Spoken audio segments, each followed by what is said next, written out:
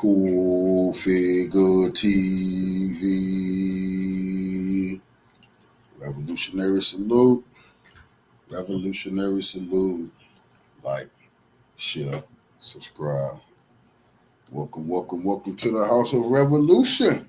You know I'm your humble host, the Yalmin of Revolution. Israel is still under severe pressure. The U.S. gonna step in, try to save them, but it's far too late for that. Before we get into that, be sure to wipe your feet. That means hit the like button. You in the House of Revolution.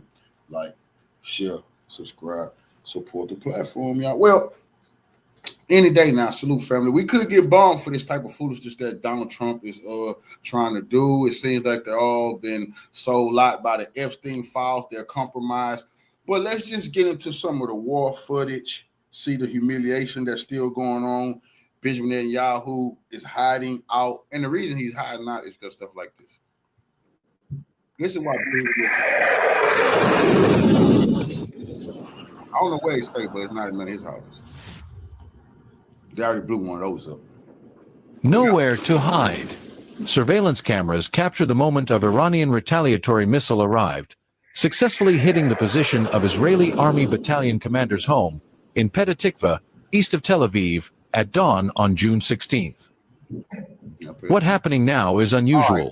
The latest Iranian missile penetrated the fortified... Now, these people been on the news saying Iran is targeting for civilian areas and military sites, but Iran is targeting civilian areas. We know they snuck a bunch of Iranian generals in their beds while they're sleeping. They're assassinating a lot of generals using ISIS and Al-Qaeda. We're going to get into that. But they are catching them with their families and they're killing them. That was a big mistake because now the international community see you started killing generals in their bed, commanders in their bed. So now Iran has every right to do exactly what you see now, targeting their apartment buildings. No more. They used to just hide out with the civilians and like if they ain't on no military base, they won't get us. Not anymore. Iran said, if you kill us in our beds, yeah, we're going to kill y'all in y'all bed. Protection wall, Mamad, designed to withstand a nuclear war, where the ballistic missile directly destroyed the wall between two bunkers, leaving the victims unprotected, according to initial reports from Israeli.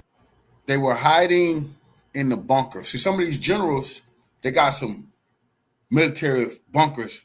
And like, as they say, Hamas has inside the buildings and under the buildings, these commanders, if a missile coming, they can go run down to the bunker. Well, Iran blew that up too. You no longer, and they killed some people in the bunkers. No longer will they be able to hide underground.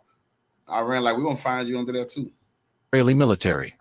They don't want According to analysts, the pattern of operations on Petah Tikva mirrors Israeli attacks on Gaza, Syria, Lebanon, and Iran. Today, the same logic reappears. Like a boomerang, this is a surgical response to Israeli doctrine, which attacks key Iranian military figures directly in their homes, without regard to their families or civilians. They ain't never tasted this. So I know all of Israeli military is living in fear right now. And once again, we want to remind people, every citizen of Israel, 18 and older, is part of the IDF. Every last one of them. When they say, oh, everybody in Gaza is Hamas, that's a lie. When you say everybody in Israel is IDF, if you're an adult, that's a fact.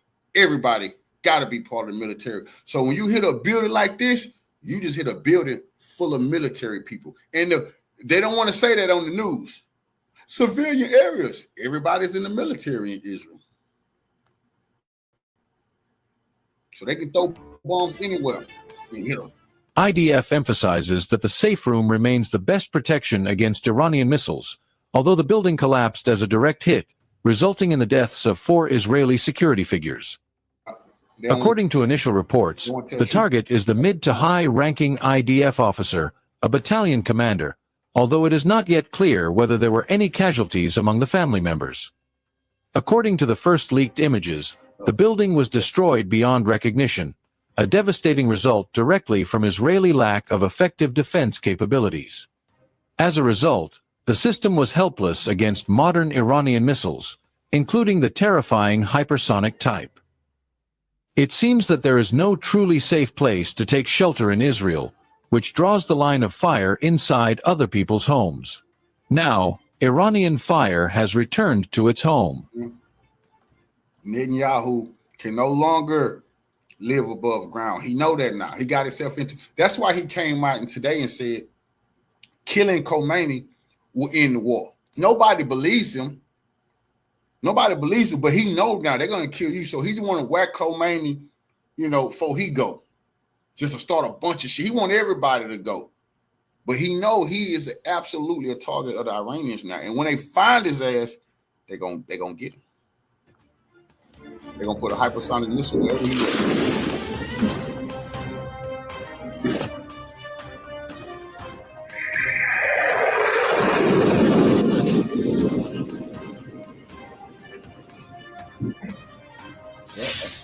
So we want to start off showing you that the media, the fake news, don't want to tell the truth about who in those buildings that you see collapsing. Yeah, military officials, high or not. They done started a war. And they know Iran gonna hit them military fields. Well, guess what? They're gonna hit your home too, because you hit their home. But now let's get into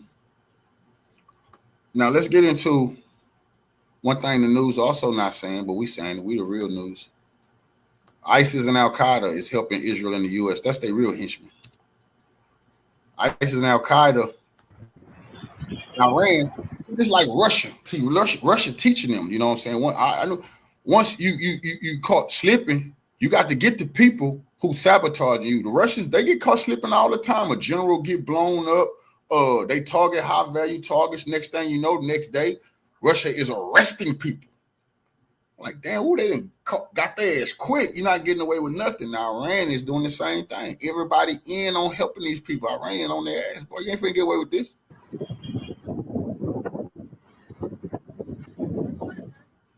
Now, this video, in the Western media, they're going to show you how complicit it is. Imagine Iran put a video out of them catching terrorists in box trucks who was using the drones. Ain't that some footage that they want people to see? No, because that would link them to ISIS and Al-Qaeda. Iran launched a massive operation to capture Mossad agents and their associates operating inside Iran, and the pursuit of a truck with drones began.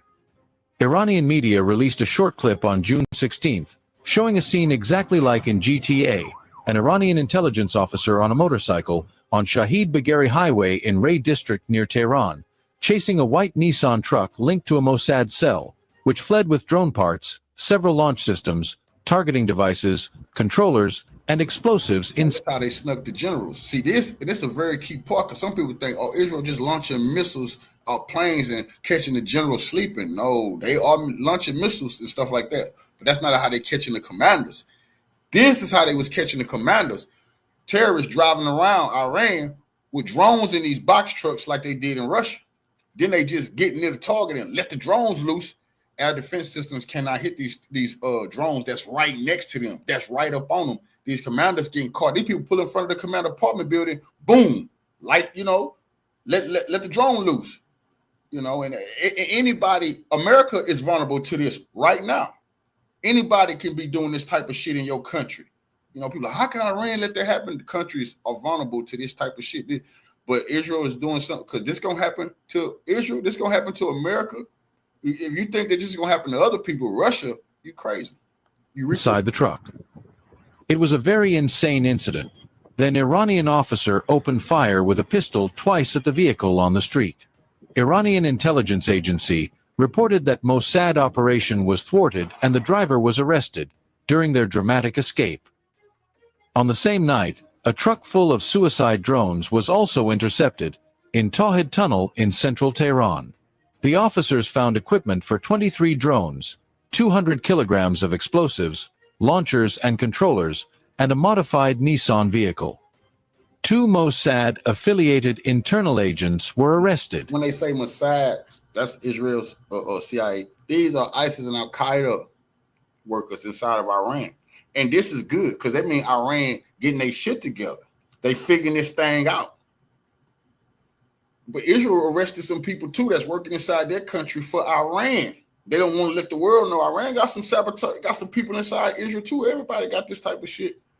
But this is good news, because if they didn't get rid of this, it just was going to keep, getting snuck. Now that's not gonna happen. They tighten up their borders. They sealing off their country. Now they just gonna deal with the Israel and the U.S. Put an end to this sneak attack.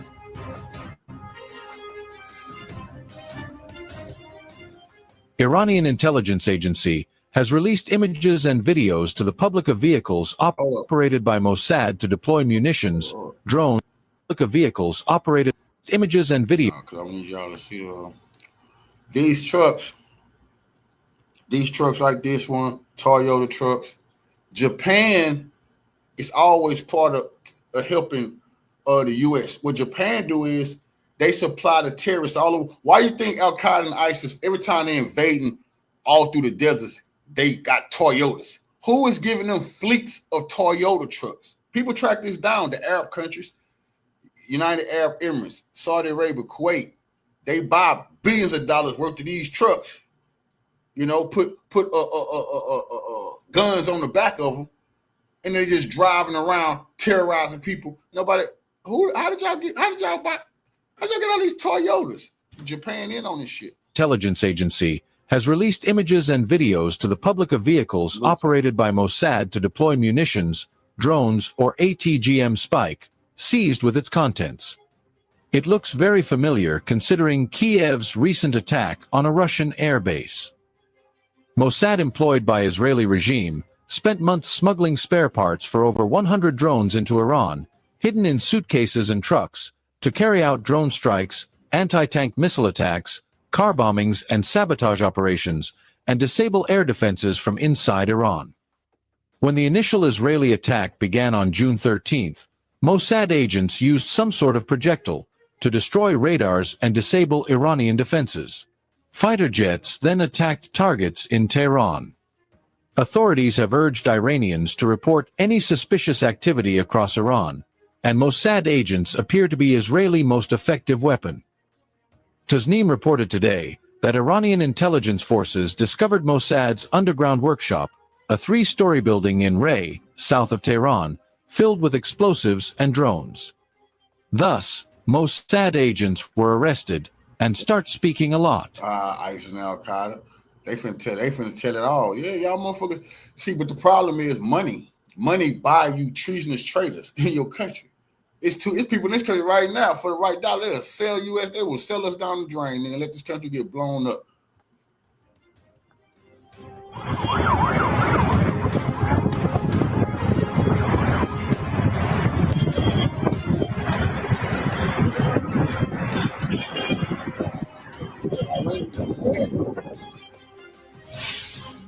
That's good work.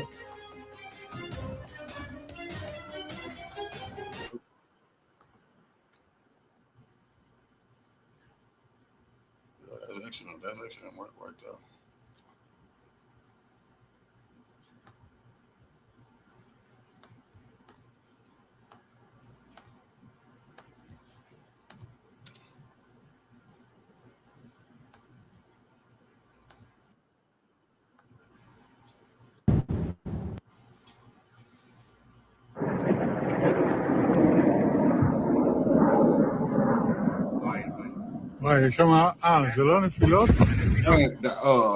Israel attacked Iranian state TV while a woman was live.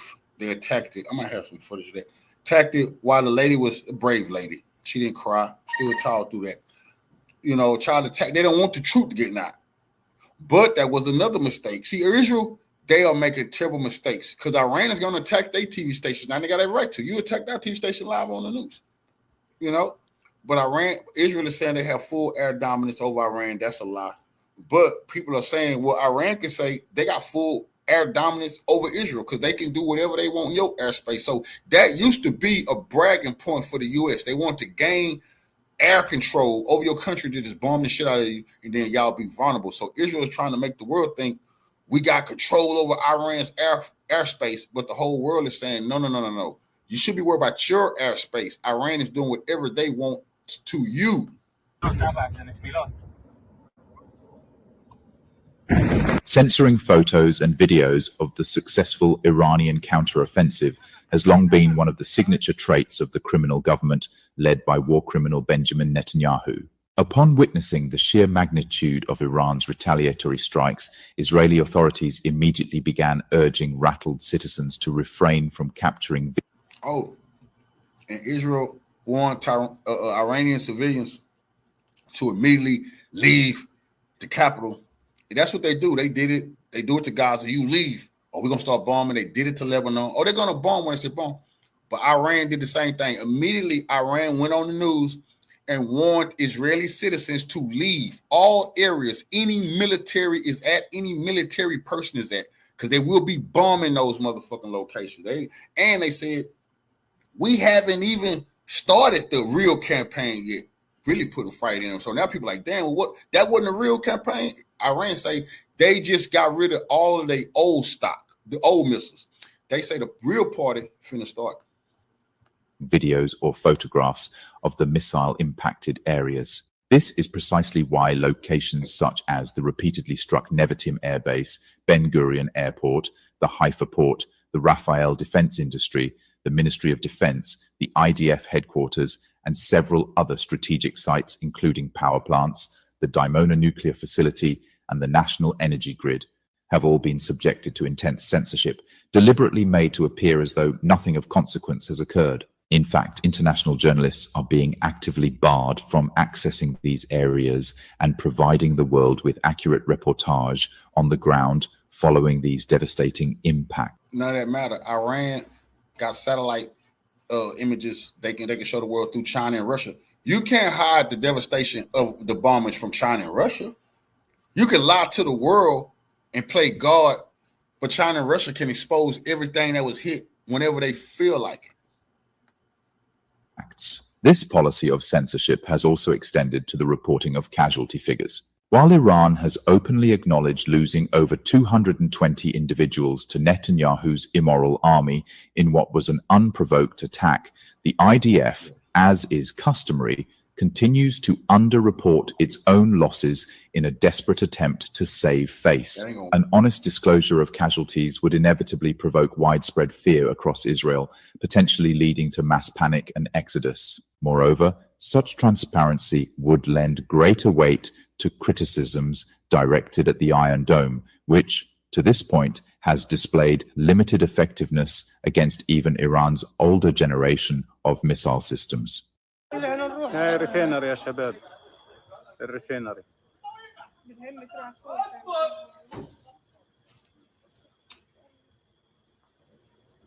In this video, we have compiled a series of clips retrieved from various social media platforms. As the editor of this show, I personally gathered and arranged these clips, carefully documenting scenes of impact and the dramatic downpour of missiles. That is precisely why I've chosen to voice this script myself.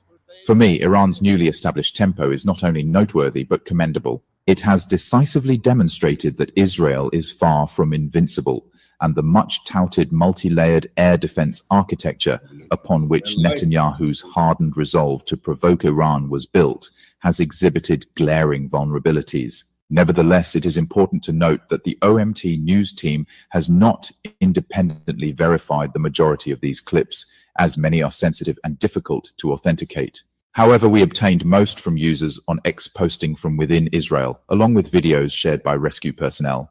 YouTube may very well censor this video, so I kindly urge you to take a moment to like and share it to help boost its visibility.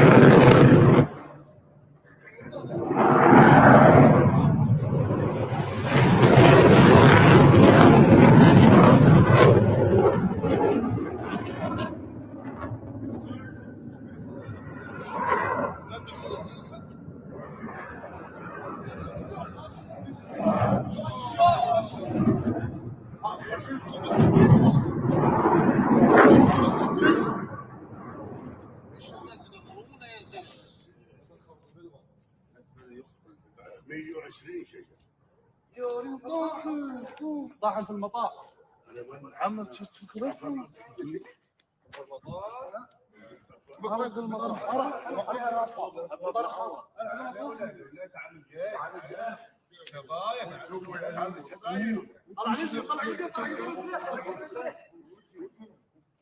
دقيقة يا أولاد دقيقة.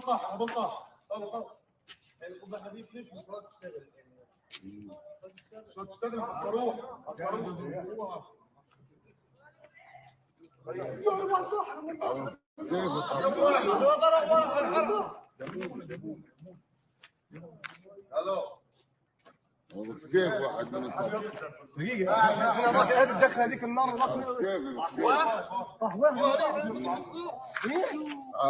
يوم وراك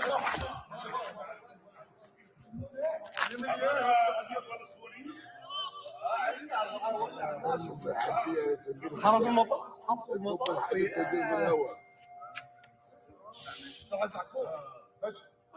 يوم ولد شو بطلع منه.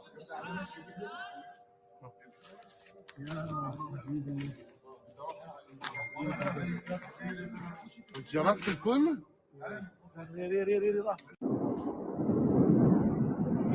Là, il faut battre ses coups. Oh, il prend le pilote. Tire. Il pilote. Wow, il battre ses coups.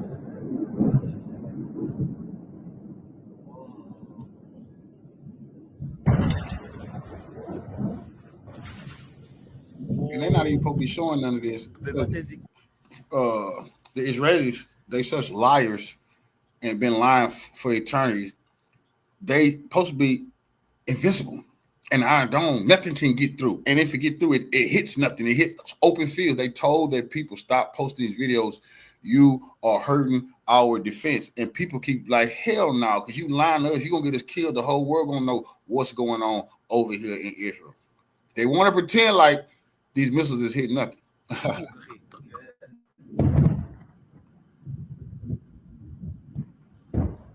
Little family. Now they done beg Trump to come help their ass. Help them do what, man? Help them do what? The fuck the U.S. military gonna go help y'all do?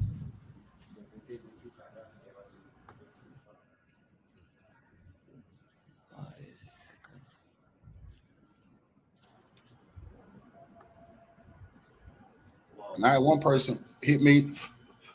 They said, man, we heard you talking about World War III, man. We didn't believe it. They son, this boy 19 years old. They done told him. The boy called home to mama. He trying to question. They telling him get ready, and he wondering if he gonna pull a Muhammad Ali. And if this happened today, they want to ask me what do I think. And I said it's better to be locked up than be dead. I said, boy, you don't want to fight no Iranians, man, on behalf of the Zionists. And I was giving them. I talked to the mama. She talked to her son. I'm not gonna lie. They talked to that boy. Told the mama what to tell the boy, and she was like, "So say he's best alive than dead. Nothing good can come out of going to that Middle East trying to fight the Iranians, bro." And that's just, I'm telling them right now. Anybody been paying attention to this channel? I ain't lied yet. I'm telling everybody exactly what's happening with this shit from Ukraine to the Middle East. I told you this is gonna happen, and I can tell you they're gonna U.S., NATO, Israel, whoever, they're gonna get their ass kicked.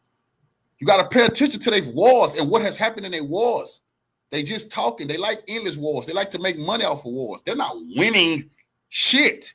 Especially not versus millions of people who ready to motherfucker die. When they can't produce that type of shit themselves. Israel can't produce no million soldiers they ready to die today. Neither can the U.S. But you fighting people who can. Now you used to fighting goat farmers, goat herders, and people throwing rocks. Your ass is in trouble now.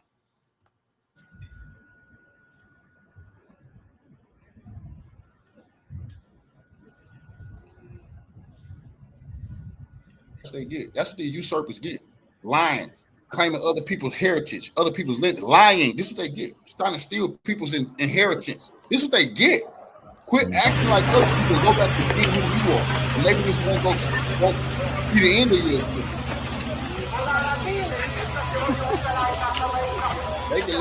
They can leave that stolen land right now, bro, and go back to being Europeans. They all got a dual citizenship other places. This get all end now. It's not gonna end like it ended in the Americas where you stole all this land, genocide our people, stole all this land and built you a fucking nation.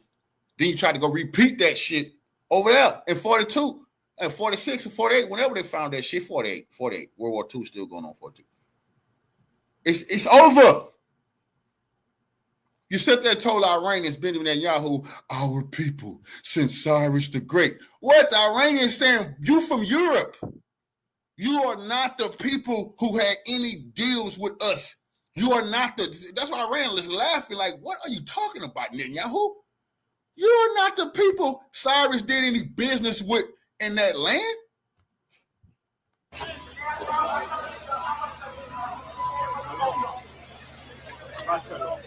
לא תושבים יקרים, אנחנו פה בזירת ארץ מורכבת מאוד. הסכנה הכי גדולה כרגע, מעבר למה שנקרא כרגע, זה אלפי אנשים שהגיעו לכאן סקרנים וסקרניות. יש כאן עוד סכנות בתוך הזירה, ויותר חמור. כמעט בוודאות. This is where the military commanders was living. Yeah. You can't be at home anymore. You got to live like the Iranian generals that can't be with their families. Y'all heard Professor Morandi say he had to leave his family because Israel trying to pull these assassination campaigns. I told y'all they're going to mirror Israel's response. You kill our military officials around their kids, we're going to hunt you. Don't be around your family when we find you.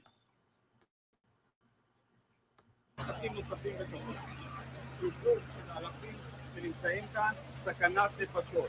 פגיעה נוספת ולא מרסיסים שעלולים לפעול כאן, סכנת חיים. Because the U.S. got to step in now. It's not good, but they have no choice. It won't be Israel. Israel cannot keep trading missiles with Iran. Iran is a large country, bro. And they have a civilization. It's time for a restart. You killing a bunch of old generals and shit. Young warriors ready to take over anyway. You doing them a favor.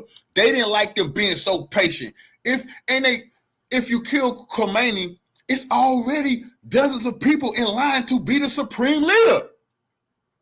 That's not the end of those people. It's some people who've been wanting to nuke. But the small hats, they know that, y'all. Remember, these the people want depopulation. That's why I don't like this shit. These the people say it's too many people on this planet. They're playing with nuclear war. They want that.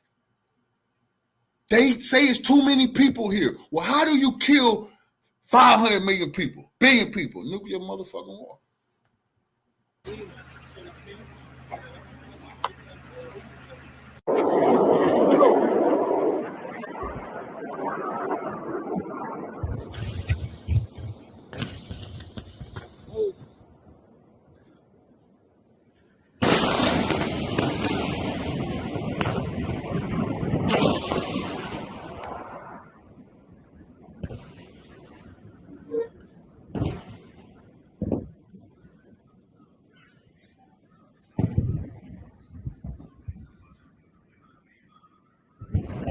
Ethiopians better get out of there. All those blacks serving in the Israel army, they better get out of there right now. All those blacks stealing the stolen occupied land, get out of there right now. You can come back later. But if you there, you're gonna taste it with them. You know, if you're a part of this, you got to get what's coming to them. So all the blacks, they should leave the occupied. Iran is telling them all of them right now. I don't want to see black people crying, oh, Iran killed some black people in Israel. What are they doing now? They've already had the warning, move around. We finna take care of business.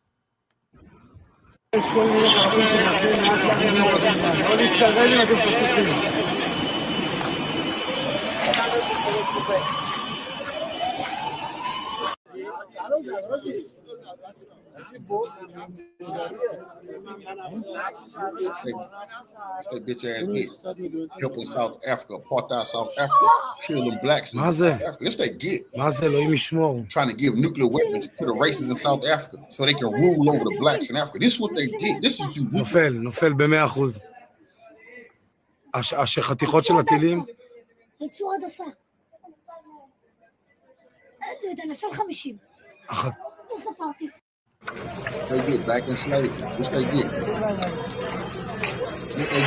Helping the Confederates. Which they get.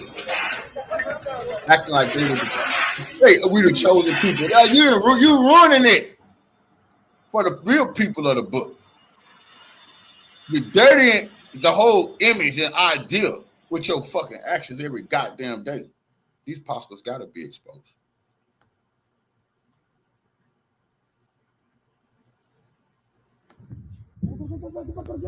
ولعت بحيفا شرب ولعت بحيفا عم تشوف ايش عندنا طلع هون طلع هون وسخ بحيفا طلع طلع طلع طلع نزل نزل نزل عرضك نزل يلا هذاك ما صابوش هذاك ما صابوش نزل نزل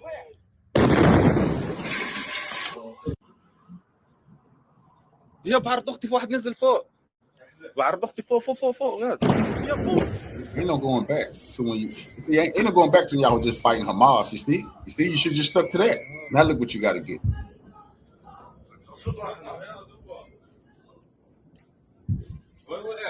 فوق بعرض اختي غاد يا طلع You الدخنه just stuck to fighting Hezbollah, خبر. bombing بس Syria, عنان. bombing Iraq. You يا. went for the big dog, and you got to pay. فوق بعرض اختي طلع فوق وين זה יש לנו פה שתי רכבים שנפגעו, כוחות של קריית גת, כיבוי, נותנים מענה לכיבוי הרכבים. יש לנו פה פגיעה בבית כנסת, פגיעה בבתי קרקע, כוחות של קב"א, קריית גת, נותנים מענה לכיבוי עכשיו של רכבים בוערים, ככל הנראה כתוצאה מרסס. יש לנו פה פגיעה במבנה כמו שאתם רואים, כוחות מתחילים גם בסריקה, למציאת לכודים, פצועים. All these people been beating indigenous people, beating settlers, beating the blacks who've been there. There's a lot of blacks. It's blacks in Palestine still right now. Afro, I'm telling you, I did a video. They still there. They getting mistreated. It's racist Arabs too, but they still there. It ain't the Arabs didn't run off the blacks. There's still blacks there. Israel treating them like shit. God, now they getting what's coming to them. Usurpers, you know. They thought we forgot what they did. I remember while I want y'all to pay attention to what I'm saying. While the war was going on with Hamas, the Israelis over here in America, what's that racist ass group? The lawyer, and y'all know the racist ass group that go after Farrakhan and them. They was having a meeting, and they said that the biggest threat to Israel and the Israeli people was young black Americans. That's what they said. Not Iran and the Iranian nuclear program. That's a fact. They got busted. It was on camera. They're having a meeting. They said they had been talking. They had working with black congressional shoe shiners, not the Southern Poverty Law Center brother, but John ADL. There we go. The ADL. Them bastards. Salute to my brother too. So I see you, brother, in there. You always hiding out in here, bro. They said that we the biggest threat to Israel. Never forget that. Not no Arab nations, bro. They're having secret meetings and said that the biggest threat to Israel was us. That's a motherfucking problem, bro. Because these people don't play. If they feel like you the biggest threat to them, they getting to deal with your ass. So a lot of our problems, a lot of what we're going through, their hands is all over. And they said they'd already captured the congressional black shoe shiners. They agree. The biggest threat to Israel is us. That's a problem. That's why this is a blessing. It's great. You had the nerve to say we the biggest threat to you. Well, look what's happening to you. Look what's happening to you. Don't ever mention it. המון כוחות נמצאים במקום. Keep us out your mouth. No, it's love, fam. Keep us out your mouth, man.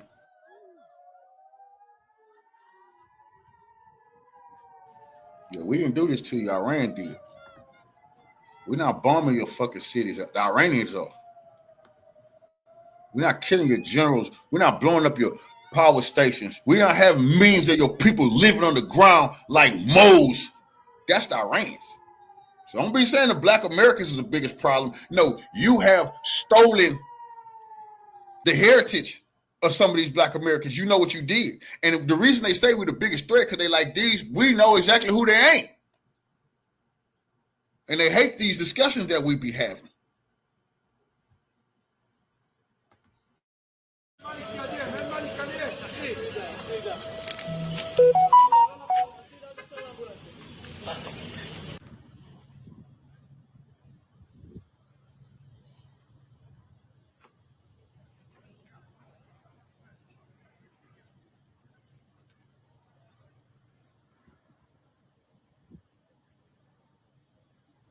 They tried to kill Trump motherfucking ass, and now they blame it on Iran.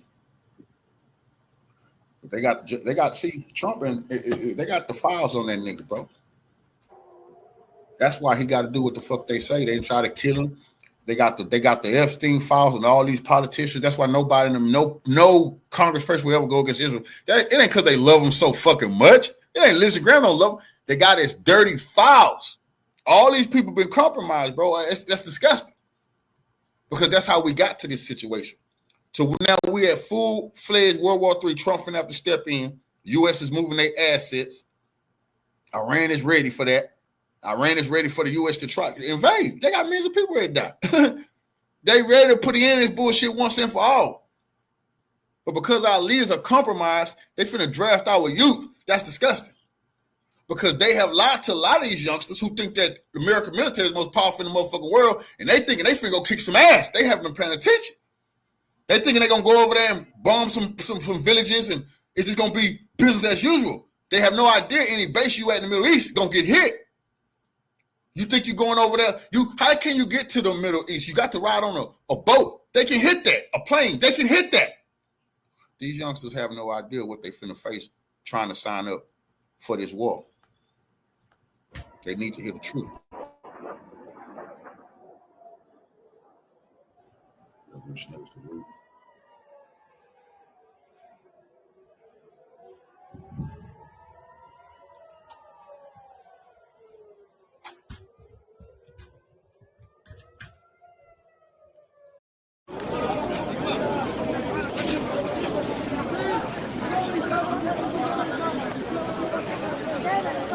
The state of Israel is one of the most protected places on earth. It's more protected than any U.S. base in the Middle East. That's a fact. It's more protected than any U.S. base in the Middle East. So if they can do this to Israel, what the fuck you think they're going to do to them bases in the Middle East when it go down?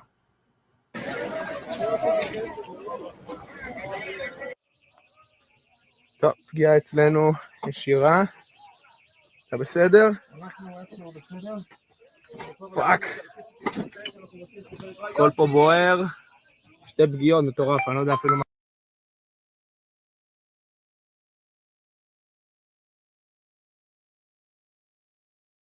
It's a nightmare over there. They won't show none of this shit on the news, though, because they're trying to save face.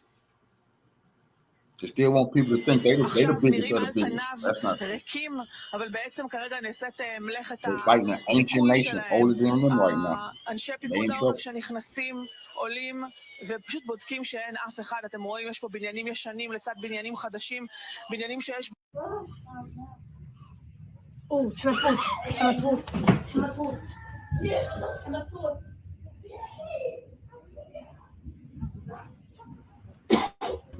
They used to bomb the Palestinians, and all of the Israelis would go sit on the hilltop, and they would have a picnic. That's for real. They would have a date. They would take pictures, and they would sing as the bombs would fall on Israel. Now everything has changed. Now they in fear, and there's nothing they can do as the bombs is not falling. I mean, as the fall on Palestine, but that's over. Now they falling on their ass. It's no more you destroying Palestine. Your ass is the one getting destroyed. And it only get worse. I'm telling you right now. It only get worse. If they try to use it,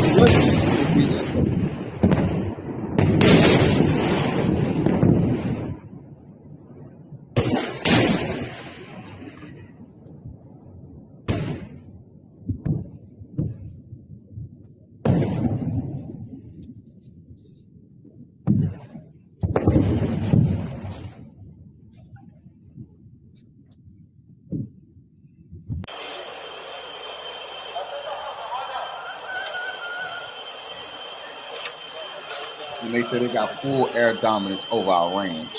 Iran got full air dominance over Israel. You need to worry about Israel.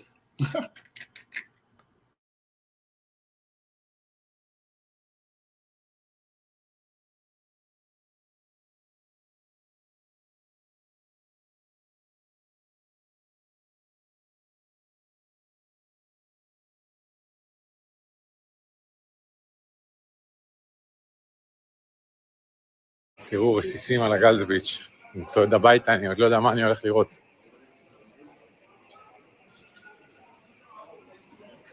From what you have watched so far, it is safe to state that Israel has clearly miscalculated.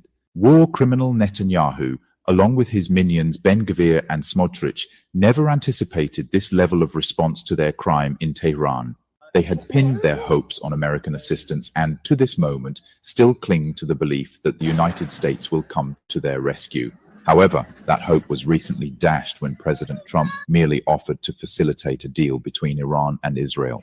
Yet Trump's unpredictability, an element that...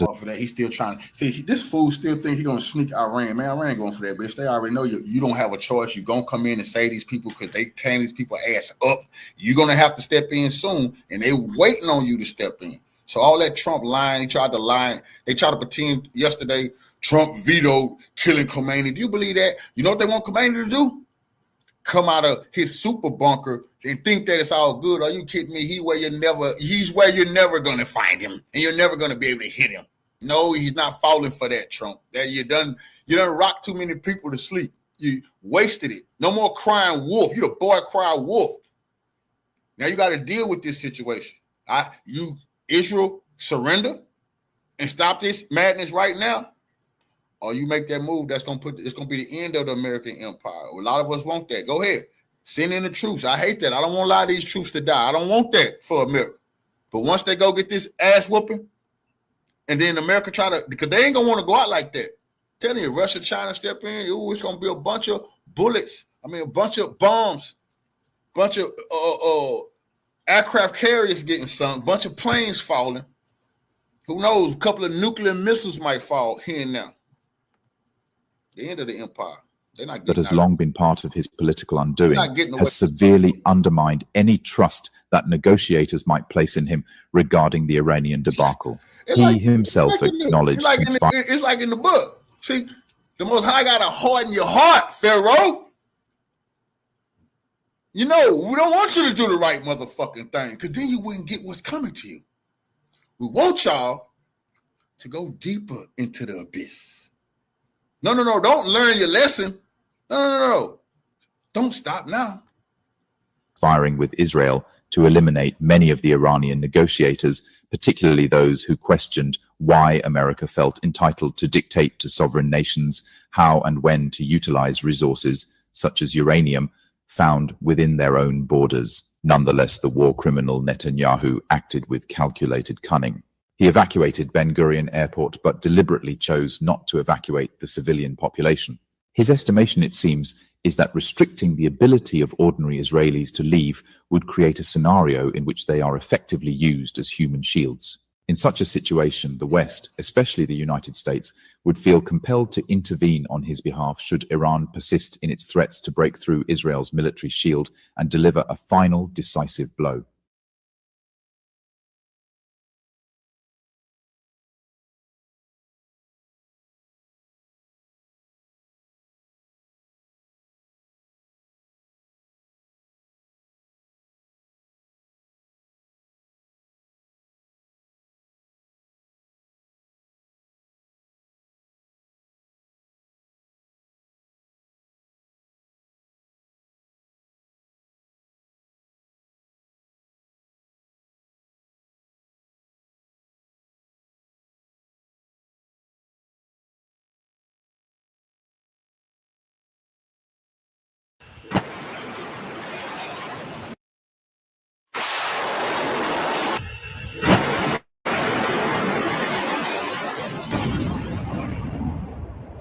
While Netanyahu boasts about his stealth fighter jets flying unchecked in Iranian skies, lethal missile arms emerge from under the rubble, crushing his latest F-35 Adir fighter jets and driving Netanyahu mad. A major shock for the United States and unprecedented Israeli confusion after the success of Iranian-made systems in their first real combat with the world's most powerful aircraft. What is the story behind these systems that shook the Israeli Air Force, and how will Israel counter them? we reveal many secrets and details to you, dear That's viewer, right. about Iran's Iron Dome that defeated F-35. Stay tuned. Khordad 15. Khordad 15 is the latest generation of Iranian air defense, jamming, and radar systems. The work on the project began about 20 years ago, and it entered service in 2019.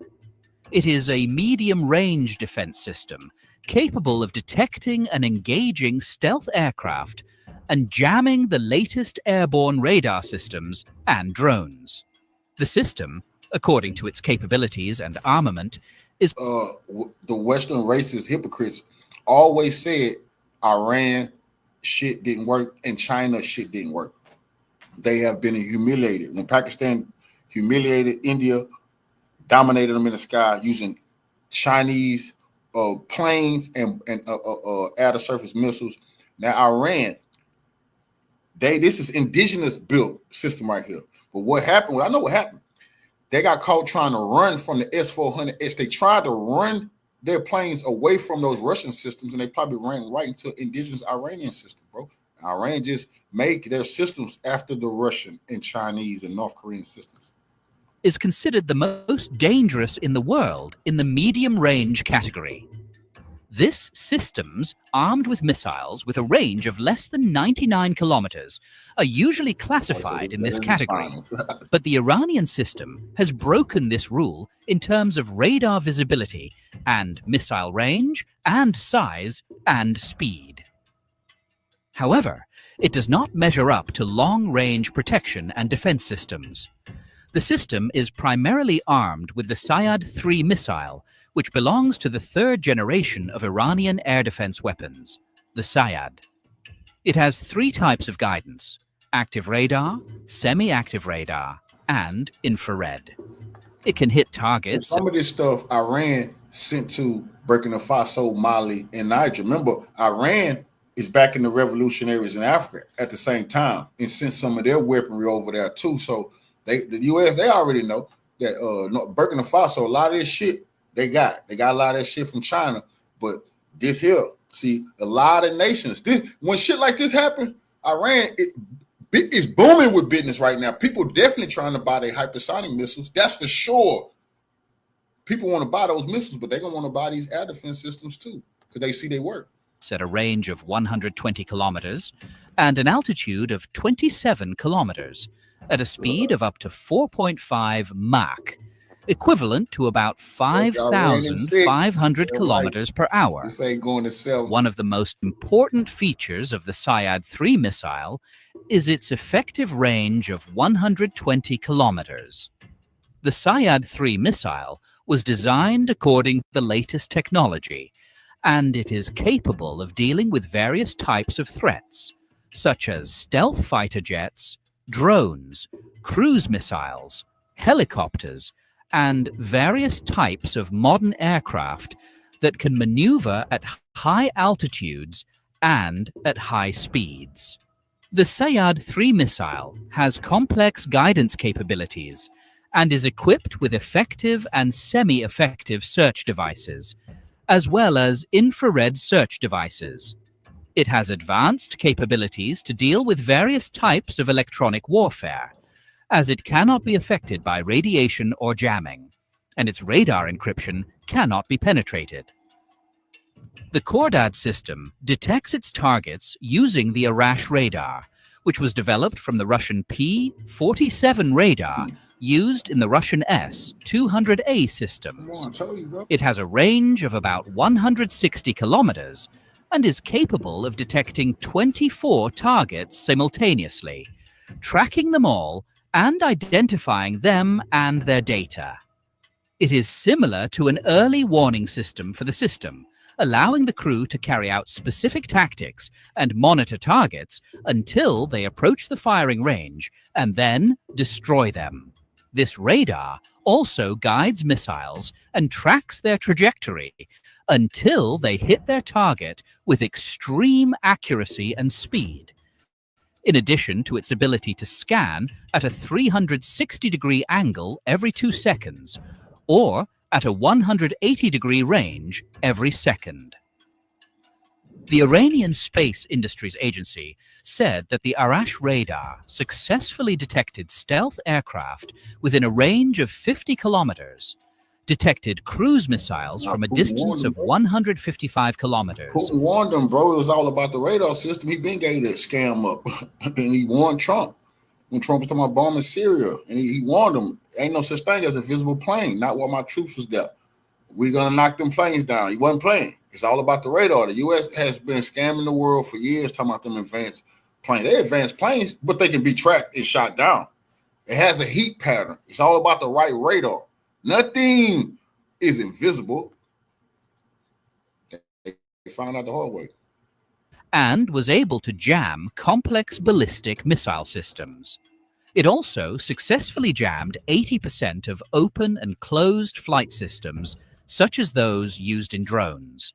The Arash radar operates in a single mode as a passive radar, where it stops transmitting any signals as if the system were shut down, making it difficult to detect. While a variable axis phased array radar monitors any radar signals. It is believed that this method is used to detect stealth aircraft and determine their location, speed, direction, and altitude based on the strength, type, and trajectory of the radar signals received by Arash. The Bava missile system, known as the Power 373 or Pavar missile system, it is a long-range mobile air defense missile system manufactured in Iran.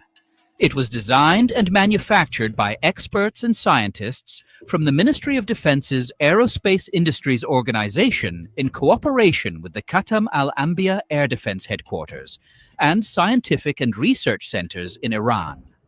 The Bavar system is mainly used to suppress air attacks and defend sensitive sites within Iran, such as nuclear facilities, large factories, airports, and other facilities. With the launch of this system, Iran has risen to 6th place globally in the field of air defense system production. It is considered the most complex defense project in Iran's history and one of the most important defense systems manufactured in Iran in less than 10 years, and even one of the most important defense systems among the world's strongest armies. Other capabilities of this radar system include the detection of anti-radiation missiles and radar. In addition, all parts of the Pavard 373 air defense system are mounted on wheeled vehicles and are therefore mobile. The Pavar system is capable of intercepting and destroying various types of air targets, as it has a targeting angle of up to 360 degrees and a range of 260 kilometers, which means it is capable of creating a danger zone ranging from 260 to 360 kilometers, from an altitude of 28 meters to 27,000 meters. It also features the ability to simultaneously detect 300 targets at once, simultaneously intercept 60 targets at the same time, and engage 6 targets simultaneously. From a technical standpoint, the system's designers placed great importance on jamming, equipping it with systems that prevent jamming and electronic counterattacks, and are not affected by negative radar waves. It is also equipped with an electro-optical sensor, an infrared sensor, a communications network, and a mission planning tool. All of these devices and systems are integrated and stand alone without human intervention. The system can counter ballistic missiles, stealth aircraft, strategic aircraft, bombers, unmanned aerial vehicles, reconnaissance aircraft, special electronic warfare aircraft, and helicopters. It can also counter cruise missiles, anti-radar missiles, and ballistic missiles. It is characterized by its speed, ease of setup and maintenance, long service life, and high operator safety factor. The Bavar can use more than one type of surface-to-air missile, but it is officially armed with advanced fourth-generation Sayad missiles, which come in 2 rectangular launchers. This missile is capable of reaching higher altitudes and hitting its targets with greater accuracy, as it can destroy targets 200 kilometers away and at an altitude of 27 kilometers by hitting them directly or by detonating its warhead and hitting them with shrapnel. The maximum speed of the Sayad 4 missile is 5 Mach, equivalent to 6,000 kilometers per hour. Another special feature of this defense system is that it has a composite guidance system and high operational capability. The Sayad missile is equipped with radars capable of withstanding electronic warfare and electromagnetic bombs, which maintains its effectiveness against various types of attacks. It is also capable of striking anti-radiation and anti-radar missiles, which are used to destroy air defenses.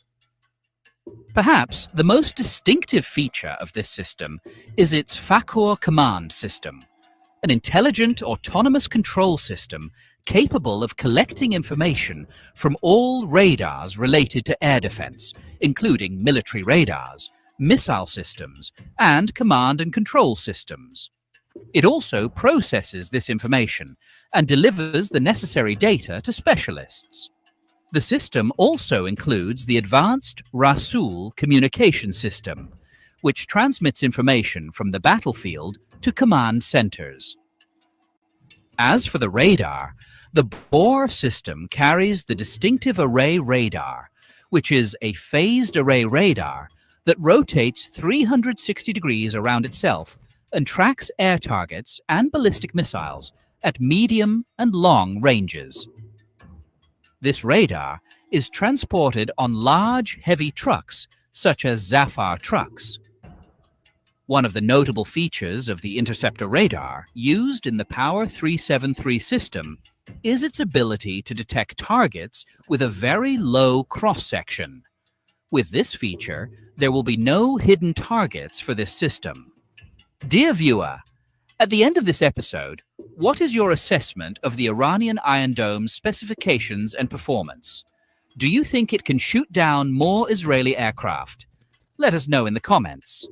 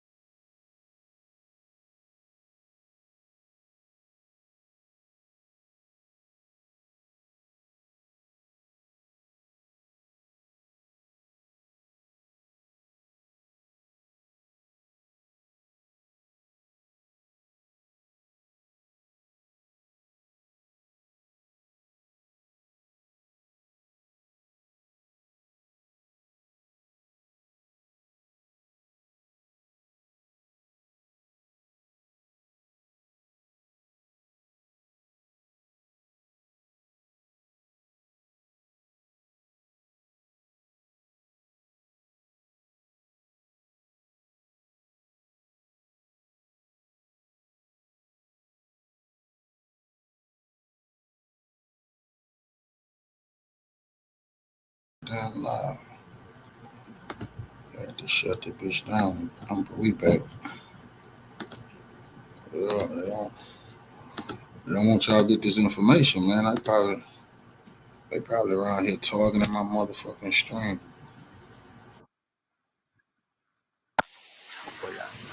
China's Foreign Minister Wang Yi has let Israel know that China is totally against that country's recent unprovoked attacks on Iran. Attacks which the Israelis referred to as preemptive and which the Western media bought hook, line, and sinker. Iran struck back, highlighting clearly how the hype around Israel's famed Iron Dome might have a lot in common with the Titanic. China has put its foot down, making it abundantly clear that it views the Israeli attacks as illegal, while urging both sides to avoid escalation and talk it out like adults. But many are wondering if China will step in militarily to protect Iran if Israel keeps it up. Today, we'll take a closer look and go beyond the propaganda. This is Reports on China. I'm Andy Borheim here in Shanghai. Let's get reporting. Starting on June 13, Israel launched what it called its biggest attack ever on Iran, killing around 200 people, including top military commanders as well as nuclear scientists. They claimed the attack was to stop Iran building nuclear weapons, a claim Israel could easily make thanks to the complacency of Western media propaganda over the past few decades. You see, Israel and the United States have claimed Iran is on the brink of developing nuclear weapons for 33 years. And the media has consistently played along with this farce, despite Iran stating its nuclear development is for peaceful purposes. In 1992, US and Israeli intelligence began warning that Iran could be pursuing a nuclear weapons program, citing its uranium enrichment efforts. And the media was one of their most powerful methods of pushing that lie. I'll give you guys just a few examples. In 1992, the New York Times published articles citing US and Israeli officials claiming Iran was aggressively pursuing nuclear weapons, with estimates that it could achieve a bomb within 5 to 10 years. In 1993, the Washington Post ran stories highlighting US concerns that Russia's assistance with Iran's Bushehr nuclear power plant could enable a weapons program. In 1995, Time magazine published an article claiming Iran was acquiring technology from China, including alleged uranium enrichment equipment, and saying that it could be years away from a bomb. The piece cited US intelligence and Israeli warnings, portraying Iran as a looming threat. And that has gone on for decades. Literally, the media has helped the US and Israel scaremonger the world for 33 years. You'd think that after the heinous mess with the Bush administration and supposed weapons of mass destruction in Iraq, which were later exposed as lies and ultimately led to more than 1 million innocent people losing their lives, and which, don't forget, was massively helped by the Western media, that people would learn their lesson. It seems not. Iran swiftly retaliated, firing hundreds of drones and missiles into Israel, ultimately showing the world just how successful that country's Iron Dome system really is. Interestingly, at least one person knew the system wouldn't perform as it claimed on the box, with Benjamin Netanyahu allegedly fleeing on his jet to Greece on June 13. Interesting. China is not happy with Foreign Minister Wang Yi making his position clear. He said, China clearly opposes Israel's attack on Iran with military force in violation of international law, especially when the international community is still seeking a political solution to the Iranian nuclear issue. This action is even more unacceptable. So he's partly talking. Yesterday, 3 Chinese cargo planes, them the big boys that usually militaries use, was seen landing in Iran. So I wonder what China was shipping to Iran. You see the same thing U.S. was shipping to Ukraine. U.S. and Israel finna get a taste of their own goddamn medicine. That's why China pointing out this is illegal violation of Iran's peaceful right to enrich uranium. Everybody know that. Nobody care what lies they tell. Iran is in the right here So all of Iran allies got the right to send them all equipment they want. That's why Pakistan could fly their military planes into our Iranian airspace and help Iran. And there's nothing the U.S. and nothing Britain and France can say or do about it without, getting fucked up too. Really talking about the negotiations between Iran and the US over Iran's nuclear program, talks which were yet to be completed when Israel struck on June 13. For China, diplomacy and negotiation is the only way to go. Wang Yi added, "The urgent task is to immediately take measures to avoid the escalation of the conflict, prevent the region from falling into greater turmoil, and return to the track of resolving issues through diplomatic means, which is also the general consensus of the international community." So, as always, China is the adult in the room, pushing for peace and diplomacy over all else. Let's contrast that with some comments from US President Donald Trump, shall we? Of Israel's unprovoked attack, Trump said, "I think it's been excellent. We gave them a chance and they didn't take it. They got hit about as hard as you're going to get hit, and there's more to come." In one of his social media rants, Trump went further. "There has already been great death and destruction, but there is still time to make this slaughter, with the next already planned attacks being even more brutal, come to an end. Iran must make a deal before there is nothing left." He added, "I gave Iran chance after chance to make a deal. I told them in the strongest of words to just do it. But no matter how hard they tried, no matter how close they got, they just couldn't get it done."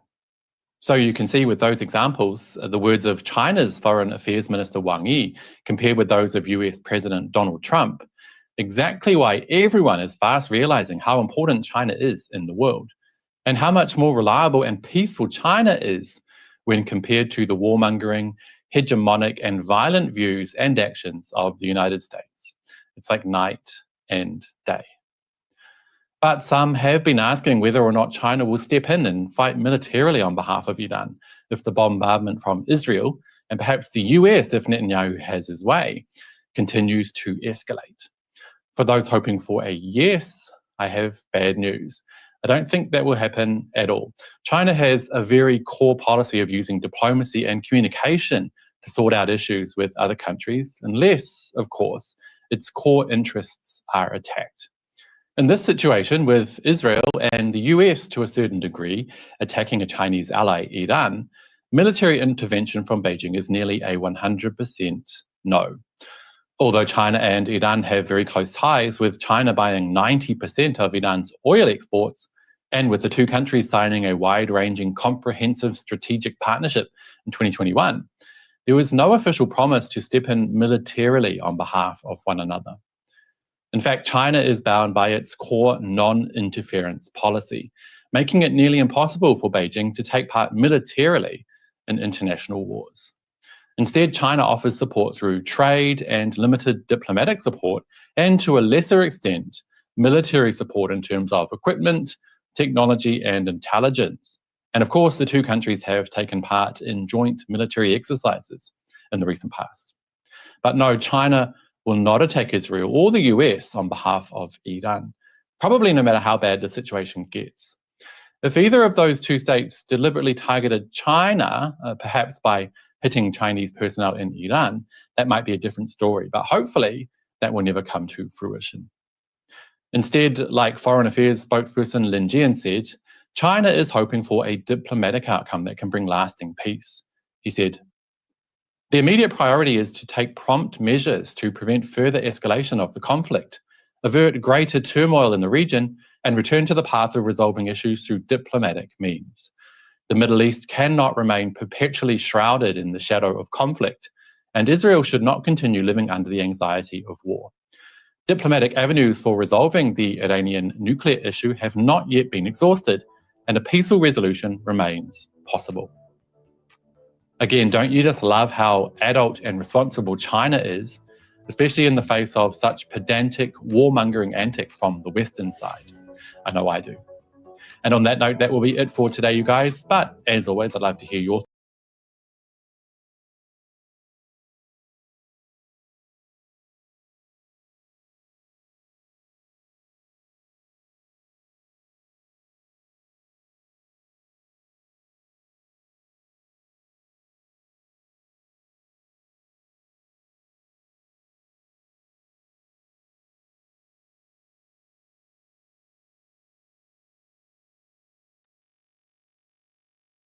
Right, so for as long as Israel continue to strike Iran, so Iran will return fire on Israel, and they very much are.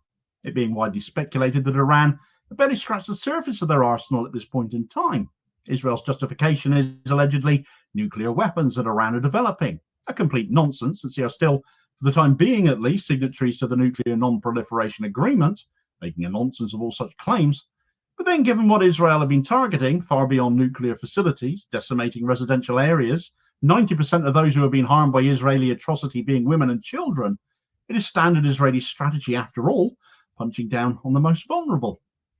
Where Israel is seen to have big Western backers, some of them have opened their mouths rather foolishly to be given short shrift, shall we say, whilst Iran has its supporters too, not least the Houthis of Yemen, acting in concert with them.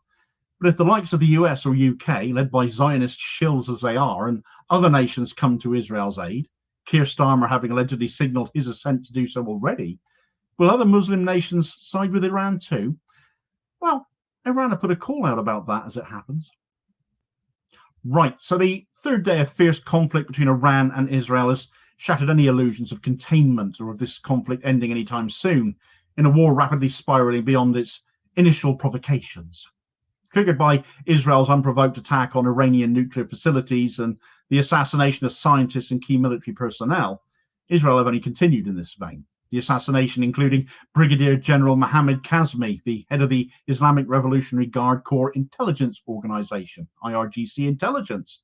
For as much as some in Iran are saying Iran will stop when Israel does, the IRGC are now talking up not stopping until Netanyahu's regime is finished. So it's very hard to see either side right now not responding with increasingly escalating force. But this is not a war of aggression from Tehran. As Iranian Foreign Minister Abbas Araghchi has made clear overnight, this is self-defense. An excerpt from the Cradle on this reading, Iran's Foreign Minister Abbas Araghchi said on 15th of June that Iran will not end its strikes against Israel until the US-backed Israeli war against the country is halted. We are defending ourselves. Our defense is entirely legitimate, the Foreign Minister said. This defense is our response to aggression. If the aggression stops, naturally, our responses will also stop, he added. Araghchi condemned the Israeli attack on Iran's offshore South Pars gas field on Saturday night, warning that dragging the conflict to the Persian Gulf is a strategic mistake, and its aim is to drag the war beyond Iranian territory. Israel's attack would never have happened without the green light and support, he affirmed, stressing that Iran does not believe US statements claiming Washington is not involved in the Israeli war. It is necessary for the US to condemn Israeli strikes on Iranian nuclear facilities if they want to prove their goodwill. Araghchi also said Iran has hard evidence that American forces have been supporting the Israeli regime. Israel's initial strikes on Iran definitely were not acts of defense, but calculated provocations aimed at the nuclear facilities in the Natanz and Fordo, along with the targeted assassinations of senior Iranian scientists and commanders. According to reports, these attacks were not spontaneous either. Certainly Abbas Araghchi's comments have reinforced this, that they were green-lit by the citrus-skinned sociopath passing for US President Donald Trump. Despite Trump's current denials, though, it has now been publicly confirmed that the US, this coordination, US weapons, such as Hellfire missiles sent to Israel, specifically to target Iran, it is alleged, are actively being used by Israel in their latest strikes. Therefore, this makes the US not anything of the sort, a passive bystander, but a complicit actor. Iran is armed with what it claims is solid evidence of direct US involvement. It's treating the ongoing Israeli assaults as part of a broader US-backed strategy. Iranian officials are therefore no longer distinguishing between Tel Aviv and Washington in their strategic calculus either. In a searing rebuke to those still seeking to help propagate the nonsense that Israel are coming out with, despite launching these attacks on Iran, are actually the victims, of course, because when aren't they? Foreign Minister Abbas Araghchi has also set out Iran's actions as purely defensive and that they will defend themselves for as long as it takes, for as long as Israel strike them on a baseless basis. He condemned not only the initial strikes, but also Israel's brazen bombing overnight of that South Pars gas field, a critical piece of both Iran's domestic energy infrastructure and the global natural gas market, the largest natural gas field on the planet as it is. Disruption here does not just impact Iran, it has far-reaching implications for global energy stability, especially as European markets still struggle with the Russia-Ukraine conflict and the ongoing energy volatility that's associated with that. Iran's latest retaliatory strike, the ongoing True Promise 3, has significantly shifted the balance of power against Israel, though, who are, well, really not used to it, are they? Hundreds of advanced missiles were fired at Israeli military and infrastructure targets once again, with Iran claiming a death toll of at least 10 in Israel overnight.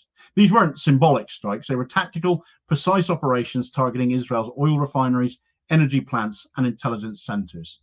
One of the most notable targets last night was Israel's largest oil refinery in Haifa, which was partially shut down after sustaining critical damage. It was a major blow to Israel, as this excerpt explains.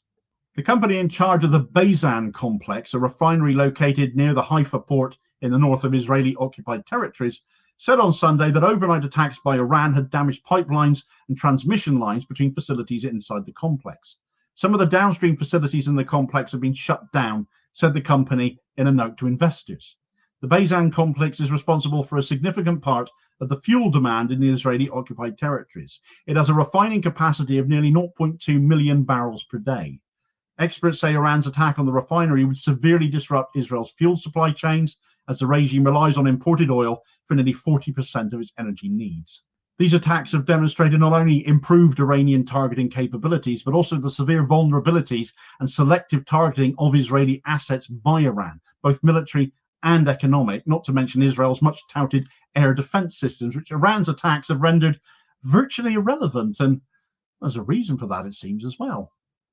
Iran's use of ballistic missiles of various types, both new and old, have, as we've seen, overwhelmed the Iron Dome and David Sling defense arrays. Reports have come in that suggest that Iranian engineers have deployed a new method of interference that's enabled them to do that has caused Israeli missile interceptors to target each other. That because Israel used several air defense systems, Iran have managed to turn each system against the others, which, if true, will be a stunning example of electronic warfare and strategic sabotage that makes a complete mockery of Israel's complex air defenses, and perhaps they're actually too complex.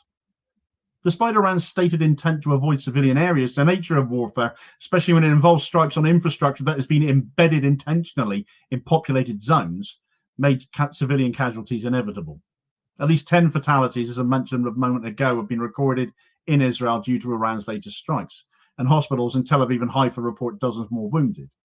Arguably, this is the unfortunate result of Israeli decisions to integrate military operations within civilian zones, using their own people as human shields. And again, it comes back to Israel having started this for no more reason than to keep Netanyahu in power as well. But they're always the victims, of course, aren't they? This fact is reinforced by reports that Israeli authorities are preventing their own citizens from leaving the country as well. It's a cynical tactic of using civilians as de facto human shields, and it only deepens the moral depravity of Israeli leadership as a result. As Iran's armed forces issued a warning, leave the occupied lands to save your lives, it became clearer than ever that the Israeli government is endangering its own people by pursuing a war it cannot control, not to mention is actively preventing its citizens from leaving should they wish to. The third day of strikes also saw a massive outpouring of support from Iran's regional allies. The Yemeni Houthis saluted Iran's response and announced their own operations, claiming to have launched hypersonic missiles once more at sensitive Israeli sites. Meanwhile, the group Kataib Hezbollah, which is an Iraqi armed faction aligned with Iran and the Iraqi splinter group of the Lebanese Hezbollah group, has declared it will strike US bases in the region if Washington enters the war directly.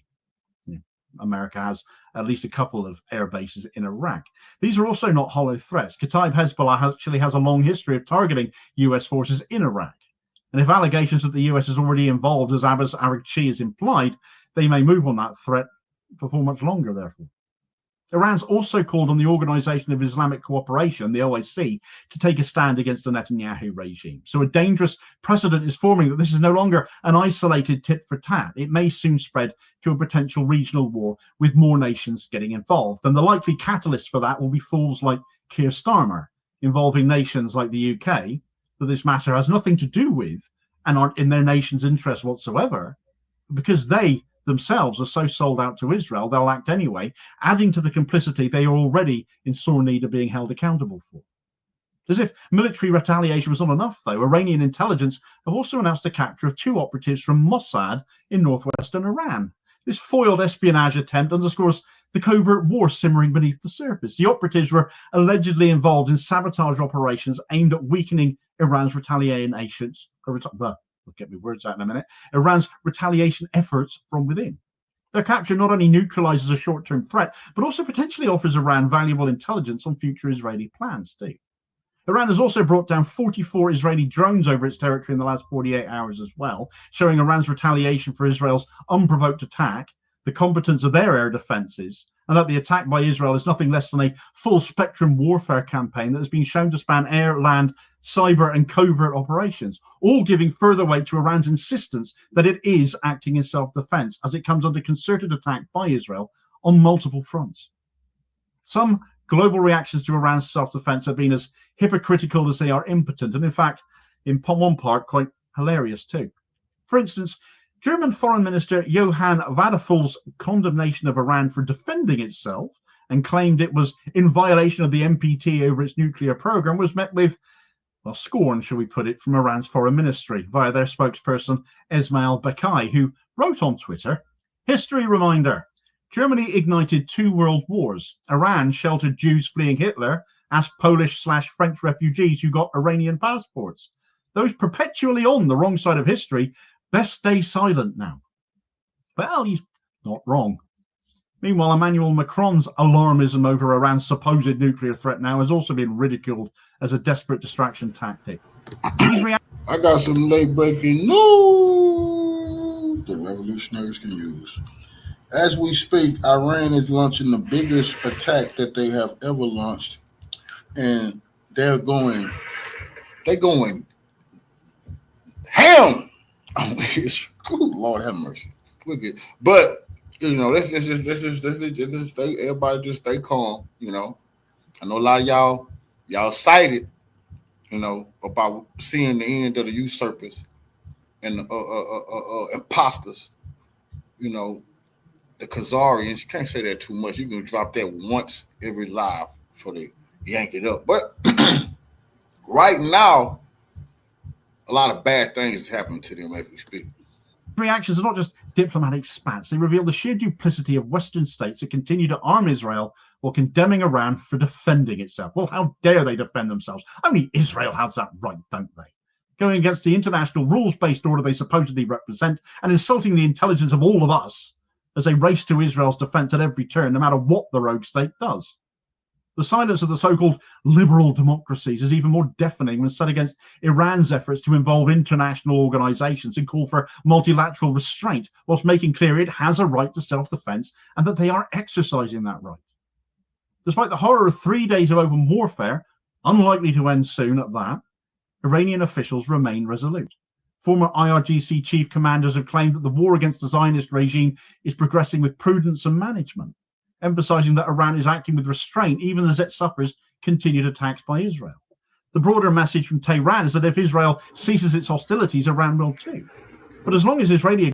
Brother Terry, for the donation to the war chest. Revolution is where life. I absolutely appreciate the love, family. Salute. Aggression continues, fueled by the US, arms, foreign silence, nationalist zeal, Tehran will not back down from defending Iran and its people from an out-of-control genocidal regime. All right, we understand that because you did a lot of good, brother. Because when I see this type of devastation, I got to get straight to it. The people deserve to know. And I just was looking at the news, man. I can't believe. Goodness, these people don't want to give us what we came to see, man. In reality, bro, they can't hide this shit.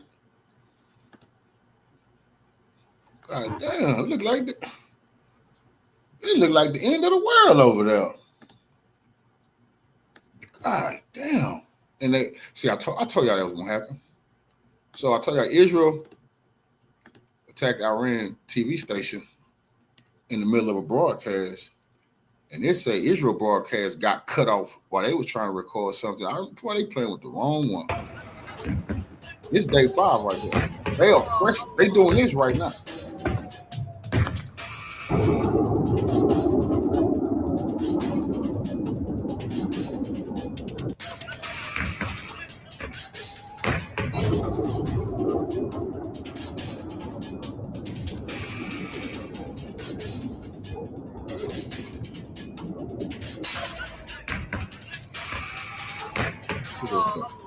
Huh?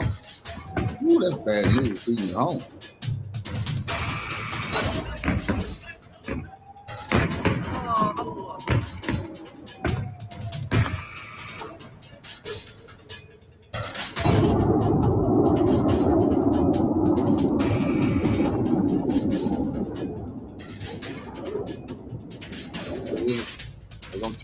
day. Yeah. These people was live on TV. They had to turn the broadcast off. But that's what happened to Iran earlier, man. Ooh, Lord have mercy. Iran told them, whatever you do to us. Now, you made our broadcasters stop they broadcasting a woman live while y'all was trying to bomb us. You're going to have to do the same goddamn thing. That's what. Terrorizing. Colonizing.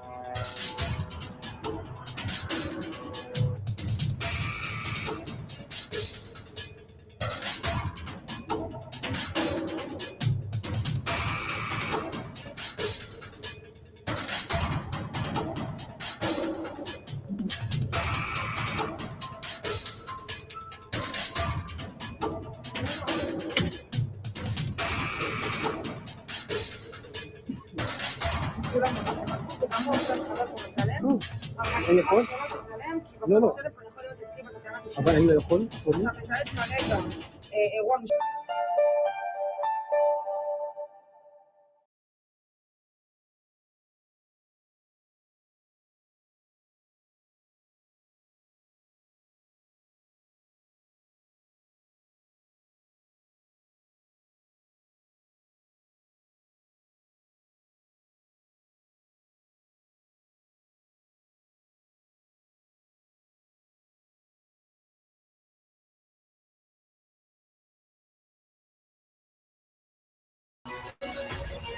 Iran is the great Professor Saeed Mohammed Marandi. Professor Marandi, it is a pleasure for me and for our very large audience to hear you. Thank you very much for your time. I realize there was a long delay between my words and your response, but we'll do our best to conduct this interview. Thank you for joining us.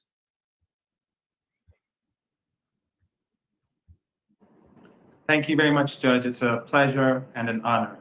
Thank you. Your dear friends, Alistair Crook, Ray McGovern, Larry Johnson, and Scott Ritter, all of whom have been on before you, all send their warmest regards to you and their prayers for your safety. Are you being bombed by the Israelis as we speak?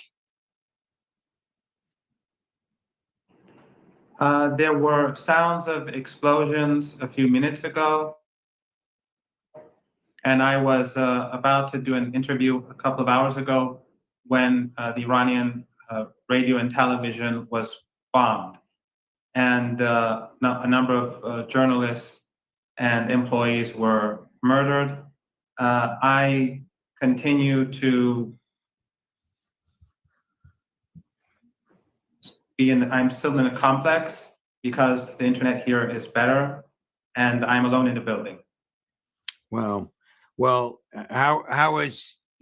is your safety and your family's safety like today? Well, because I've been told that I may be a target. I've separated myself from my family, and this building, as I said, has been evacuated. And so let's see what happens. Does the Iran government have the nuclear secrets of Israel, which of course Israel dreads having revealed to the world? Yes, my understanding.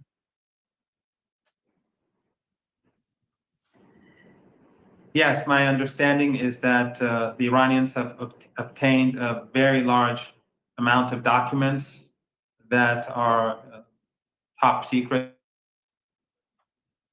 and they reveal an extraordinarily great deal about the workings of the regime, as well as the nuclear program, and the role that the West and Western countries, especially European countries, have played in even helping them upgrade their nuclear program, meaning their military nuclear program.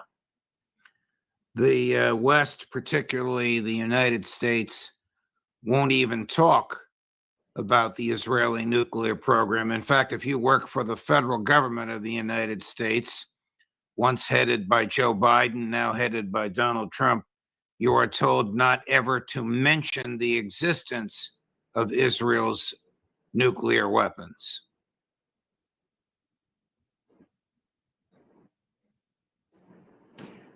I assure you that if one day the madmen in Tel Aviv use nuclear weapons, the Western elites, Western media will somehow justify it. I was just in an interview with Piers Morgan, and he was antagonizing Iran and creating a caricature of Iran in order to justify war, death, and destruction. And ironically, as we were doing the interview, Iranian journalists were dying very close to where I am. What is the extent of the damage that the Israelis have caused in Tehran, both to civilians and to military sites? The damage is a lot less than we hear in the Western media and online. First of all, their warheads are much smaller, and a lot of the damage is caused by drones. So the Iranian warheads which strike Israel are very large and very destructive. On the other hand, the Israelis claim that they've destroyed jets and missiles, as well as radar systems, but most of them are decoys. And if you look at the footage of the explosions, there is no secondary explosion. And the irony is that these are military officials that post them inside Israel, yet they don't recognize that when a missile is supposed to explode, the secondary explosion is much greater. But since we don't see that, it is clear that the Iranians have been using decoys everywhere to deceive the Israelis and to force them to spend their missiles without actually causing damage. Damage has been done. People have died. In a building near my home, on the first night, they wanted to kill, I think, 2 senior officers, and they brought down the building, killing 65 people, including over 20 children. That is not a they paying for it now. Fantastic intelligence coup. That is mass slaughter just to kill 1 or 2 people whose place of residence is known to everyone. Can Israel, in your view, and you're well known in this field, can Israel defend itself from the Iranian response? No.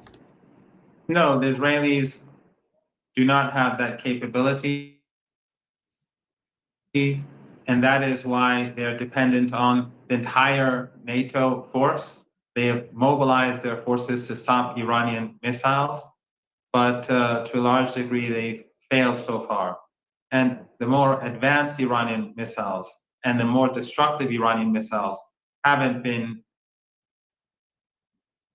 used yet. The Iranians are largely using older missiles that have been in stock for 20, 25 years, and a few more advanced missiles. But the Israelis so far, despite that, they have not shown, the US and the Europeans, they have not shown the capability to block Iran, despite the fact that their radar bases in Turkey, in Qatar, in the Emirates, in Bahrain, and elsewhere have been used to help them, and the airspace of Jordan has been put at their service in order for them to block Iranian missiles and drones. But we see that despite all that, they are still effectively targeting the Israeli regime. Professor Morandi, you were born in the United States of America. You are a scholar of literature and Orientalism at the University of Tehran. You hold joint citizenship. You are a world-renowned academic. Are you a target of the Mossad and of the Israeli military? I do not know. I do know that security in Iran has asked me to put aside my cell phone. But if I put aside my cell phone, I cannot do interviews. That's the only means that I have to communicate. And I have a responsibility to, as far as it's possible for me, to raise awareness and to prevent the demonization of the Iranian people and to the caricature of the Islamic Republic of Iran, whose only sin for the last 40-some years has been its independence and its support for the Palestinian people. So I don't know if I'm a target, but I thank the gentleman who asked me to get rid of my cell phone for the time being, but I told them I have no option but to remain active online. Professor Morandi, does Iran, you are a former advisor to the nuclear negotiation team, does Iran have a nuclear weapon? No, I was the media advisor, but no. Iran does not have a nuclear weapon. Iran does not have a plan to produce a nuclear weapon. You know, and I'm sure many in your audience know that just recently, Tulsi Gabbard stated that Iran is not developing a nuclear weapon. And Iran in the past has never been developing a nuclear weapon. The United States government admits that at least from 2003, Iran has not been developing a nuclear weapon. And I assure you that before then it was not doing so either. However, Netanyahu has been lying about Iran for well over 30 years. In fact, I think the first time that he lied was a weapon. And he's been lying ever since, regularly, saying it's months away, weeks away, a year or two away, ever since. But Western media will not take that context into account. They'll simply, in order to justify aggression, to justify sanctions, to just say what he says. The buildings actually that belong to the nuclear program that have been bombed, these are buildings that experts at the International Atomic Energy Agency regularly visit, and they have never reported that Iran is building a nuclear weapon. Professor Morandi. And one thing that I should add, because there's a lot of misinformation and disinformation on this. And yes. Go ahead. Oh, Professor Morandi, does Iran pose the slightest threat to the national security of the United States of America?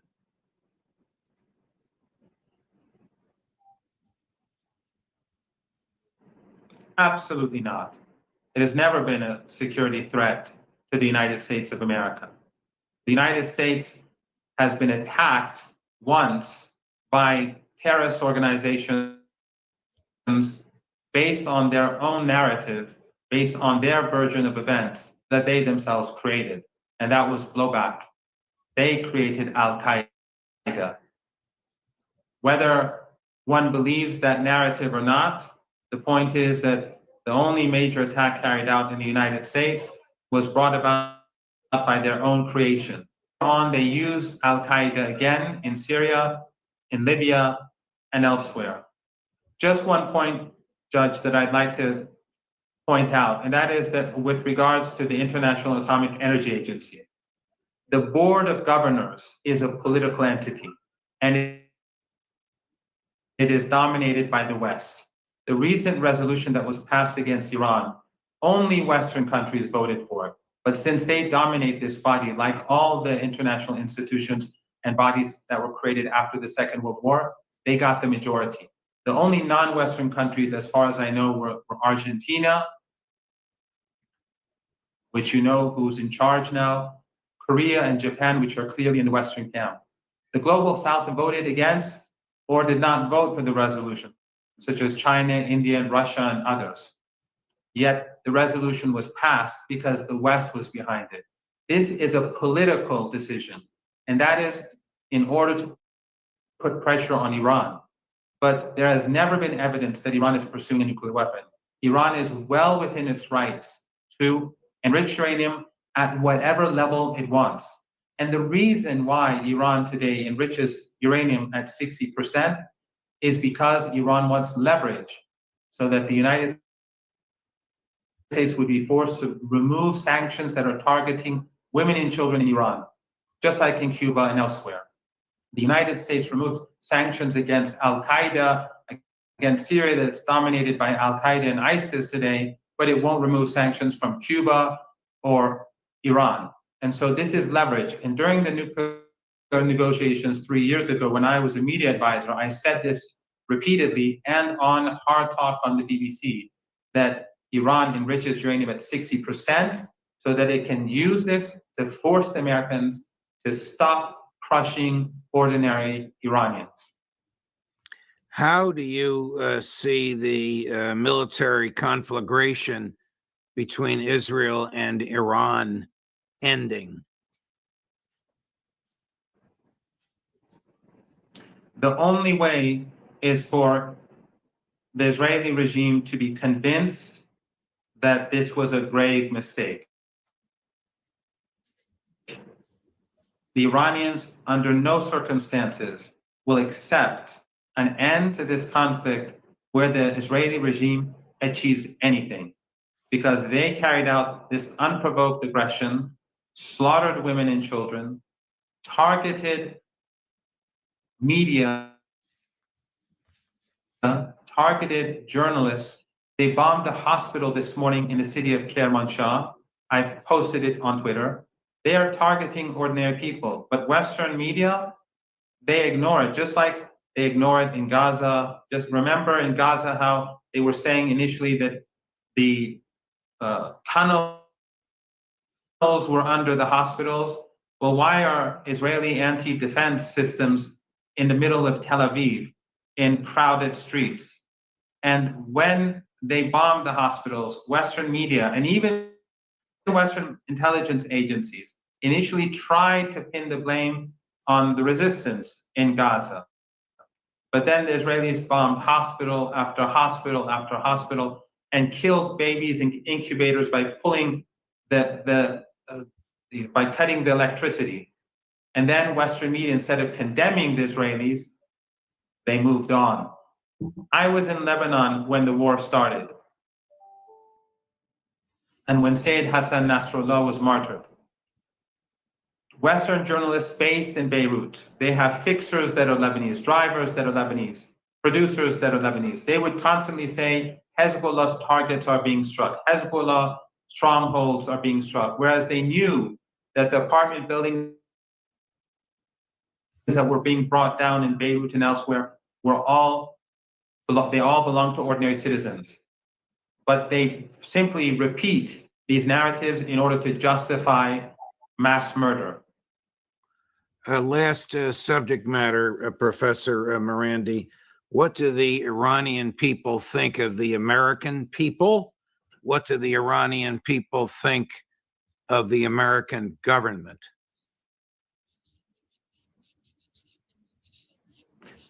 Iranians have no dislike whatsoever for American people. Americans who visit Iran can tell you that they are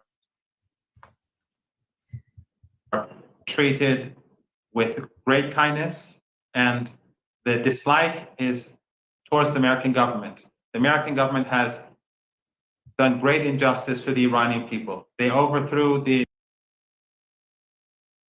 Iranian government in 1953 and installed a cruel Shah and created his secret police, the Savak, a brutal and barbaric organization. During the revolution, when the Shah was gunning down people on the streets, the US president called him and gave him support. After the revolution, they gave the Shah refuge.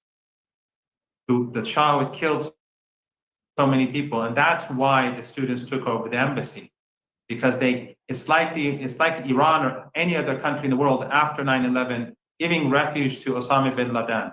That's how young Iranians felt when they took over the embassy. But later, the Americans supported Saddam Hussein. The West gave him chemical weapons. Germany, in particular, the irony of Germany giving Saddam Hussein chemical weapons. I survived 2 chemical attacks, Judge. I survived mustard gas, and I survived the nerve agent. No one ever apologized. And only when Saddam invaded Kuwait did Western media and the US President George Bush, the father, start talking chemical weapons in Iraq. They gave him the weapons to use against his own people and Iranians, and they destroyed Iraq later on in the name of chemical weapons, which he no longer had. Professor Morandi, I know our connection is not that good, and I've tested your patience long enough. Will you come back and visit with us again?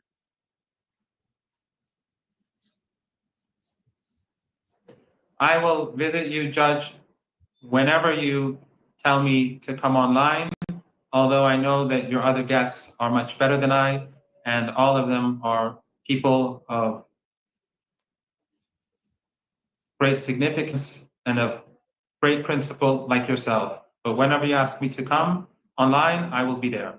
You are a great and courageous man, a brilliant and gifted scholar. We wish you and your family well. We wish you safety, and we look forward to seeing you again, Professor. Thank you for joining us.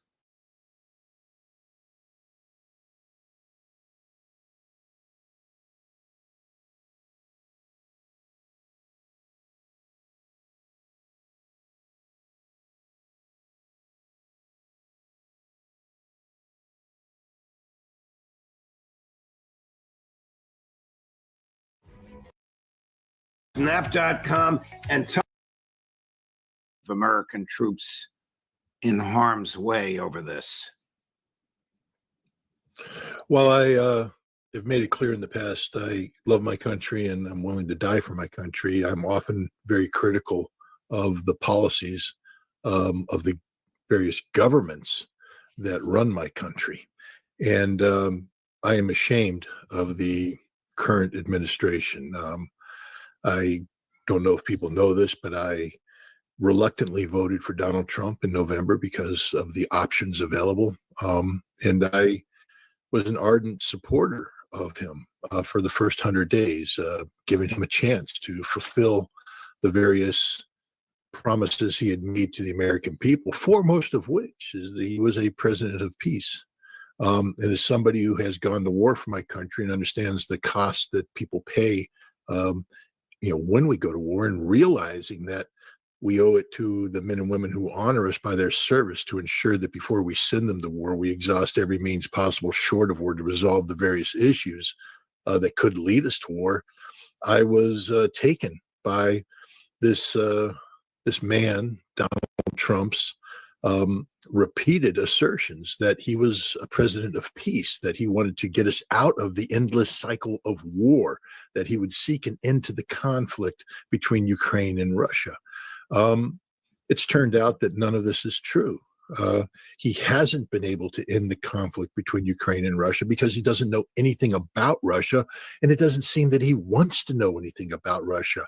I don't know if you're aware of this, Judge, but the State Department today announced they are not continuing the dialogue with Russia to normalize relations. So not only has he not stopped the conflict with Russia, he's now ending the dialogue that gave us the possibility of peace with Russia. Well, this is crazy. He claims he had an amicable birthday greeting conversation with President Putin on Saturday.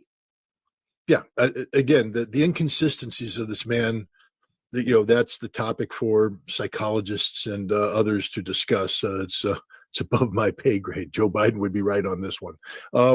But the one that's even more disturbing is this is a man who said he wanted to end the cycle of endless wars in the Middle East, wars that he rightfully said cost us trillions of dollars, cost us thousands of lives, and got us nothing. This is a man who said he was looking to make peace with Iran, get a better deal through negotiations. And yet here we are with Israel having launched a Pearl Harbor type sneak attack against Iran. I want to remind everybody that Israel has no foundation in international law whatsoever that can be cognizable or articulated responsibly to justify what they've done. It's an absolute violation of international law. And yet here we are condoning it and facilitating it. And it appears that this president was in on the game, that he used this process of negotiation to lull the Iranians into a false sense of complacency, that they honestly believe that this man wanted a deal and they were ready to give him a deal. Mr. Shamkhani, one of the closest advisors to the supreme leader and one of the negotiators in this process, had said days before this surprise attack that Iran was ready to sign a document, an agreement, a treaty that they would not seek nuclear weapons. They were ready to do this. They were ready to limit their enrichment to 3.75%. That's what's needed for the existing Bushehr nuclear power reactors, that they were ready to allow inspections inclusive of American inspector participation. Unprecedented. They were willing to do anything the United States and the international community needed done to show that they weren't pursuing nuclear weapons. And this president led the Iranians and Shamkhani to believe that that's the path he was taking. And yet all along, he was lulling them into a false sense of safety and security. And he laughed, bragged, was proud of the fact that when Israel attacked, he helped set it up. Shamkhani was killed in this attack, along with all the other negotiators. Trump killed the damn Iranian negotiating team. Now, who the hell is going to trust Donald Trump anymore? I don't. And no American should. And that no speech that he gave in Saudi Arabia, which we praised. He condemned neocons. He condemned Western military adventurism in the Middle East and said he was a president of peace. It was a lie, a deception, and a plot. 100%. This isn't just about lulling the Iranian government to a false sense of complacency and security and belief. He did it to the American people. This man is a disgrace, a walking disgrace. He doesn't deserve the respect of the American people. I'm somebody who said he's the commander in chief. We have to support this guy. Ladies and gentlemen, he's going to get us involved in a war in Iran that could very well lead to the use of American nuclear weapons against targets that cannot be destroyed with anything other than American nuclear weapons.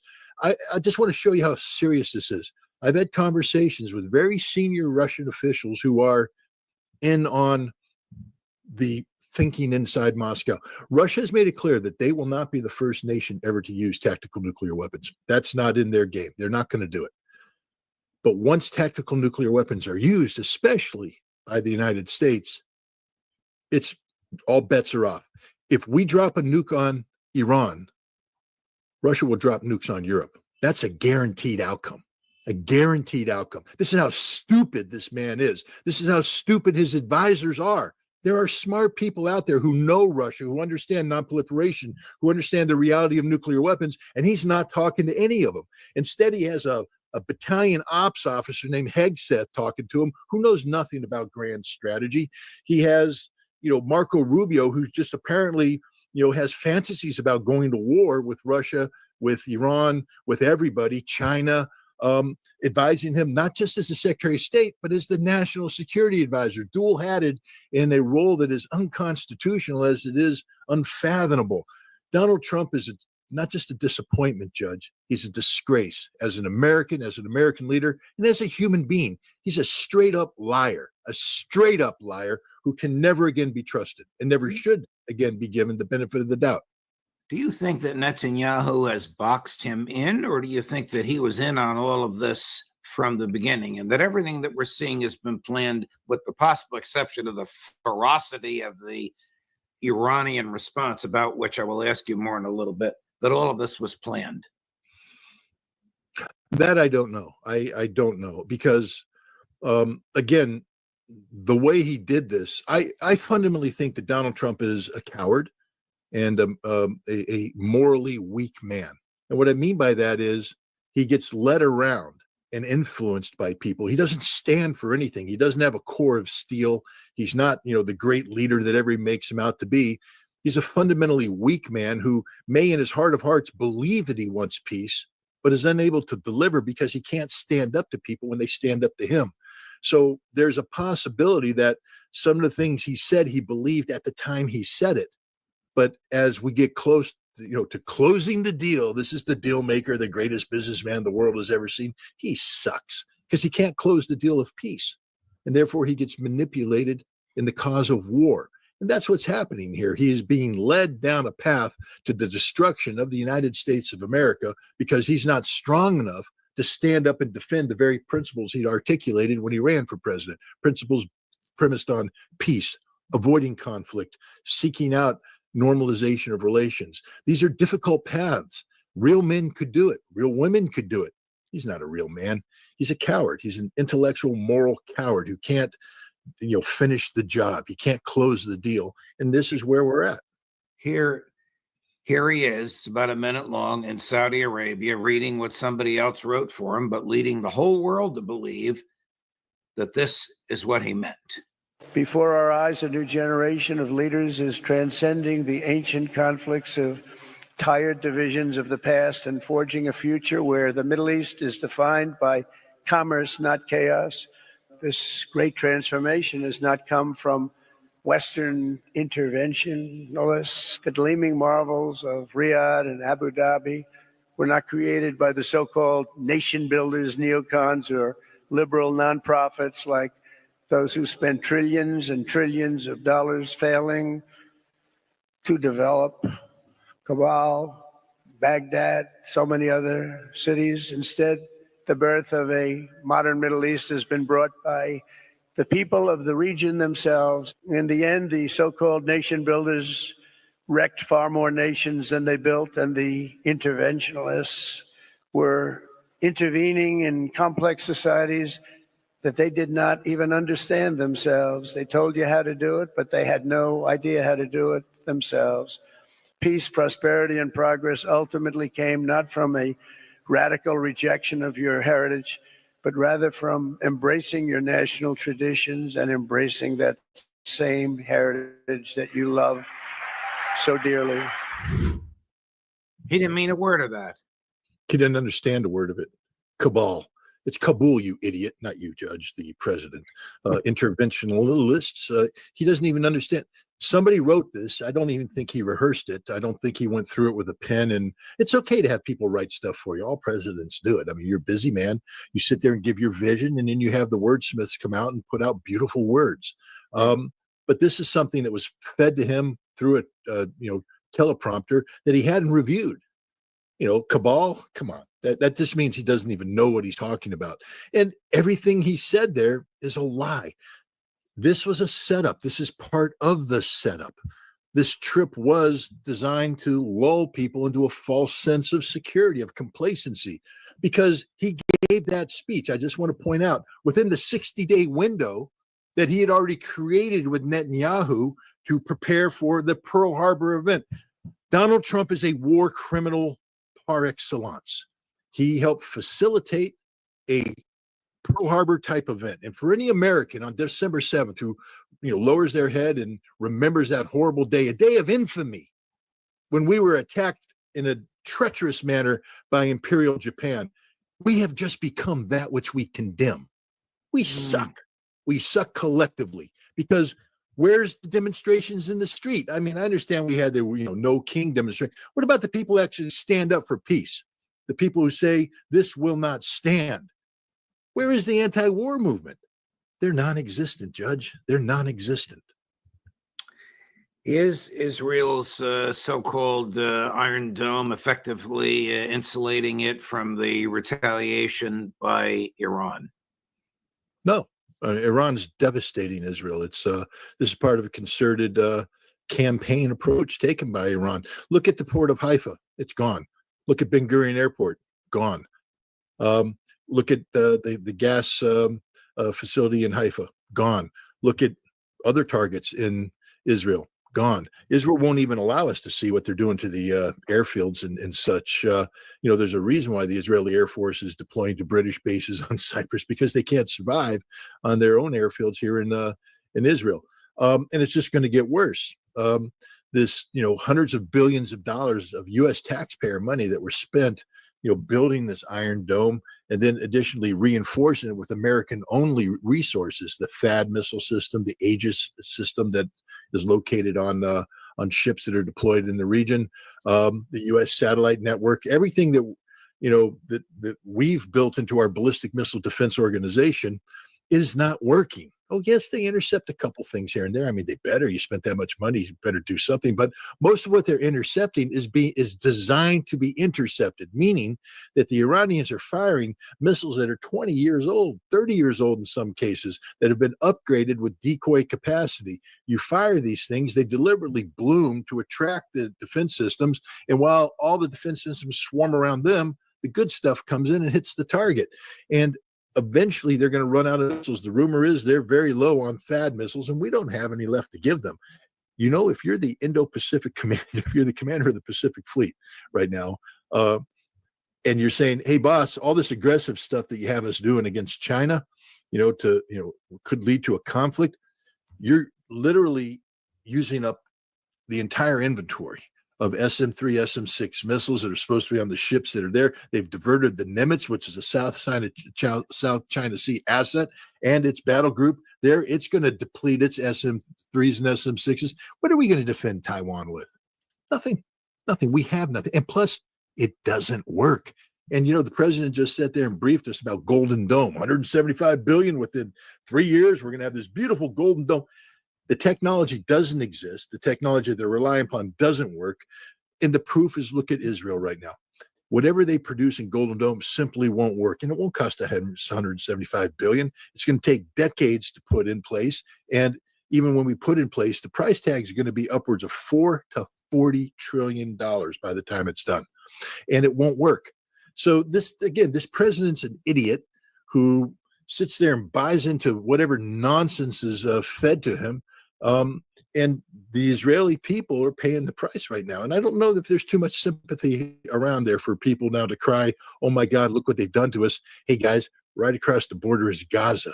That's what you've been doing, for the last, 18 months, slaughtering innocent people by the thousands. The fact that the Israelis have suffered as much damage as they've done, and they still have less than 20 dead, speaks volumes of the accuracy of the Iranian missiles and what they're targeting, as opposed to the Israelis, who are indiscriminately attacking Iran. They just took out a building last night, 26 children, together with their families, over 60 people killed. And you don't hear anybody condemning that action. I mean, come on, the Israelis are literally the most, they like to brag about being the most moral army in the world. It's the most immoral army in the world. These are treacherous people who carried out a Pearl Harbor event with no justification whatsoever. The Israelis know the Iranians don't have a nuclear weapons program. They know it. This is all manufactured data by the Israelis. The complicity between Israel and the International Atomic Energy Agency, which manifested today in the Iranians saying we're done with the IAEA. They didn't say we're getting out of the NPT yet, Nuclear Non-Proliferation Treaty, but we're done with working with the IAEA inspectors because it has now been proven that they were more than an intelligence collection platform feeding data back to to the United States and Israel, which then used in targeting. Israel could not have done the precision targeting that they have done here, most of it ineffective, by the way, but to hit specific points on the ground, you can't do unless you have somebody on the ground determining what that specific point is. And that was the IAEA inspectors, who were then also caught red-handed doing battle damage assessment. That is, looking at the damage that was done, feeding it back in. That's why the Iranians said, get the hell out of here. Right. You got here to do God's work in terms of furthering the Non-Proliferation Act. You were here to trigger a conflict. Your boss was working hand in glove with the Israelis, hand in glove. And the intelligence you collected was fed to Israel by your boss for the express purpose of facilitating this very attack. Judge, you remember when Grossi, who's the Director General, ran to Russia after the Ukrainians attacked the Zaporizhzhia nuclear power plant and immediately went to the Security Council and briefed them how dangerous it was to have these drones impacting the Zaporizhzhia plant and how the world must talk about an international force to secure this reactor or else we could be looking at a new Chernobyl. Where is he now when Israel has attacked multiple nuclear facilities inside Iran, some of which have resulted in radioactive leaks? Where is he? He's silent because he was part of the system that led to this attack. It just shows the utter hypocrisy of the entire international community when it comes to Israel, because Israel can apparently get away with literal murder. They can get away with threatening the world with radioactive contamination. And where's the Security Council? Where's the United States? Silent or participating in the attack. I'm ashamed to be an American today, not because I don't love my country. I do. I'm ashamed to be an American because the government that we have elected to represent us is behaving in such a grossly reprehensible manner, doesn't stand for anything that we claim to stand for as a people. Maverick's upset too. Just a couple of comments. The G7 meeting in Canada voted to ask for a de-escalation between the Israelis and the Iranians. President Trump, of course, refused to go along with that. All the other members did. There are now 25,500 people watching us, Scott, and I would encourage viewers to share the stream and repost it so more people can hear the brilliance, the intelligence, the personal courage of Scott Ritter. Here's the, just to give your voice a little bit of a break, here's the Iranian foreign minister yesterday, Chris, cut number 2. We have extensive evidence of how American forces assisted the Zionist regime. But beyond our evidence, what is even more telling are the statements of the U.S. president himself in his tweets yesterday and in his interviews, where he openly expressed support. He clearly stated that such an operation would not have been possible without American equipment, and he openly said that further steps are to come. Therefore, from our perspective, the United States is a partner in these attacks and must take responsibility. The United States is a partner in these attacks and must take responsibility. Our friend and colleague Ray McGovern is worried about false flag. The Israelis attacking American troops in the region and claiming it was done by the Iranians. I'm not worried about that because there's such a gross level of complicity. A false flag is what you do when America is hesitating. If this president was saying, I don't know, man, I don't know if I want to get involved, this president's jumping in with both feet. You don't need a false flag. The president's doing the job. I mean, I'm not worried about a false flag. I'm worried about this president violating his duty and responsibility to the American people. People need to understand that if we actually cross the red line and get involved in direct targeting of Iran, we're not going to change the outcome. I mean, the Israelis are already putting every modern American-made aircraft there is, into this conflict. You really think, when they have 300 flying, that suddenly a new carrier battle group with 75 aircraft is going to change anything? It's the same airplane, same bombs. It's not going to have any impact. They're not going to radically, get the Iranians who've been preparing for this very scenario now for over 20 years. I mean, the Iranians are ready not just for what Israel is bringing to bear, but what the United States can bring to bear. But what will happen is that the Iranians, and I just again want to remind people that up until today, I believe, The only missiles that have been fired at Israel have been done by the Iranian Revolutionary Guard Command. That the Iranian military has not played a role because they've been held in reserve. Now they might start to get involved as they seek to bring the coup de grace to Israel and destroy everything. But these missiles that have been held in reserve are missiles that could very well be used to target American bases. And if Trump crosses the line of departure, our bases will be destroyed, and any American military personnel there will be subject to, possible death, injury, etc. This is on the president. This is a man who promised he wasn't going to do that. But the Iranians have the capacity to strike American military facilities in the region, and they have the capacity to strike American shipping. The range of the Iranian missiles exceeds the range of the aircraft that would be called upon to strike Iran. This president is setting us up for failure. Can Israel defend itself effectively and thoroughly on its own? No, it's over. Israel's done, finished. They can't even defend themselves effectively and thoroughly with all the assistance the United States is providing. And there's nothing more we can provide on the ground. The Iranians have broken the code. You simply saturate this air defense system, cause it to open itself up, then you hit the various nodes, command and control nodes, the missile nodes, and you exhaust the interceptor missiles. Right now, there's a reason why Iranian missiles are striking the ground in Israel. It's because Israel can't defend itself.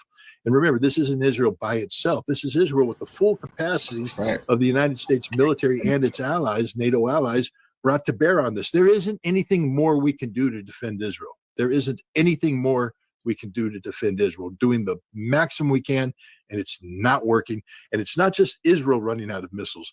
We're running out of missiles. Are American B-2 bombers and is an American aircraft carrier on their way there? Well, the B-2 bombers have been deployed to Diego Garcia, so they're within striking distance. They're just, 2 aerial refueling sessions away from being able to, attack targets in Iran. And they will probably be able to successfully attack these targets. There's everybody saying that if they use the 30,000-pound, great bunker-busting bomb, that this will solve the problem of Firdos. Well, that bunker-busting bomb, best case, penetrates 50, 60 meters underground. The Firdos bunker is at least 80, 90 meters underground. So we're not even going to put a dent in it. Plus, I just want to remind people that we have used this huge, massive bunker-busting bomb against underground targets in Yemen. We used that twice last year. B-2 bombers dropping these bombs on targets. Didn't work, didn't penetrate, didn't do anything. So this will just bounce off. So we're not going to accomplish the mission, but we are going to do is get ourselves committed to, resolving a problem that we now no longer have a conventional solution to. And therefore, what's next? And what's next is a B-6112 nuclear bunker busting bomb that, will end up having to drop. And now we have broken that nuclear taboo. And that will just unleash hell on the rest of the world. This president needs to stand down. He really needs the Pentagon to tell him exactly what the truth is. But instead, we have a Secretary of Defense, Hegseth, who allowed the U.S. military to be humiliated on the parade ground in Washington, D.C. That he should have stopped that, but he didn't. And instead, we just embarrassed ourselves around the world. And now he's getting us set up for disaster in the Middle East. Hegseth needs to be honest to the president. We can't do this, Mr. President. We don't have the capacity to do this. If you want us to engage in this, it's going to result in using nuclear weapons that isn't going to solve anything. It's just going to make the matter worse globally. Please, Mr. President, stand down. Tell your Secretary of State / National Security Advisor to stop shilling for Israel and start representing the best interest of the United States of America. Hegseth could do this. Tulsi Gabbard could do this. She should be briefing to Mr. President. There is no threat there worthy of the use of nuclear weapons. Mr. President, if this continues, Israel is going to be strategically defeated, and we will be defeated along with them. Mr. President, we need to end this war now.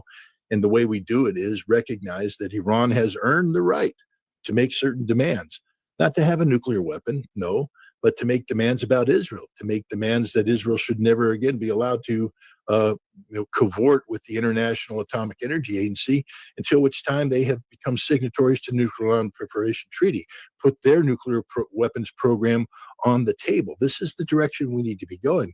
This gets solved when Israel stops committing genocide in Gaza. I mean, the bottom line is, by compelling Iran to enter into this conflict decisive, Iran does get to dictate certain things getting out of this conflict. Scott, we have 33,000 people watching us right now. Of course, that grows astronomically once this is posted, but this is the largest segment, the largest live audience that Judging Freedom has ever had in its 3.5 years of existence. Before we go, tell us about your program to bring about a normalization.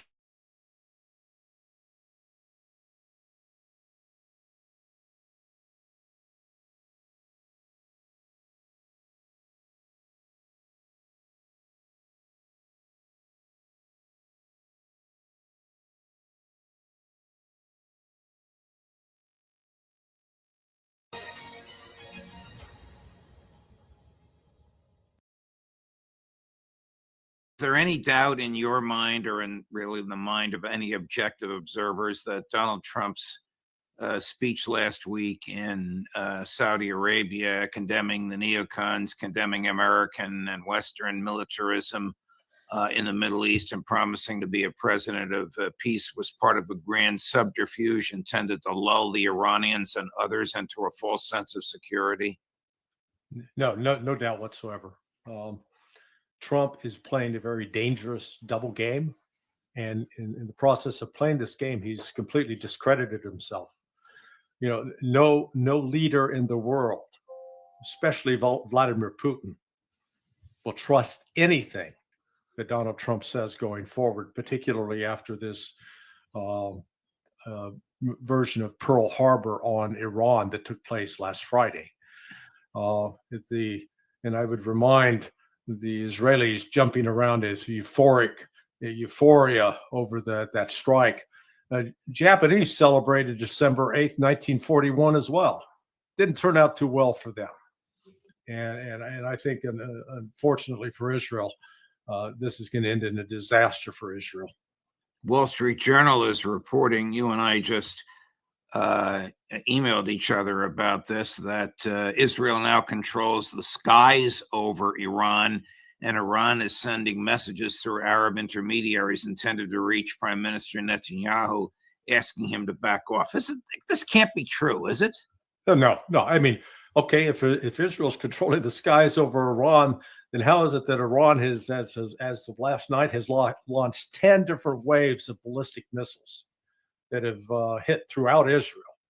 And Israel's clamping down. They don't want to report the actual damage that's being done, but some of it is impossible to hide.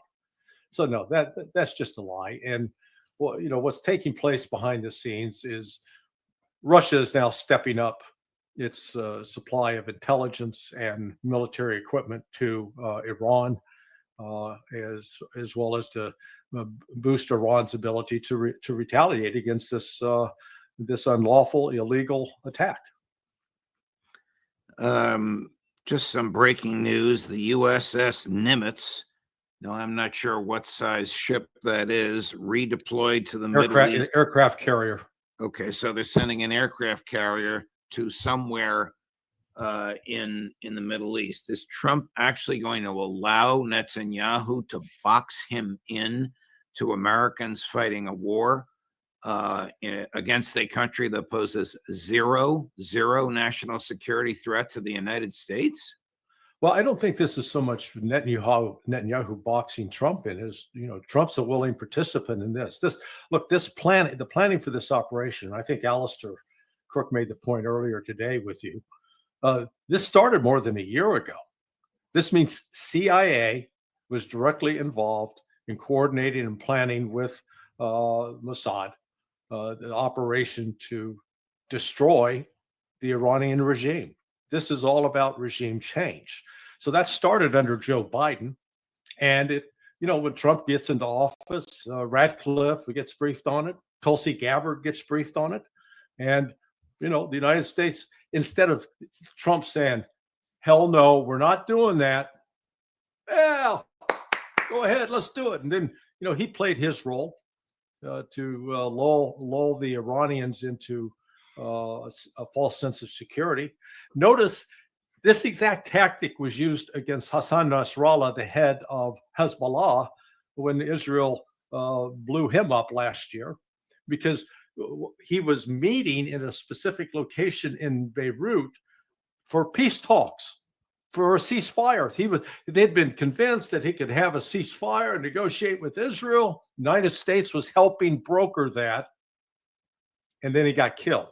It was a setup. So they keep using this tactic. I think now maybe folks will finally, after getting burned the second or third time, realize this United States is not to be trusted in this at all. I don't think American diplomats can ever be trusted, not by Russian diplomats, not by any other country after something like this. I don't know of an American president in the modern era or even throughout history engaging in this kind of bald-faced lying and subterfuge in order to lull somebody into a false sense of security. They're about to go to a meeting to discuss peace, and they're murdered. Yeah. Well, and then look at the the words coming out of Donald Trump's mouth, like particularly with respect to his conversation with Vladimir Putin. Oh yeah, Putin, we're going to work together on getting a peace deal with Iran and Israel. Really? Then why is it the United States today, it was about 3 hours ago, called the Russians up and said, hey, those bilateral talks we're supposed to have about easing tensions, we're postponing them. We'll get back to you. Does that sound like, the Russians are like said, okay, hey, we remain open to trying to have a negotiation with the United States. But I think at some point there's a growing realization in Russia. Trump is not to be trusted at all. There is no foundation for relations with the West. Wow. What is the extent of damage, if any, to the Iranian nuclear enrichment program, to the reactors, to the equipment that they have a half a mile underground, according to Ray McGovern, that they use to enrich uranium? Well, they had enrichment going on above ground that was monitored by the IAEA, which is now proven to be an intelligence tool of the West. And they were allowing IAEA inspectors in, and Iran continued to act in accordance with the NPT. So some of those facilities have been damaged. I'm not sure destroyed is the right word, but they've been significantly damaged, and there's some contamination reported at Natanz. But there are other structures that are deep underground that are still operable, as are elements of their defense industry that produce missiles, rockets. That's underground. And so that's not likely to attack. And in tandem with the actual violence that's being inflicted upon Iran by Israel, there is this massive propaganda campaign, information operation. And let's also note that Elon Musk's Starlink played a role in this. Starlink went live on June 13th, the date that the attack started. So Starlink is being used as a communication device to coordinate the different terrorist attacks that are taking place in Iran right now. So at some point, I wouldn't be surprised to see Russia come to Iran's aid with some electronic warfare capabilities to turn Starlink off. What is the nature and extent of the damage to Israel? I do understand that the Israeli Defense Ministry, its main headquarters, its Pentagon, was attacked. Yeah, they've hit, the Iranians have hit an oil refinery in Haifa, which is a critical supplier of oil both to Israel as well as some that's exported to Europe. They've hit a power plant as well in Haifa that was on fire. Significant portions of Israel were without electricity. There have been hits on the air bases. See, there's a lot of information that Israel is just hiding. They're not allowing the actual truth to get out, because the attacks actually have been quite significant. And they fully anticipated, they thought that they would collapse the Iranian regime If any regime is going to collapse, I think it would be Israel before it's Iran. The euphoria that the Netanyahu regime was perpetrating on Friday morning, and of course it made its way through Western media, has now dissipated, hasn't it? Among some sectors, I'm still I'm hearing from some. We're Iran's going to run out of missiles anytime now. Yeah, going. That's the Ukraine playbook. Remember Russia was going to run out of missiles any day now, starting in March, April of 2022, and they still seem to have a few. What's really been exposed is the limitations of Iron Dome and David Sling and the U.S. supplied THAAD, Theater High Altitude Air Defense System. Several of those have been destroyed. And all you have to do is just watch. You can see it on Telegram channels, on some YouTube, although it's being suppressed, on BitChute.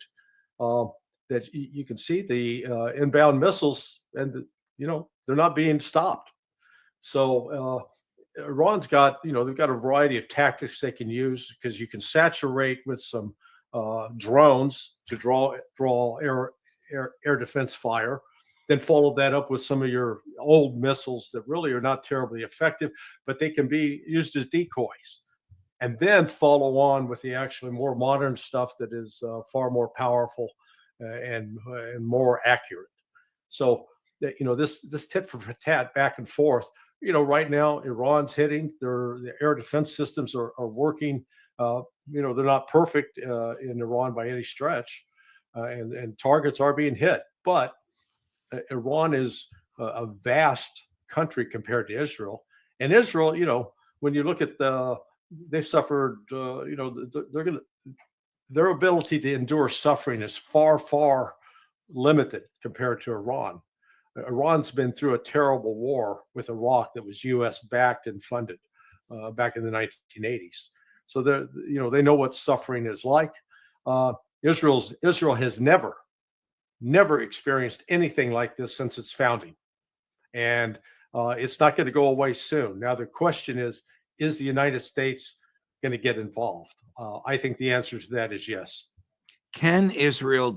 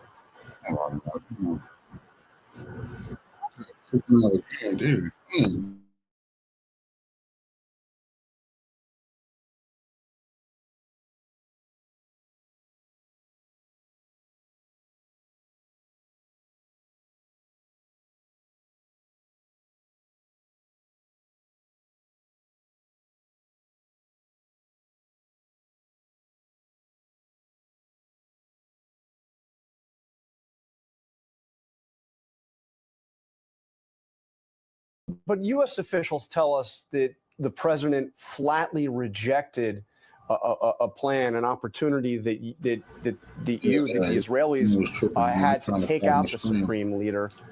Do you understand his concern? My understanding is his concern is that this would escalate the conflict beyond where it is already. No, it's not going to escalate the conflict. Ban It's this going to end the truth today, conflict. We've boy. had half a century of conflict spread by this regime that terrorizes everyone in the Middle East, has bombed the Aramco oil fields in Saudi Arabia, is spreading terrorism and subversion and sabotage everywhere. That's the forever war is what Iran wants. And they're bringing us to the brink of nuclear war. In fact, what Israel is doing is preventing this. Wow. As it turns out, Israel is the savior of apparently all the Western world. If you only listen to Benjamin Netanyahu, you would think, wow, these guys are really heroes and we should all do everything they say. But as our guest Andrei Martyanov today, veteran author and Russian military expert, but also good international affairs expert who has the YouTube channel Smoothie X12 is with us today.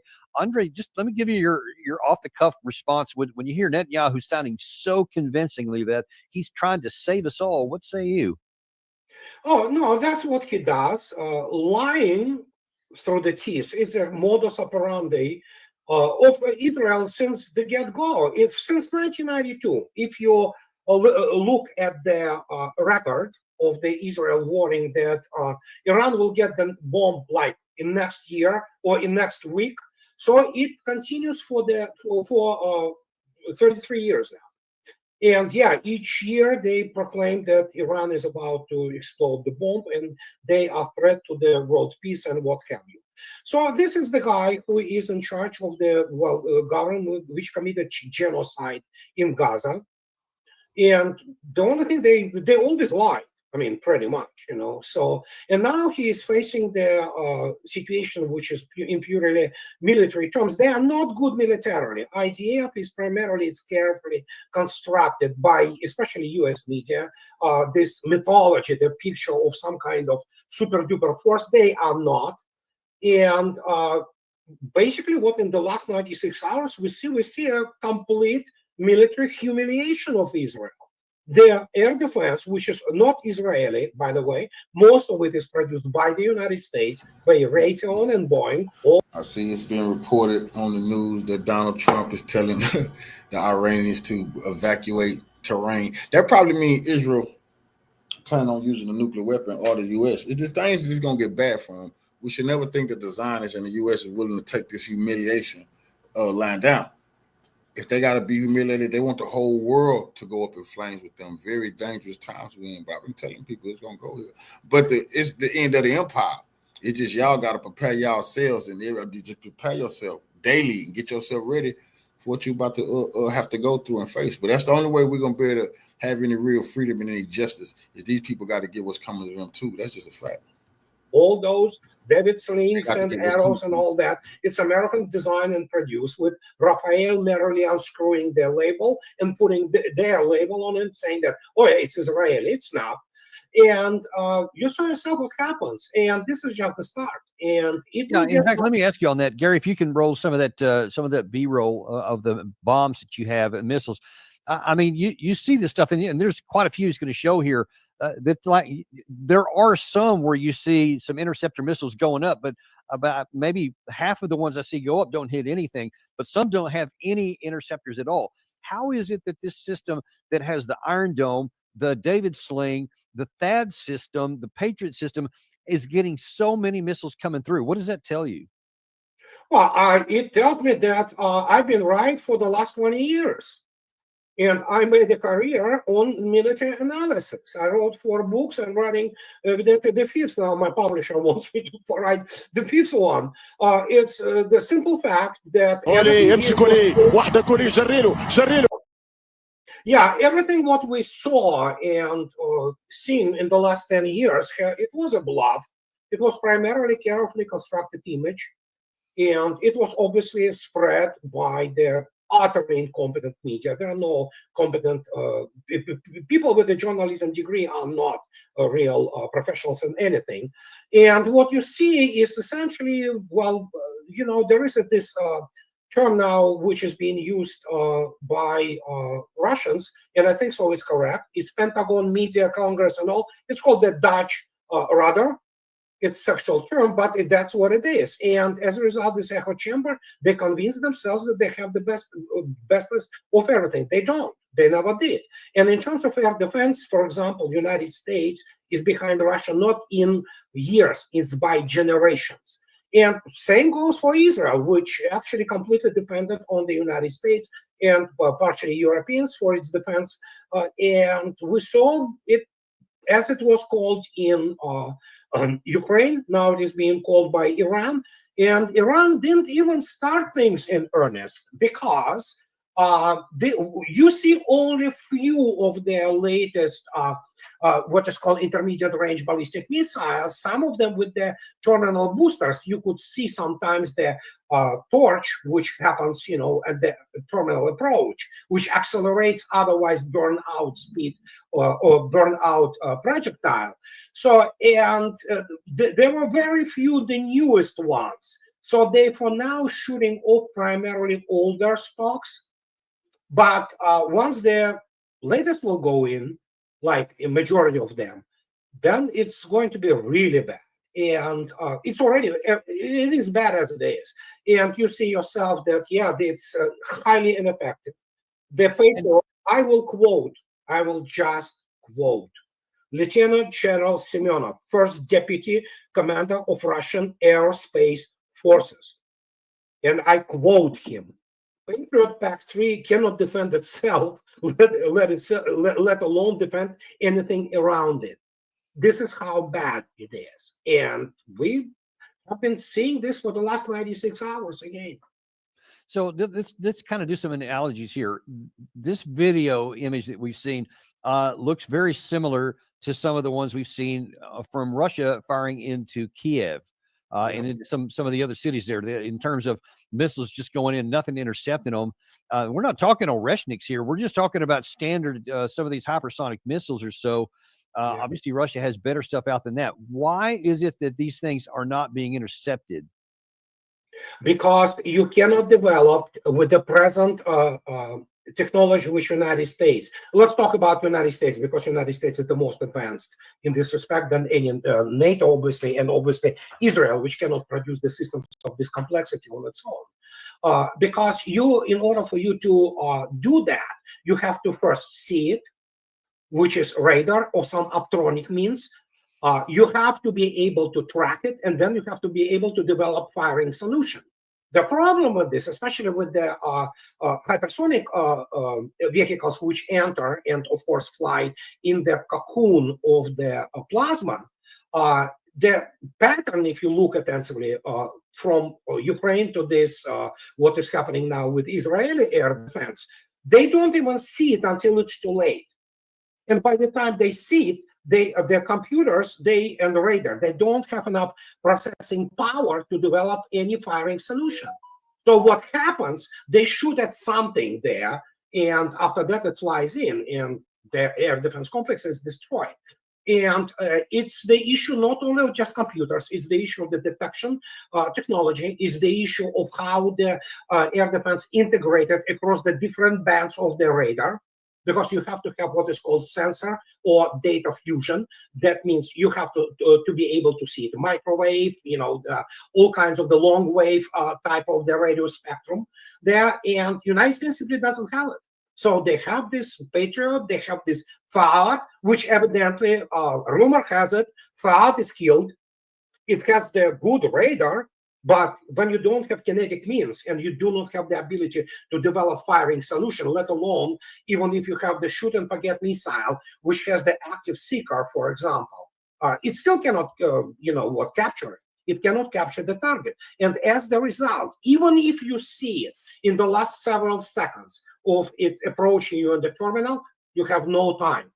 And this is just for the ballistics. But once you add, which I believe Iran now developed, but Russia had it all along, you have the hypersonic vehicles which begin to maneuver like crazy on the terminal. Then there's nothing you can do about it. Simple is that you need to have a completely new generation of the air defense complexes, such as, for example, Russian S-300. Well, yeah, and that's actually what I was going to ask you about next, because while a lot of the Russian missiles, because there was a lot of video to show when they were hitting the targets all throughout Ukraine, not just in Kiev, at the same time, there was lots of long-range drones and other projectiles, presumably mostly drones, going from Ukraine into Russia. And they were trying to hit Moscow and some other stuff. But there was only a handful of those that actually got through. Why does Russia's air defense seem to be so much better than Ukraine's? Well, the number is known. It was articulated by Vladimir Putin 4 days ago. More than 80,000 targets have been shot down, aerial targets. And 7.5 of them have been high-end, high-velocity ballistic missiles, such as ATACMS, such as HIMARS, such as cruise missiles, such as Storm Shadow Scalps, and things like that. 7,500 of them have been shot down. The reason being that Russians operate on a completely different philosophy and technological foundation in their air defense. First, all Russian modern air defense, it was already integrated in 1970s. For example, Soviet air defense for the central industrial district of Russia. It's Moscow around, and it's pretty wide area. Much larger than, for example, Austria as a country in territory. It could take massive NATO attack with the airspace operation, and of course it would, get coupled here, coupled there, which is natural, but it would be able to mitigate it or repulse it. Now you have the completely new type of the interactions. Russians have a highly net-centric system, which means not only they have, for example, such as Polyana systems, which can plug in 14 different types of the air defense complexes, but they now fully net-centric when you have shooter between shooter. So they not only integrate through the, let's say, battalion complex, which correlates and essentially controls the battle management control system for them. But they also communicate between each other. They can communicate through space links. They communicate from the A-50s, AVACs, and so they communicate pretty much with each other. And so as the result, plus, of course, if you consider the extremely advanced missilery by Russians, they do have air defense missiles which are capable of intercepting through hypersonic targets. S-300. One of the big problems for the Ukraine side is, aside from the lack of the integration, as you're talking about systemic, is also the lack of interceptor missiles. How is Russia on the production capacity to sustain high numbers of interceptor missiles like they're using right now? About 20 times more a year than whole NATO combined. Probably about that, probably more. And and the question is not only that, there is not a single missile in inventory, US inventory, which can intercept even something like a salvo of, forget about hypersonic. You can take a look at, for example, Onyx, P-800 Onyx missiles, which are successfully used actually against the land targets, or even Kh-32. It's a terrifying missile, actually, with a range of 1,000 kilometers, but it has the speed of Mach 4.2, 4.8. Still not quite hypersonic, but extremely fast. They cannot intercept.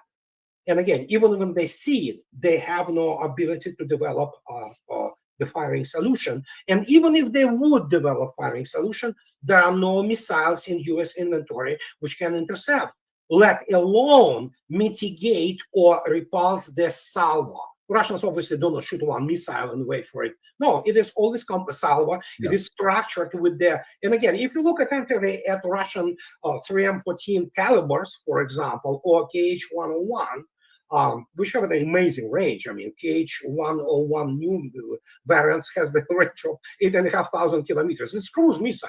It's subsonic, but it has its own electronic warfare suite, and it shoots off those, fake targets. Yeah. So it confuses. You could see it. It's videos all over the. Yeah, I saw those last week actually. Yeah. So that's what you have essentially. Even with the good processing power, which usually U.S. systems do have, U.S. computers and battle management systems are very good. But even when you have this, what you see on the screen, you do not have the ability to really discern properly, what is, decoys, even when it is subsonic. Then you add here, and the salvos usually are what? At least 10 missiles per target. So good luck shooting at it, Got it. Okay. I want to move on for the moment to I don't know, the strategic view, the political view, diplomatic view, et cetera. And then I'm going to swing back around again to the technical, because these two are going to be interrelated. Let's go look. First of all, you just saw Netanyahu talk about, hey, he's basically going to save the universe. But when he claimed that he started this because he had to.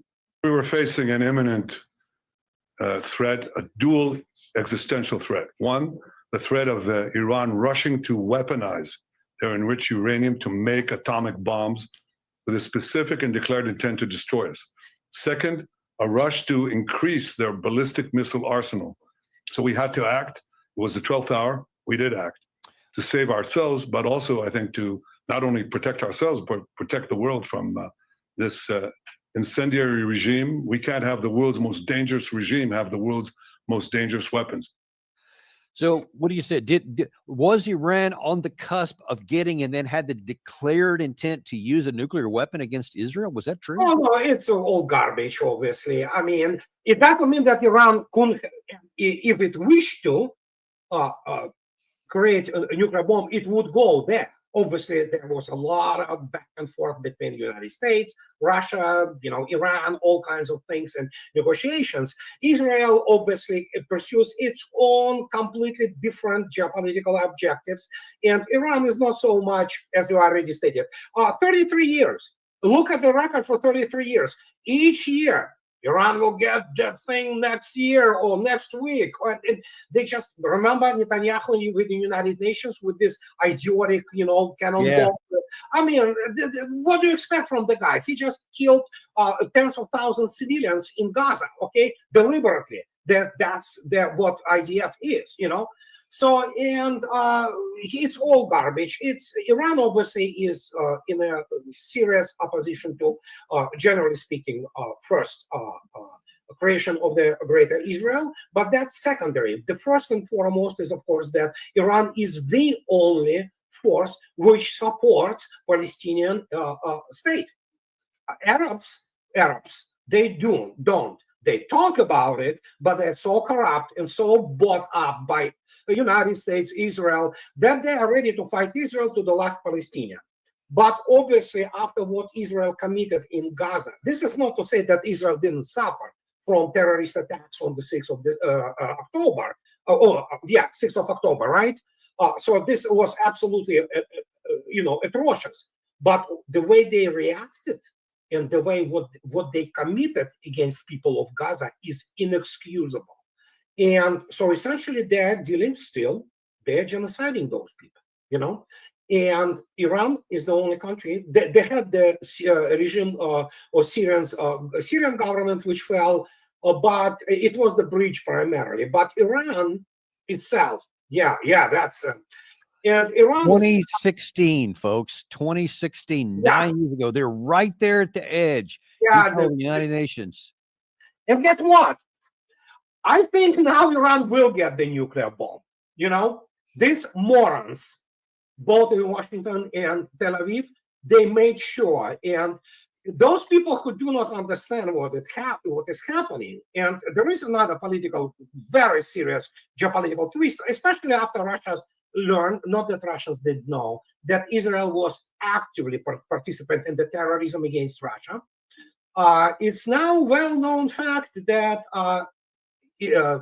Iranian parliament last month ratified the, whole huge agreement between a strategic partnership between Iran and Russia. And only yesterday, this ratified treaty have been sent finally to Mr. President of Iran to be signed. So it isn't like, yeah, Iran was still playing, waiting, and now they don't wait anymore. And that could be one of the triggers in this whole situation, because while there is no military assistance clause there, but obviously the pigeon speak of all those treaties is such that Russians obviously will support Iran one way or another. Obviously, well, let's look at that. What in one way or another, what are those possible other ways? If Russia doesn't get involved directly, what could they do? What is the range? Well, just to give you an example, Iran has those few very excellent Russian resonance air defense radar, which is capable of detecting, by the way, and developing firing solution against even hypersonic targets. This is how Iranians shot down those F-35s. They have the distribution, they have the network air defense, which was paralyzed first, especially due to a lot of sabotage groups in Iran. But that's problem of the security forces, not so much technology. They came back within 10 hours. They now operate at above 70% of the combat effectiveness. So, and this was provided by Russia. Russia obviously can provide, and probably does, early warning. It can provide already economic part of it. And so wait, so what do you say about the claim that Netanyahu made earlier today that they have supremacy in the skies? In fact, they said that there's nothing that Ukraine can do, and they can fly with impunity throughout the whole airspace. Well, Ukraine also is winning the war. Hello, I mean, we have to really live in the real world. They have nothing. And fact is, again, those people, they are militarily incompetent. This is what I made my career in the West, basically speaking on the military matters non-stop.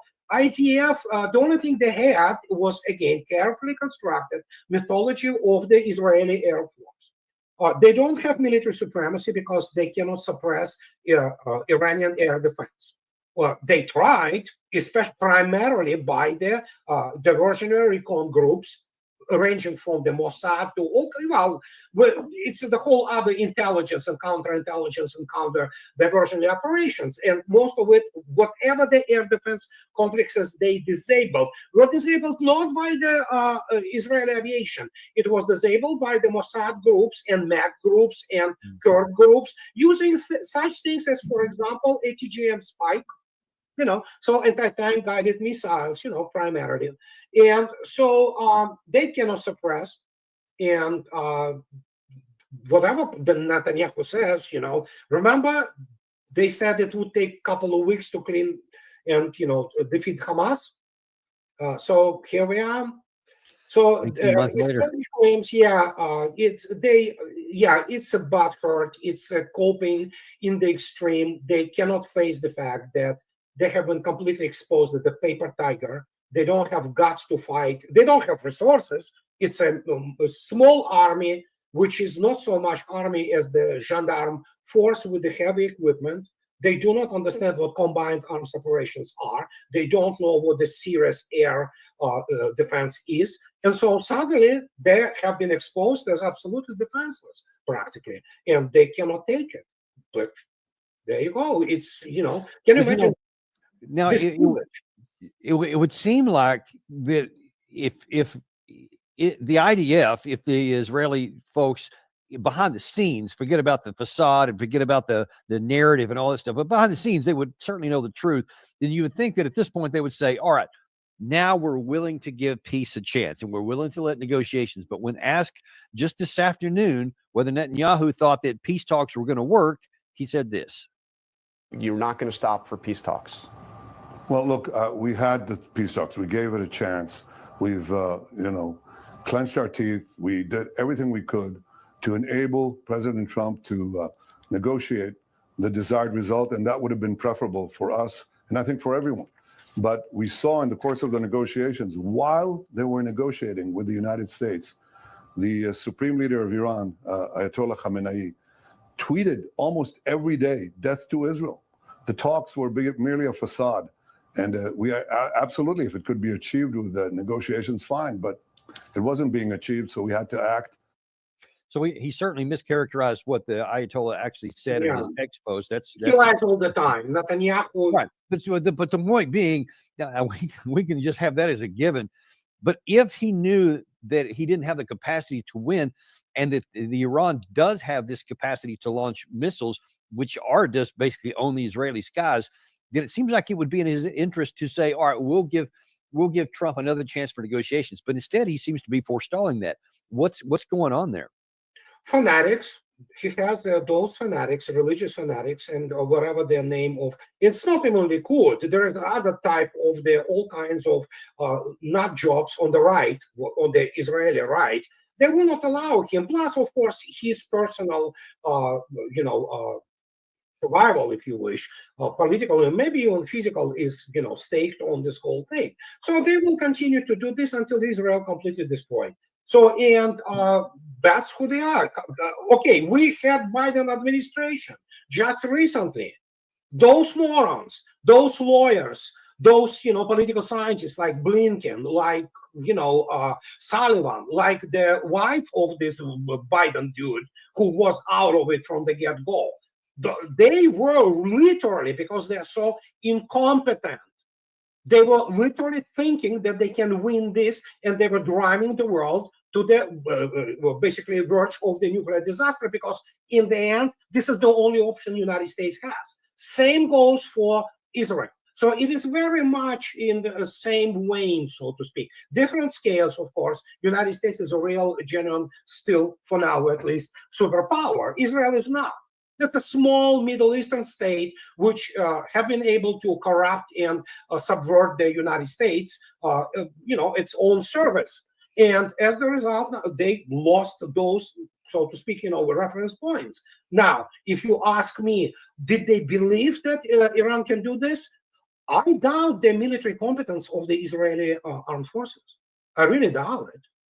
Again, don't we remember 2006 Litani and all this? Oh yeah, the best tanks in the world, all those, armored forces of Israel.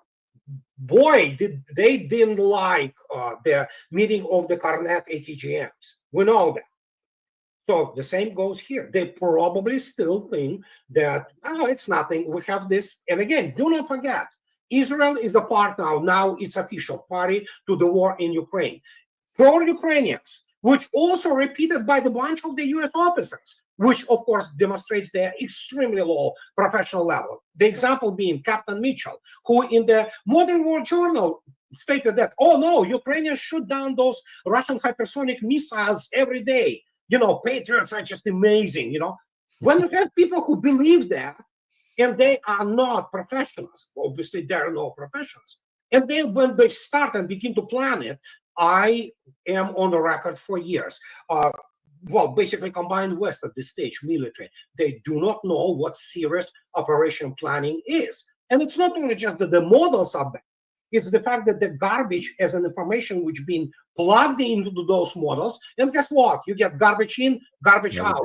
And the same happens with Israelis. They are make no mistake, Israelis are proud people, and I understand there is a lot to be admired there. But the point is that militarily, it's not their league. They do not even understand it. Their league, it always was to fight local, backward, illiterate, Arab, neighbors who cannot even mount the proper, the resistance with the armies. That's their level. But for some reason, they decided that they are the it thing. They are not. And here we have now modern 21st century missile exchange. In numbers, people count. They are not idiots. There are many smart people all over the world who sit and count those things. Their air defense of NATO is pathetic. It's garbage, basically. It cannot stop thing. And if the concern, if one of the reasons perhaps, and it could be that Netanyahu is not doing what I just postulated would be in his self-interest to say, okay, I don't have air supremacy like I claim, and they do have near air supremacy with their missile forces to go through my defense field. So I would try to seek a negotiated settlement. They're not doing that. The other alternative he can have, which worries me a lot more, is that he may try to suck the United States in. That was asked by Rand Paul recently, who's voiced a bit of optimism or at least hope. I see more war and more carnage, and it's not the U.S.'s job to be involved in this war. Iraq was a mess. Afghanistan was a mess. And one of the things I like about President Trump is he has shown restraint. And so I think his instincts are to not be involved in this war, but there will be a lot of pressure from Lindsey Graham and others to get involved in this war. And I hope that his instincts will prevail. Now, he mentioned Lindsey Graham there, so I want to run right to that one, because if he's hoping that Lindsey Graham doesn't impose upon Trump, here's what he's going against. I would urge President Trump to go all in to make sure that when this operation is over, there's nothing left standing in Iran regarding their nuclear program. If that means providing bombs, provide bombs. If that means busting bombs, whatever bombs, if it means flying with Israel, fly with Israel. The worst possible outcome for the world is to take the Iranian nuclear program on and leave it standing. What do you make of that? Well, he is a war criminal and he's an imbecile. He won't understand the real thing about modern war. He's a jog. You know, he sat somewhere in the rear during the Gulf War. So, you know what? He's covered and he's war criminal again. Fine people of South Carolina, it's up to you. You continue to elect this jork who should be behind bars for supporting terrorism. But what can I say? This is at least some Democrats now started voicing the concern that, you know, United States cannot believe. Well, it's kind of natural that Democrats would do this, but we have to understand that GOP is utterly owned by a PAC crowd and Christian Zionists. So they will be pushing for it, of course, at least most of them. But at least there are some signals from Congress now, including by Thomas Massey. But again, Thomas Massey is not a PAC guy. He is an upstanding guy, whether you like him or not. He's got the gonads, okay? And but there are signs from Congress, people worrying about it. But Trump, what can I say? He is easily swayed. He is narcissistic. It's all about how he views himself. But the problem is, United States already is in war. United States tankers, air refueling capabilities already there, by the way, including even the Europeans are refueling Israeli planes. But the only thing United States can do is, how to say it, start something which will be confirmed, documented. And then there are so many bases, US bases in the region. And Iran has the capability and they have a record. If it comes down to it, they will hit it. And this time it will be without warning, as it was last time after, well, Mr. Trump, roughly speaking, assassinated General Soleimani, who was on the actually diplomatic mission. So there is a lot of, how to say it, let's put it this way. United States doesn't have a good outcome for this other than stay the hell away from it, you know. So if Trump chooses that, doing this, well, Rand Paul certainly knows better than me, and I'm in a different Washington across the whole continent. So, and I'm happy about it. Yeah, I think, yeah, I'm thinking about moving from this Washington to your Washington. Oh gosh, best place. Not politically, but nature. Oh, it is. Yeah, I have visited there. It is lovely. So Rand Paul's talking about what he thinks is Trump's instincts.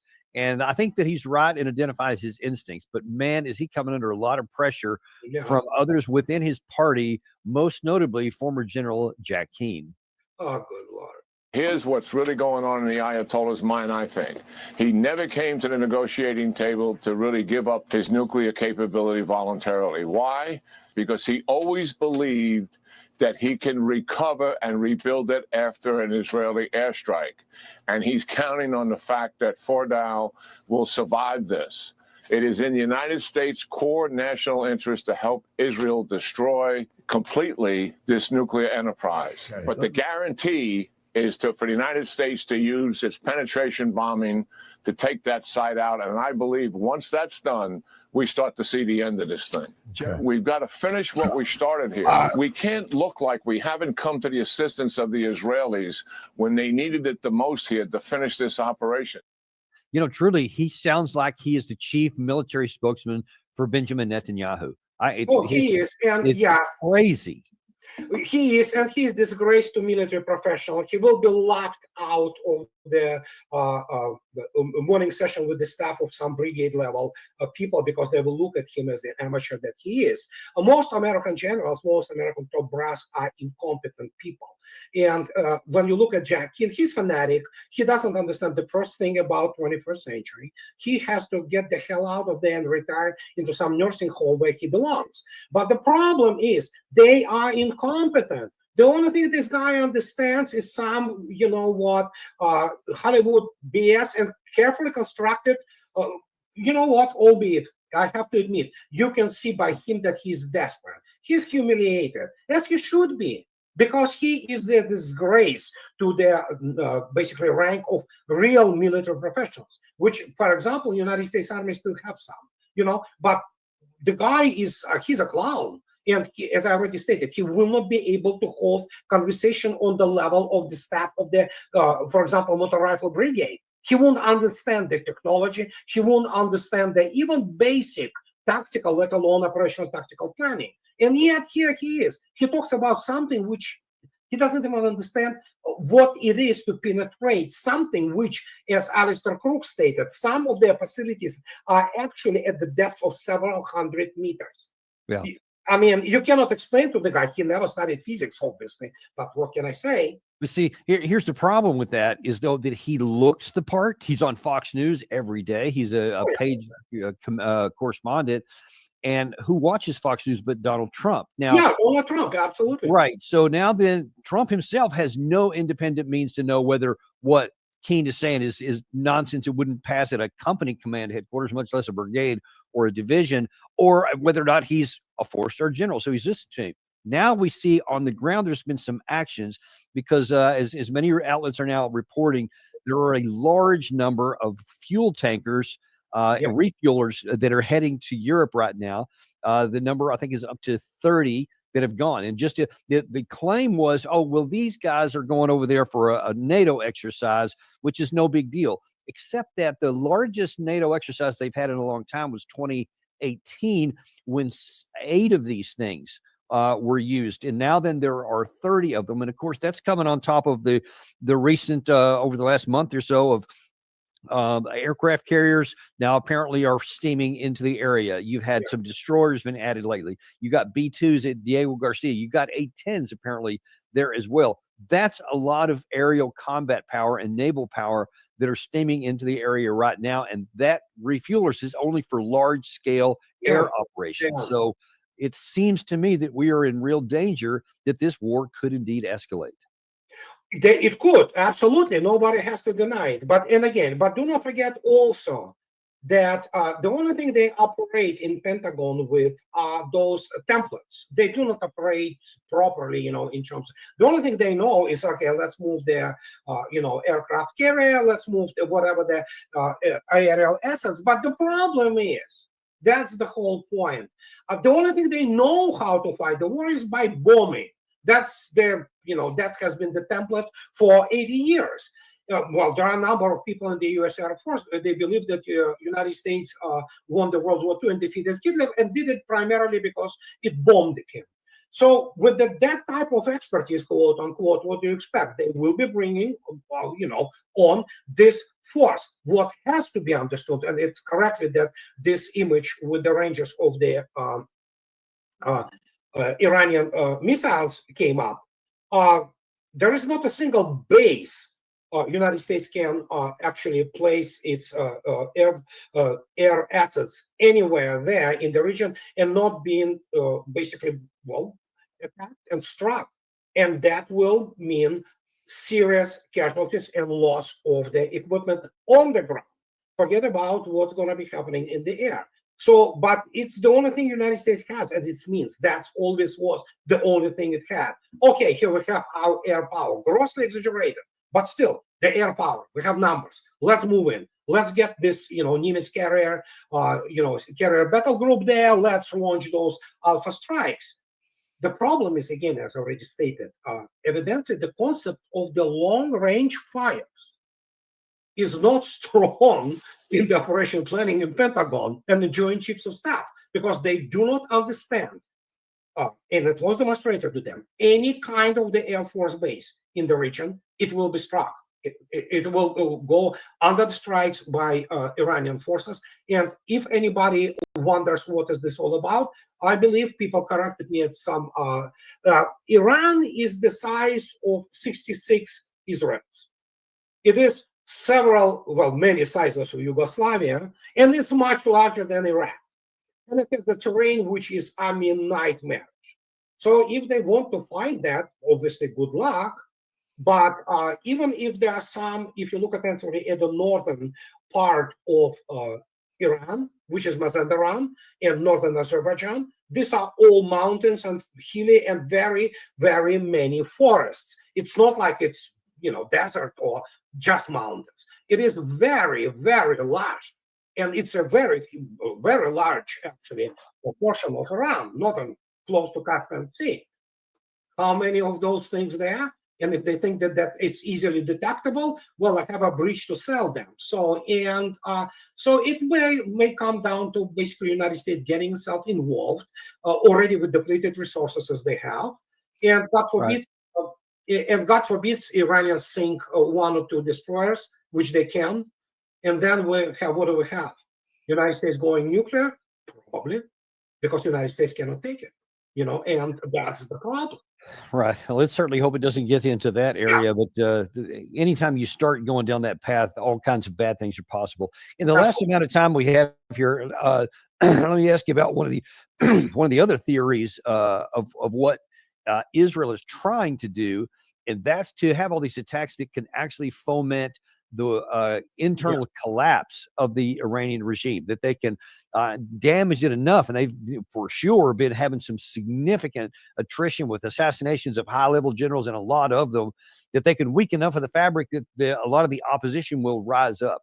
What level of credibility do you give to those threats?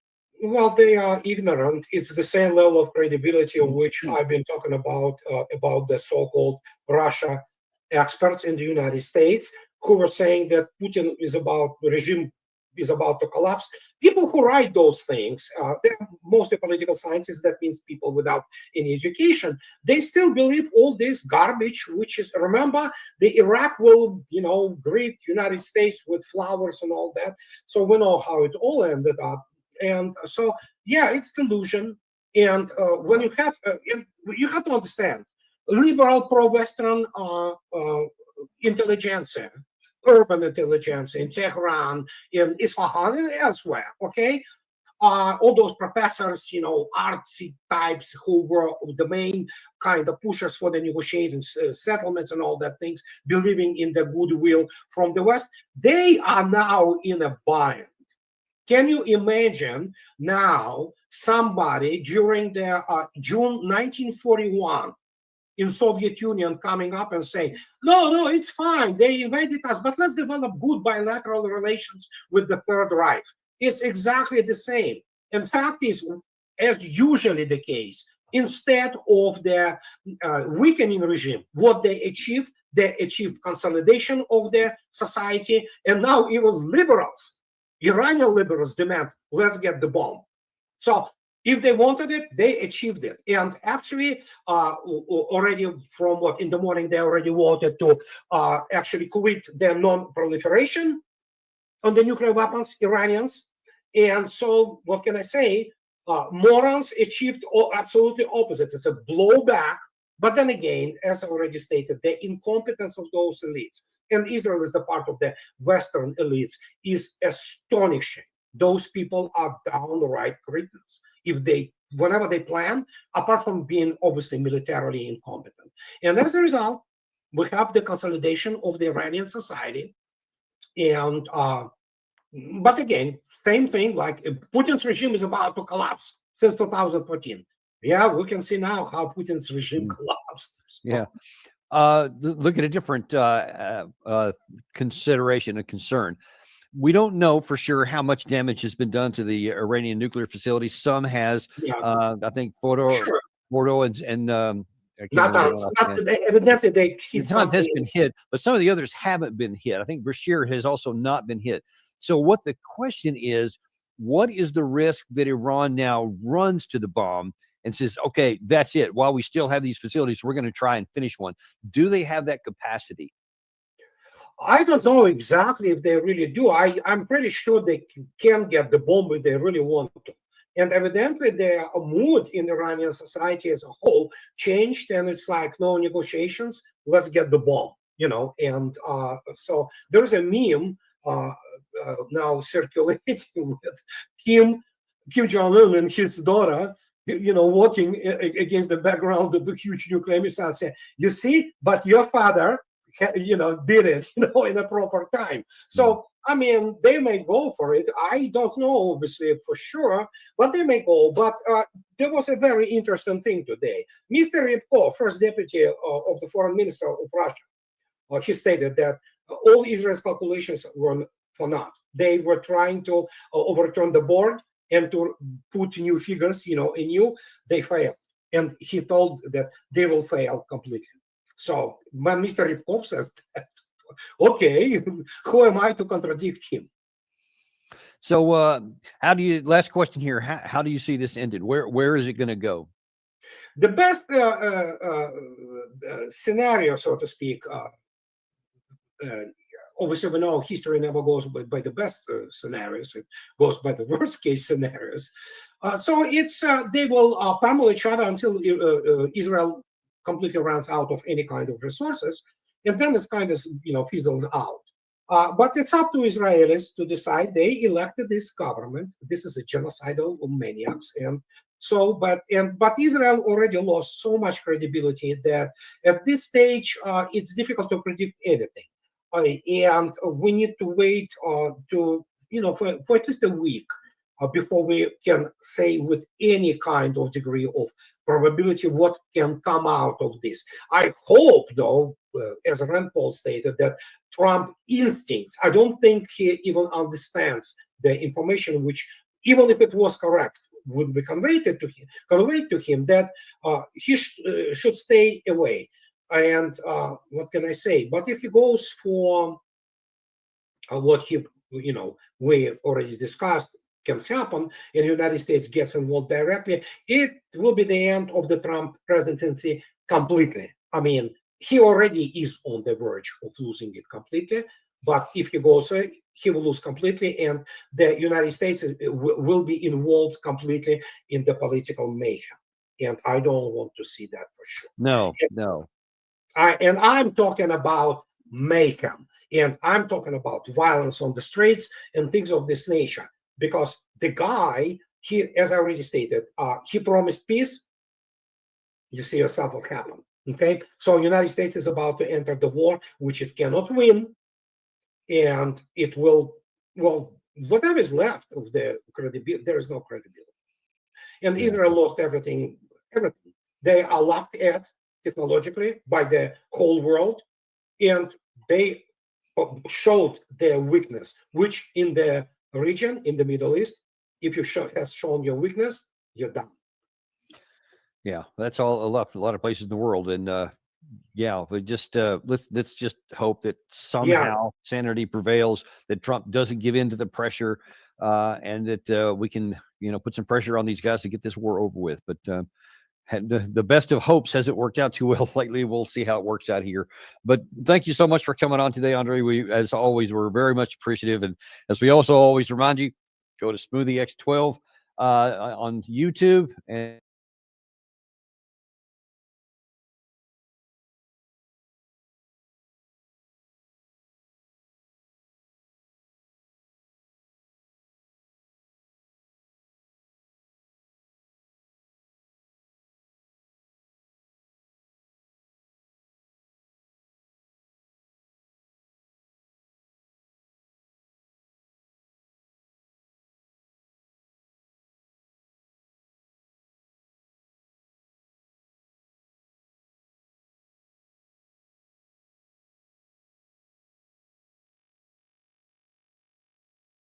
Hi, everyone, and welcome. I am joined today by Larry Johnston, a former CIA analyst and extremely popular commentator, insightful, I would add. Yeah, welcome back to the program. I'm glad I haven't worn out my welcome. Thanks for having me. Well, I want to discuss with you obviously the debacle going on with this attack on Iran. Now, yeah, I guess the debacle has a lot of layers to it, but I thought perhaps we could start with looking at how you see what went wrong here, because there seems to have been an intelligence failure, because the assumption, I think, was that Israel could have a very powerful decapitation attack. Air defense systems in Iran, everything would go down. There would be panic, and then perhaps followed by popular uprising and regime change. Well, we're seeing something very different happen. How do you see this, well, as an intelligence failure, or was it simply something that went wrong along the way? Well, yeah, I would say it was an intelligence failure sort of on both sides. So the failure on the Western part is, they spent too much time watching World War II movies and celebrating the supposed successes of the British Special Operations Executive, SOE, that if that was what turned the war, guns of Navarone, and go down the list. The reality is these kinds of paramilitary intelligence operations, it was very sophisticated, but this thing had been planned. The planning for it started when Joe Biden was president, okay?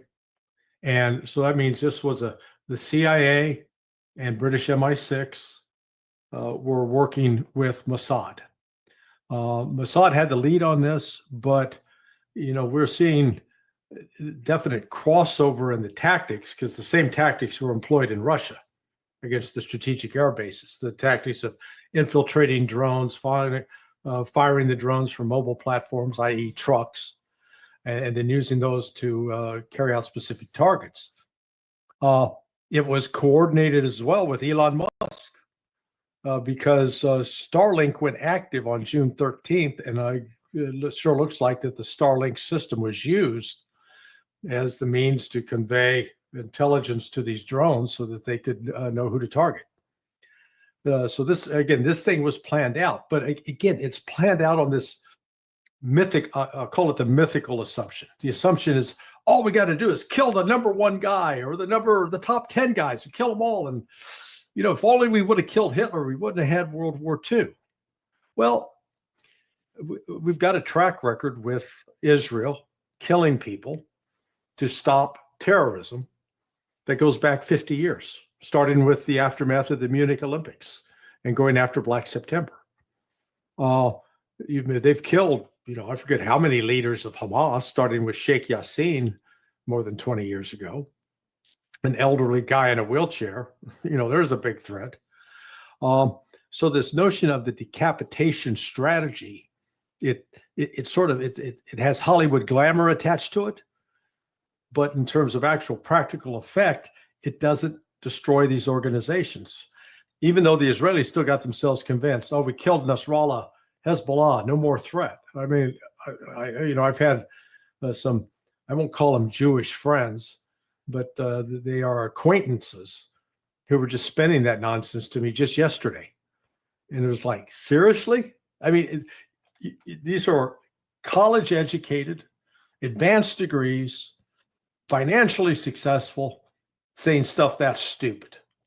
So, that was this whole effort. I think they fully anticipated that this would destabilize the Iranian regime and cause, the people to rise up, the army to fall apart. And they fully this was accompanied by a massive cyber attack. It wasn't just Israel.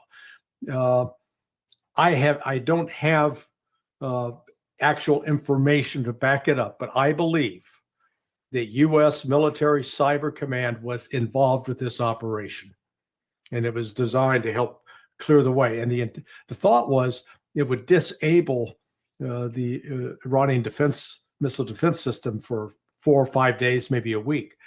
Turns out the Iranian technicians got the system back up and running within about 10 hours. So it didn't work out as the plan. The plan was that this would be over in 24 hours. We go back. You're the historian. You can go back through history and chart the number of wars where the leaders are saying, yeah, well, this will be over in 24 hours. It'll be over in a week. And then 6, 7 years later, yeah, hey, George W. Bush, mission accomplished in Iraq. That didn't quite pan out that way. Now, on the Iranian side as well, what this operation exposed is Iran is not the authoritarian state that we were led to believe. In other words, you had hundreds of Mossad operatives running around Iran, identifying the locations of the scientists as well as military officers, constructing drones, infiltrating drones into the territory. And, Iran's intelligence service was caught with his pants completely down around its ankles. So, complete failure on that part. Despite that initial failure, they managed to regroup pretty quickly and realize, hey, guys, we're actually in a life and death struggle here. What the West didn't count on, and I guess what the Iranians are pretty happy with, is that even some of the groups that were opposed, the opposition political groups in Iran that were opposed to the leadership, they're now, we're with you. We're with you 100%. So it is actually solidified the let's call it the clerical control and the political control of the Iranian government against all these let's call it the subversive efforts that have been promoted by the West over the last 25 years. Yeah, well, it's this assumption that if you just put the regime on its back foot, then somehow there will be this natural uprising. But even the fierce opposition, the opposition in Iran who may hate the government, they still don't want their country to burn. I mean, this is I see often the same assumptions being applied to China, Russia, and others. Indeed, you mentioned the similarities between Iran and Russia, and this was also back in, I remember, March of 2022, right after the Russians had invaded and the US and British were pushing to sabotage the peace negotiations in Istanbul. They had this, in Bloomberg, they had published this interviews they had done with military leaders in Britain and America, and they had concluded that the only acceptable option now was regime change.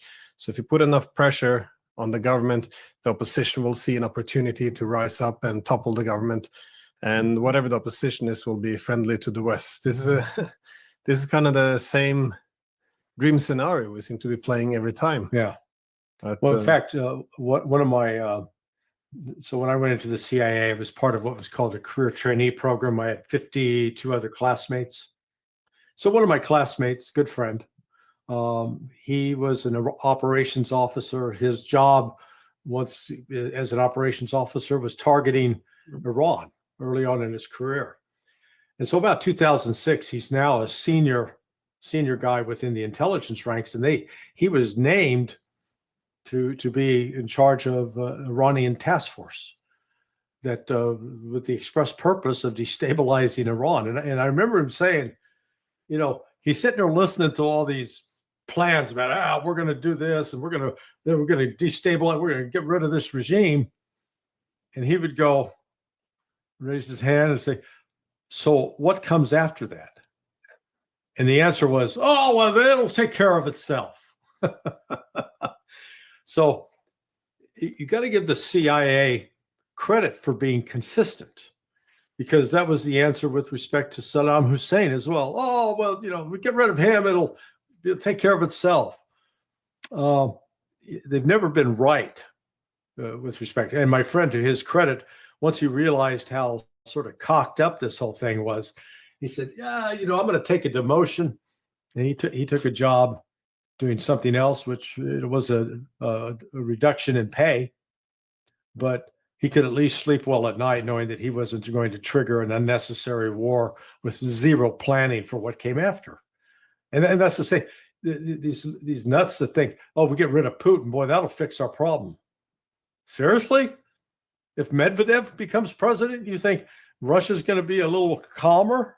I mean, it's ridiculous. And so, again, the same thing with Iran. They forget that Iran, and you've been there, you've seen it. It's a complex, organic society. It's not like a Jenga tower where you just pull out one peg and the whole thing collapses. It's much more robust than that. And unfortunately, you've got a lot of childish, juvenile thinking on the part of Western intelligence.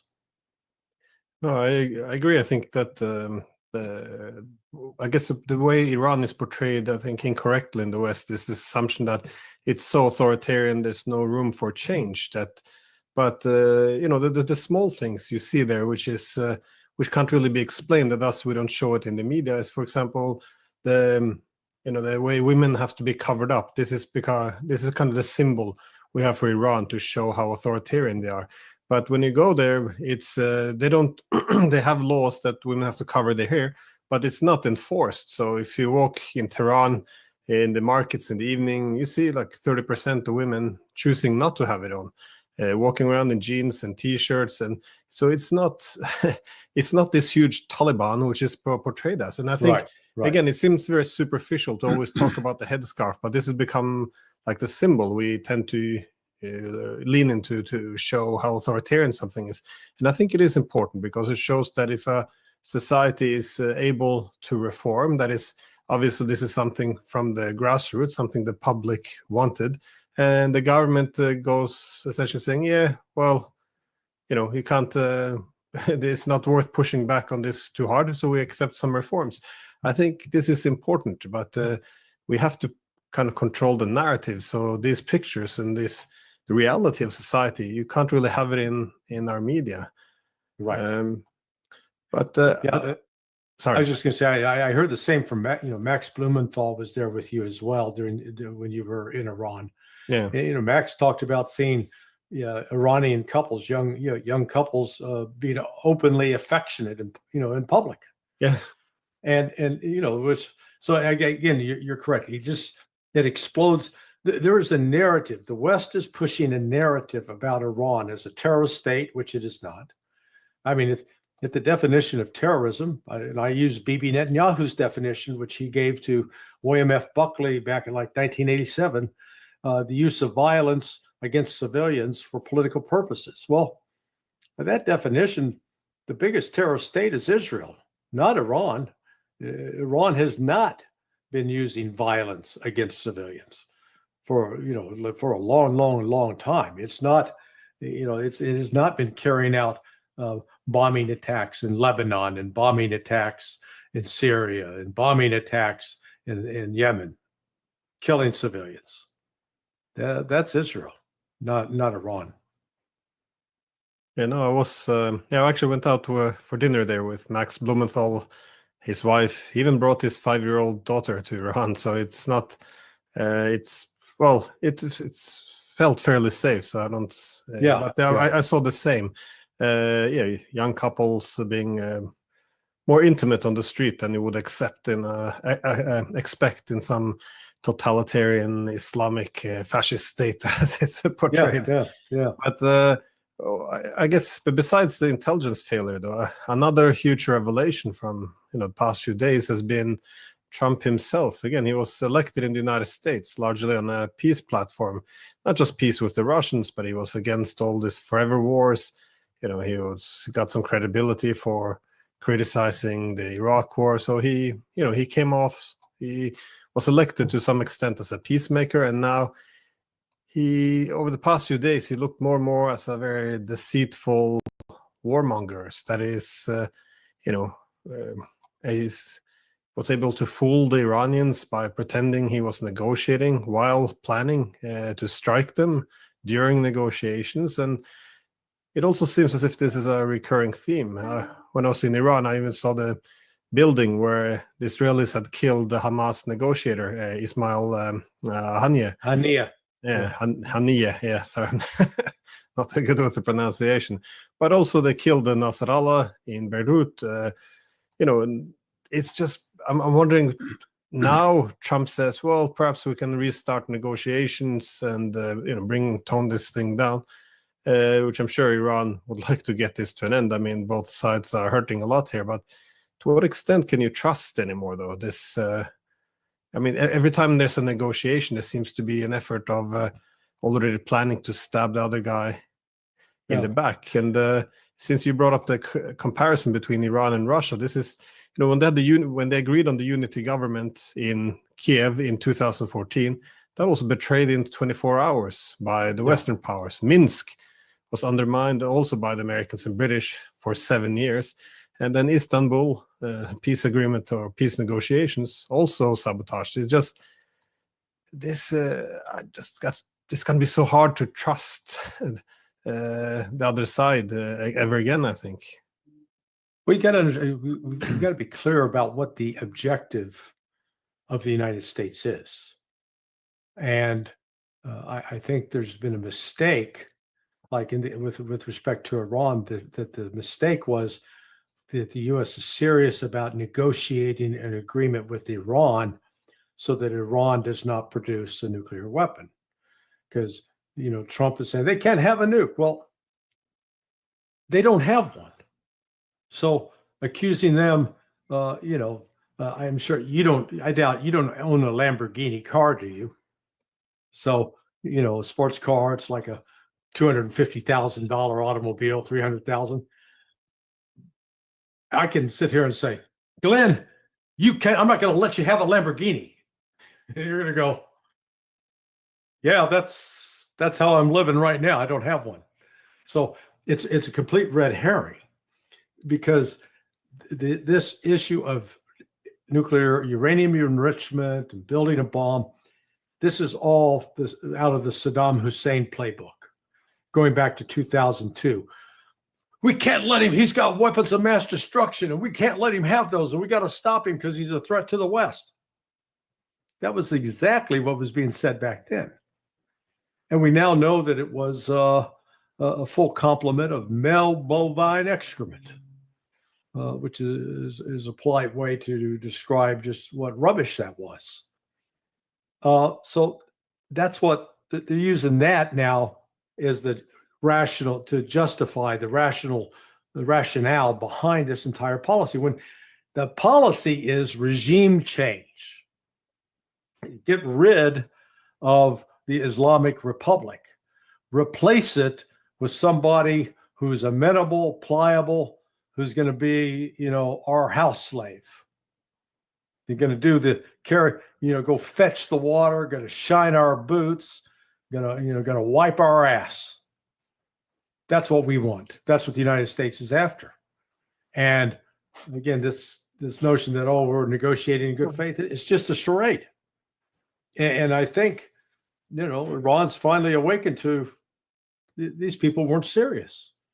And I think, there's several leaders, in Saudi Arabia and Qatar and the Emirates that, this week they're starting to wake up going, wait a second,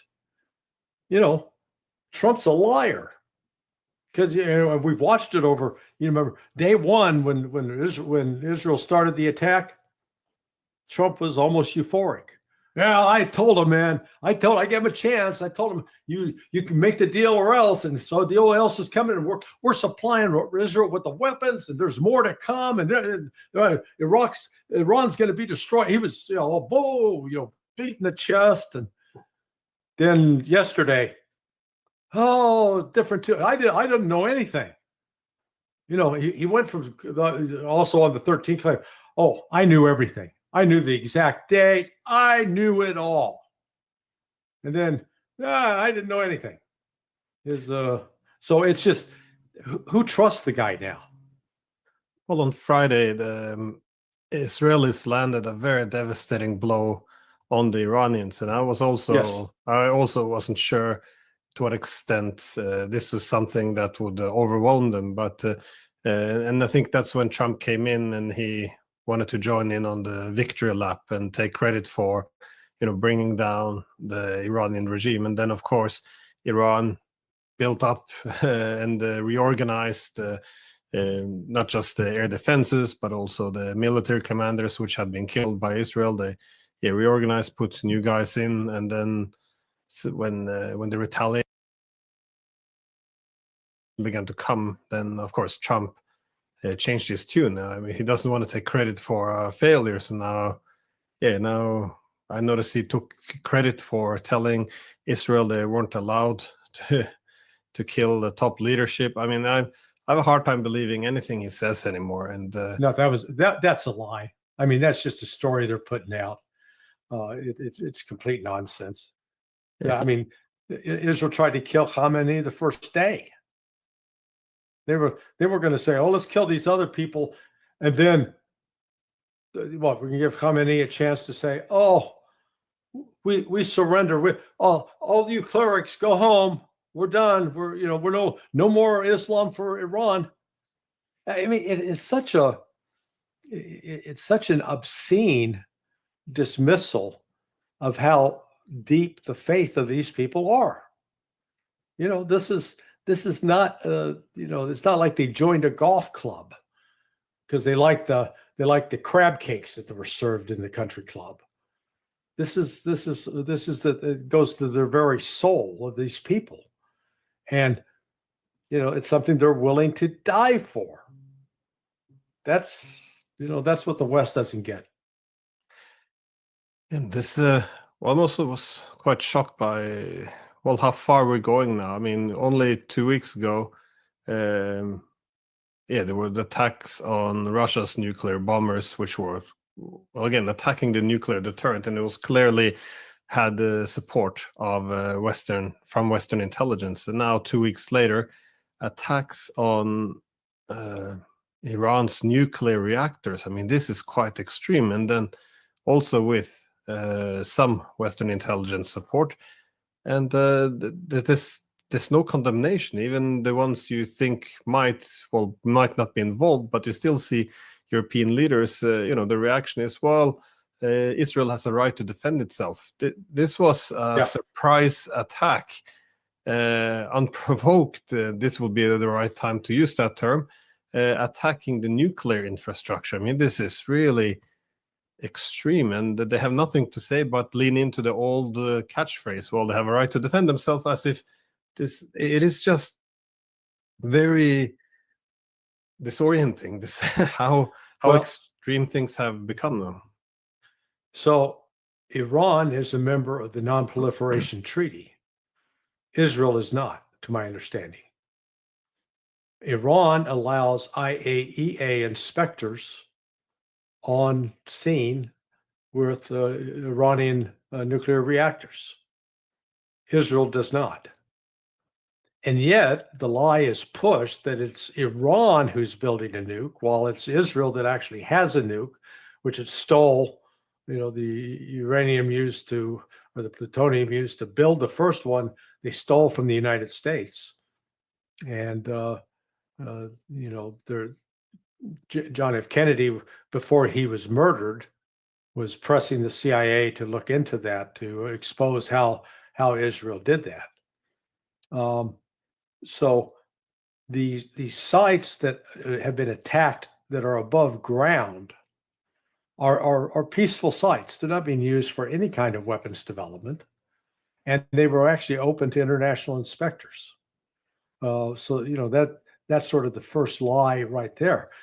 What Israel and the average citizen in Israel and the United States doesn't understand is that more than 20 years ago, Iran started burying its most sensitive laboratories and facilities underground, deep underground, so that they could not be attacked by any kind of conventional weapon and even be somewhat impervious to a nuclear device.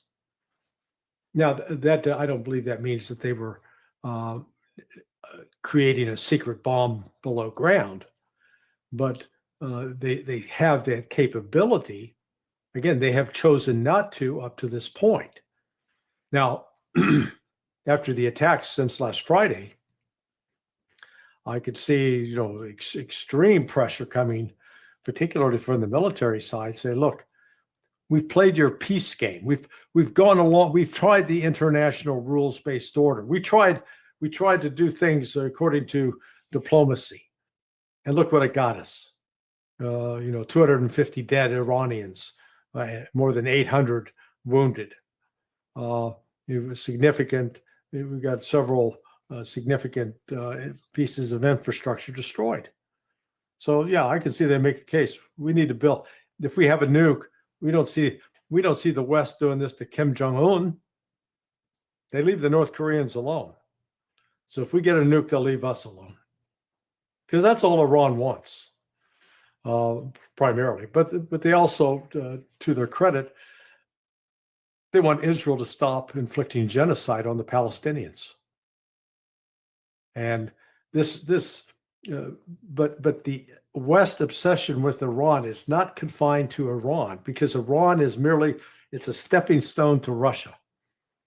And it's a step. Russia's got to be defeated, because ultimately the big kahuna is defeat China. And so the West is trying to pick them off one at a time. So these things about, Iran's a sponsor of terrorism, Iran's building a nuke, all red herrings. Regime change is the name of the game. And like you said, Iran is a signatory to the Non-Proliferation Treaty, which gives it the right to have a civilian nuclear program. This is why it's so strange, because this whole thing about pressuring the Iranians to negotiate is that they should abide by the Non-Proliferation Treaty, which means that they're not allowed to develop a nuclear weapon, but have a civilian energy program. But now we see Israel, which has not signed the Non-Proliferation Treaty and does have nuclear weapons. It is pushing Iran, and the United States is now asking Iran, or telling Iran, it has to abandon even its civilian nuclear program, which it has a right to pursue under the Non-Proliferation Treaty. Correct. So it's very hard to portray the Iranians as the rogue regime here, when they are actually in the right if you look in international law, while Washington and Tel Aviv are the ones who are breaching it. This is black and white. You can't really contest that. So, but I want to ask though, what do you see anything if the war now comes to an end? Again, it didn't work. We have a ceasefire.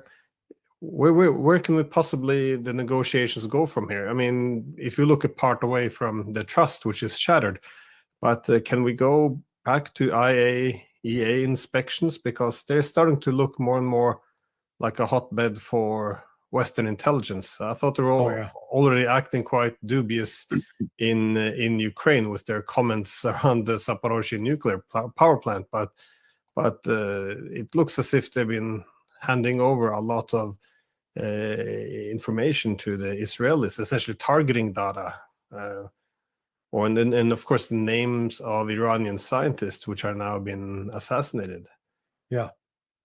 Well, this is I don't know what the extent of Iran's knowledge, let's say as of 2 weeks ago, about the how trustworthy the IAEA was.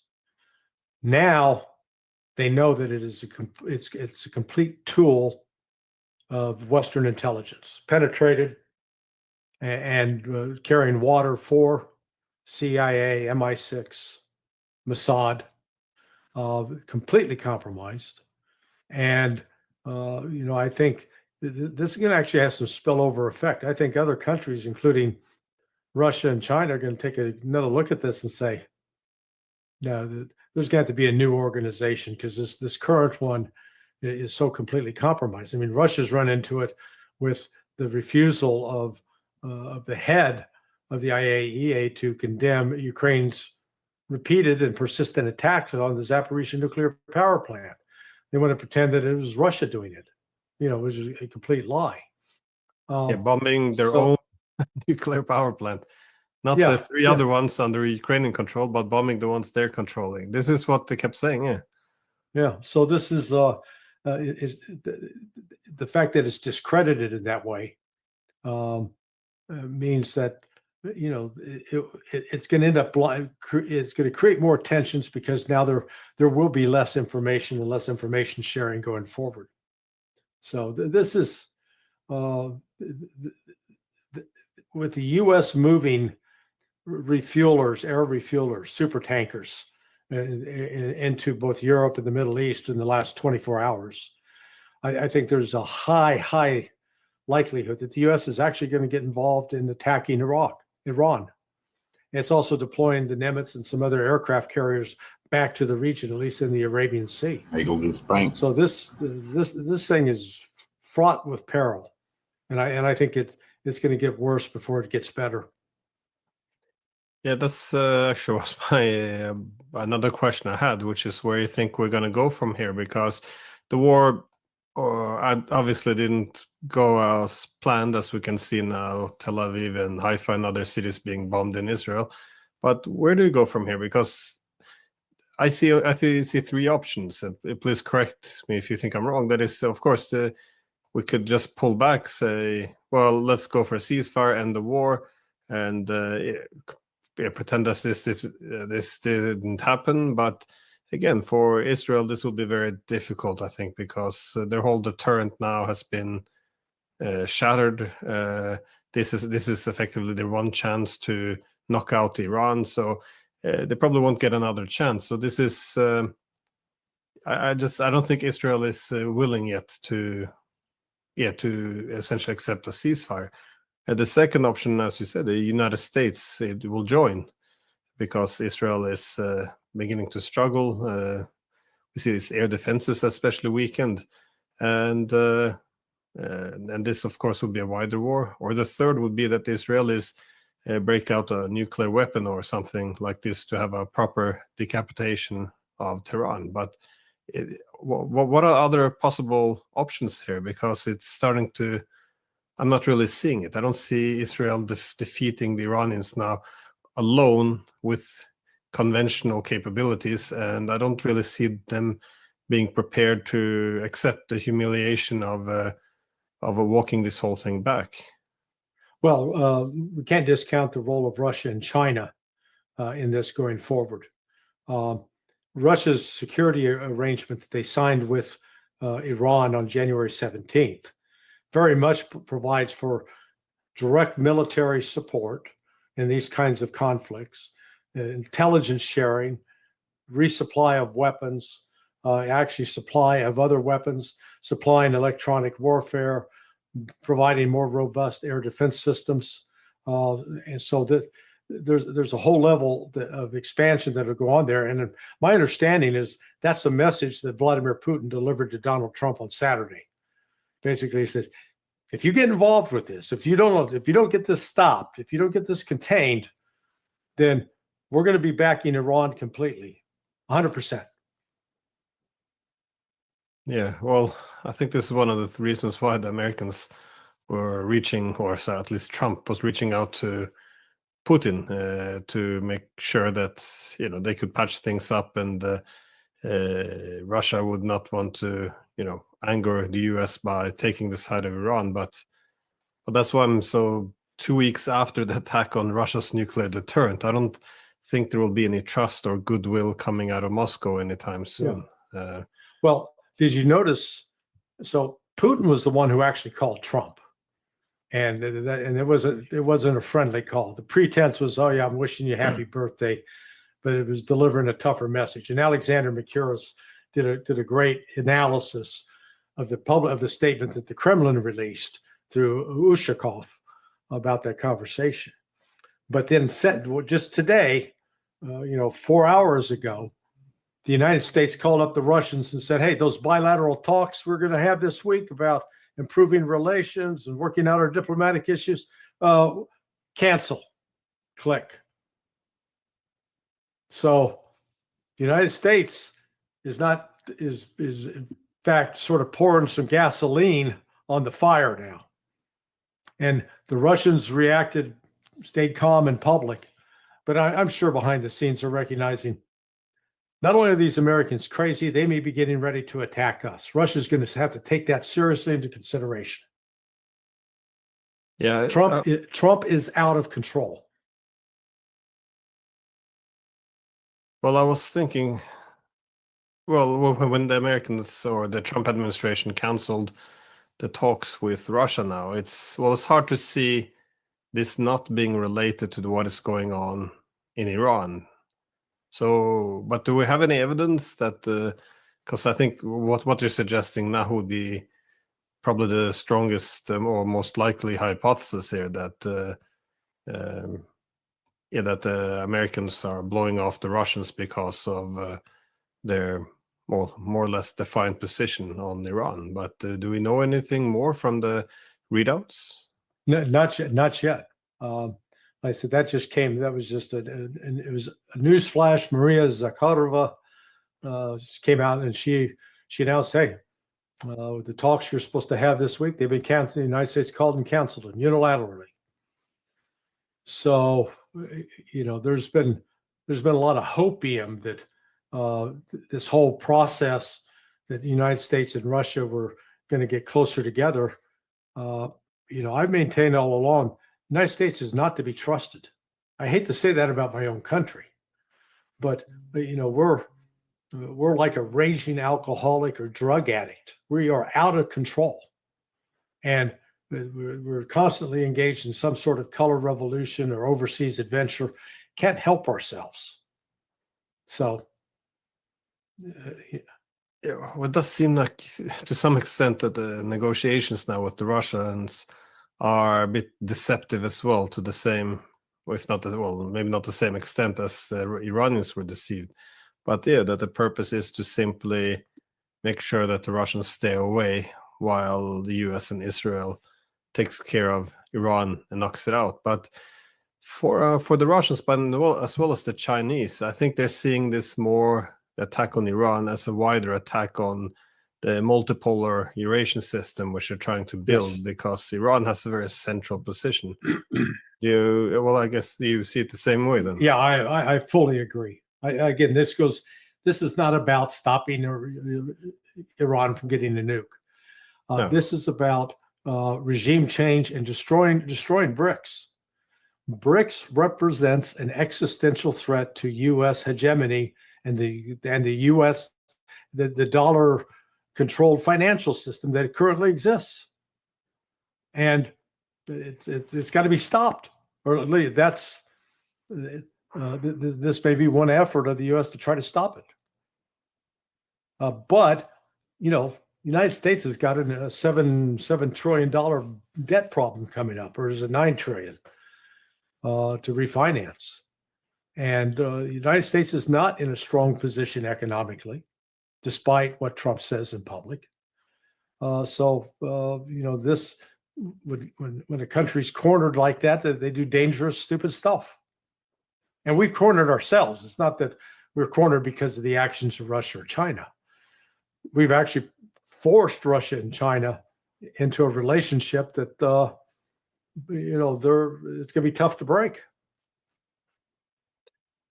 Well, I guess that's my last question. Do you see this escalating by pulling in other actors? You mentioned the United States now with this new planes landing already in Europe, and it looks like they're preparing at least for some involvement.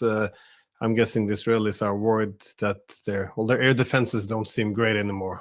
It seems as if more and more of Iranian missiles are getting through.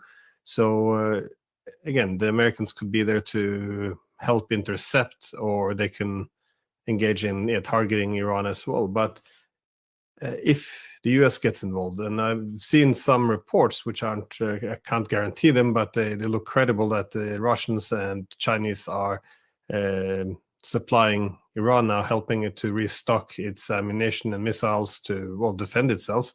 Do you see a possible pathway here to this, the other great powers being drawn in a direct shooting war on, again, with Iran as the proxy? Absolutely. If you get Russian advisors on the ground and then they are attacked by U.S. missiles, absolutely. I mean, Russia is really put up with overt acts of war by the United States for more than 3 years. And I understand why Putin has wanted to avoid escalating that, because Russia and China combined, they understand the actual cost of war. Depending on which number you use for World War II, whether there's 50 million dead total or 60 million total, if you go with the 50 million total, then China and Russia combined accounted for 47 million of the 50 million dead. I mean, they paid a horrific price. So that's why neither of those countries is actually, you've seen, eager going out trying to get into wars and trying to engage with combat. Whereas the United States, we hardly lost anybody in World War II.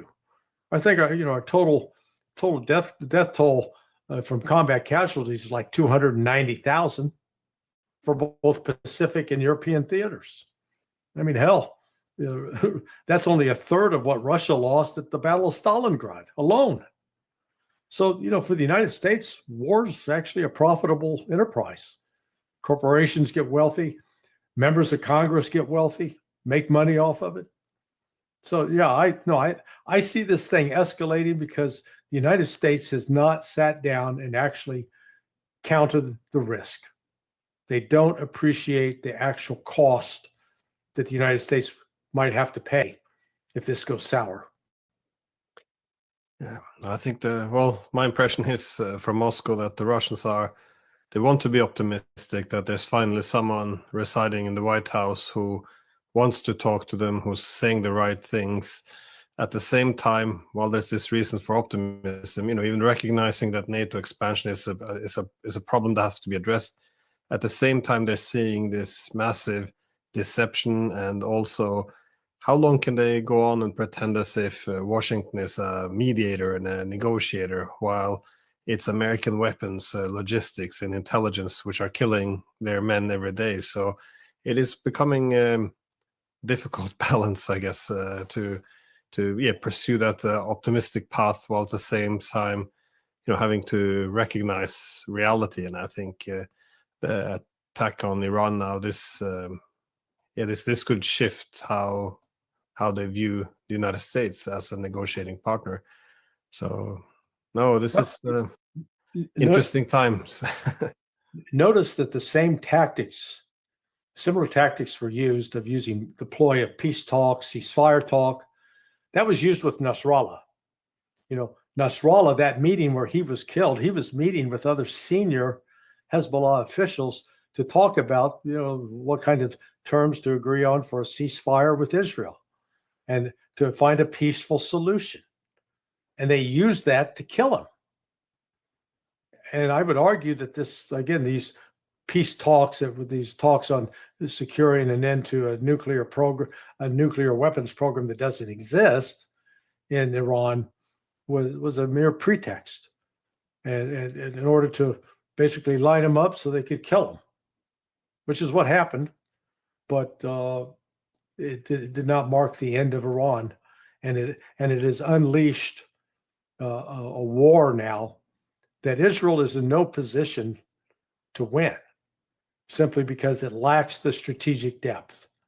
And when I use terms like strategic depth, we're talking about, do they have an arms industry that they can produce the weapons that they need, particularly air defense missiles, artillery shells, bombs? No, they don't have that. They're entirely dependent upon the West for that. Do they have ample manpower reserves that they can call on? No, they're a tiny little country, 8 million, and they don't really have much of a standing army because they're heavily reliant on reservists. And yet now they're basically fighting a 5-front war. They're fighting in Gaza, they're fighting in West Bank, they're fighting in Lebanon, they're fighting in Syria, and now they're fighting this air war with Iran. And one of the problems with the air war, the F-35, which has been sort of a main part of their ability to attack, it's what is known as a hangar queen. It is very fragile, requires lots of maintenance. I understand that the for every 1 hour of flight time, it requires 10 to 14 hours of maintenance. Well, one round trip back and forth from Israel to Iran is at least 4 hours. So, right there, you got 40 hours of maintenance for every plane that makes that trip. That's a full work week with 8-hour days. So it's just, my point is this, Israel is not equipped to sustain a war of attrition, whereas Iran can sit there and launch missiles all day long. Because just as the Houthis showed, you put those on mobile launchers, and the West's ability to track, locate, and destroy very, very limited. Well, Larry Johnson, thank you so much for your time, and I'm hoping this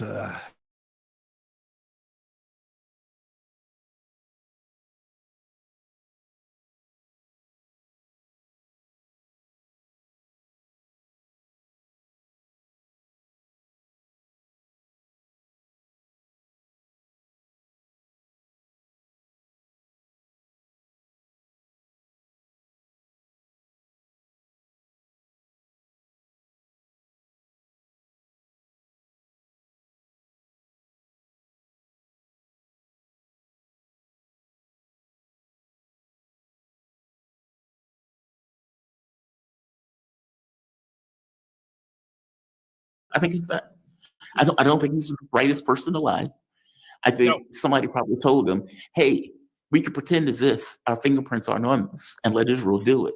And Israel can do the job. He bought into it, right? Yeah, and he bought into it. I kept saying, I said, he's giving Adelson, giving Netanyahu what they want, paying off his creditors.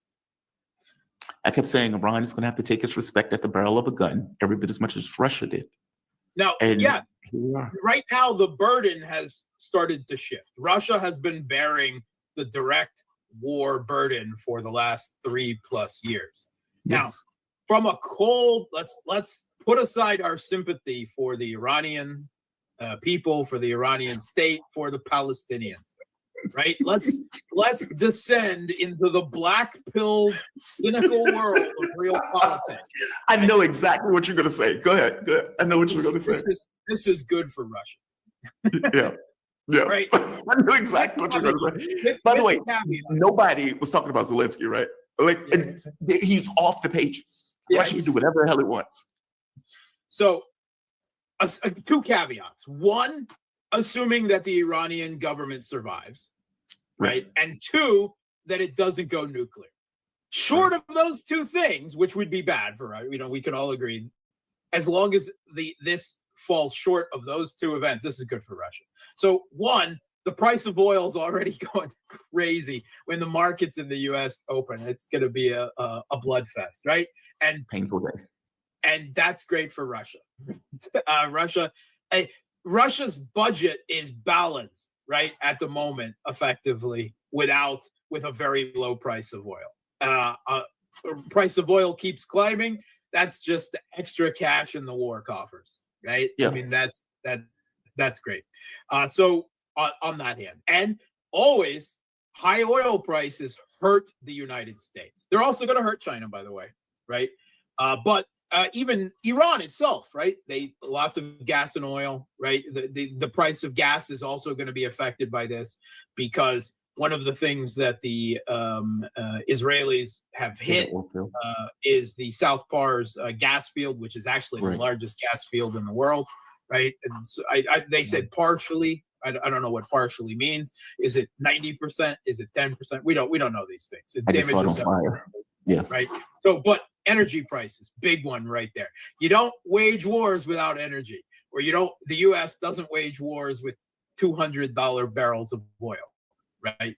So that's a big thing right there. Number 2, of course, is the armaments, right?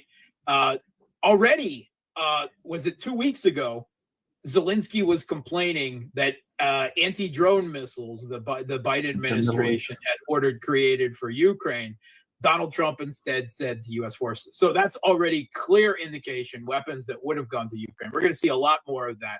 And in particular, air defense missiles, right? They were already not able to supply Ukraine with Patriot interceptors, right? And they certainly can't do so now, right? They're wasting all of these things.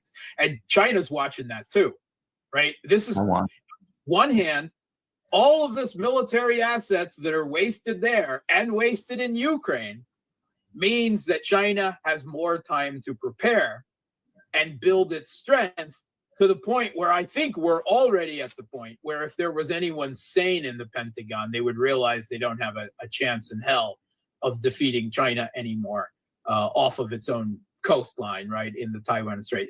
I think it's like 5 war games in a row now that the Pentagon has run for that scenario. Yeah, they always lose in their own war games against China, right? So, but Chinese, they always like a safety margin, right? And the longer the wars in Ukraine and now in the Middle East go on, and the U.S. continues to waste military assets, failing once again, as every president since Obama has wanted to pivot to Asia and getting stuck down in the Middle East or Eastern Europe again. They're falling. Once again, China wins by doing nothing, right?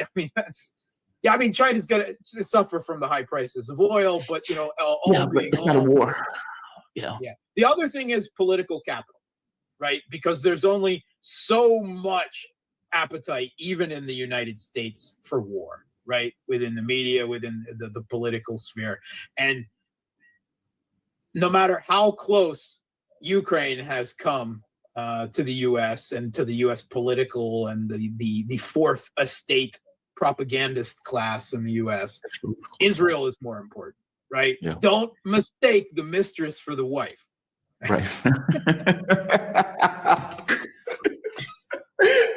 the end of the day, Zelensky's just the mistress. If times get tight, the mistress is going to get kicked out of that condo. Right?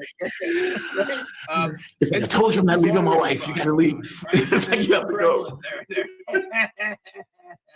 Right? All this means is that Russia achieves a higher degree of victory, right, with less cost over less time. That's what the cold-blooded, heartless bastards like me that in the Kremlin are seeing right now. And by the way, just to be clear, they've been making hell of a gains on the ground. The spring offensive is in full swing. Zelensky is screaming about help, complaining about the number of apparently targets that Russia's been hitting. Just in the last few minutes, could you give us a rundown of what has been taking place out of eyeshot, considering the sunlight has basically drowned out stars? What is going on the battlefield up to this point? From my understanding, Russia's been moving across the entire front.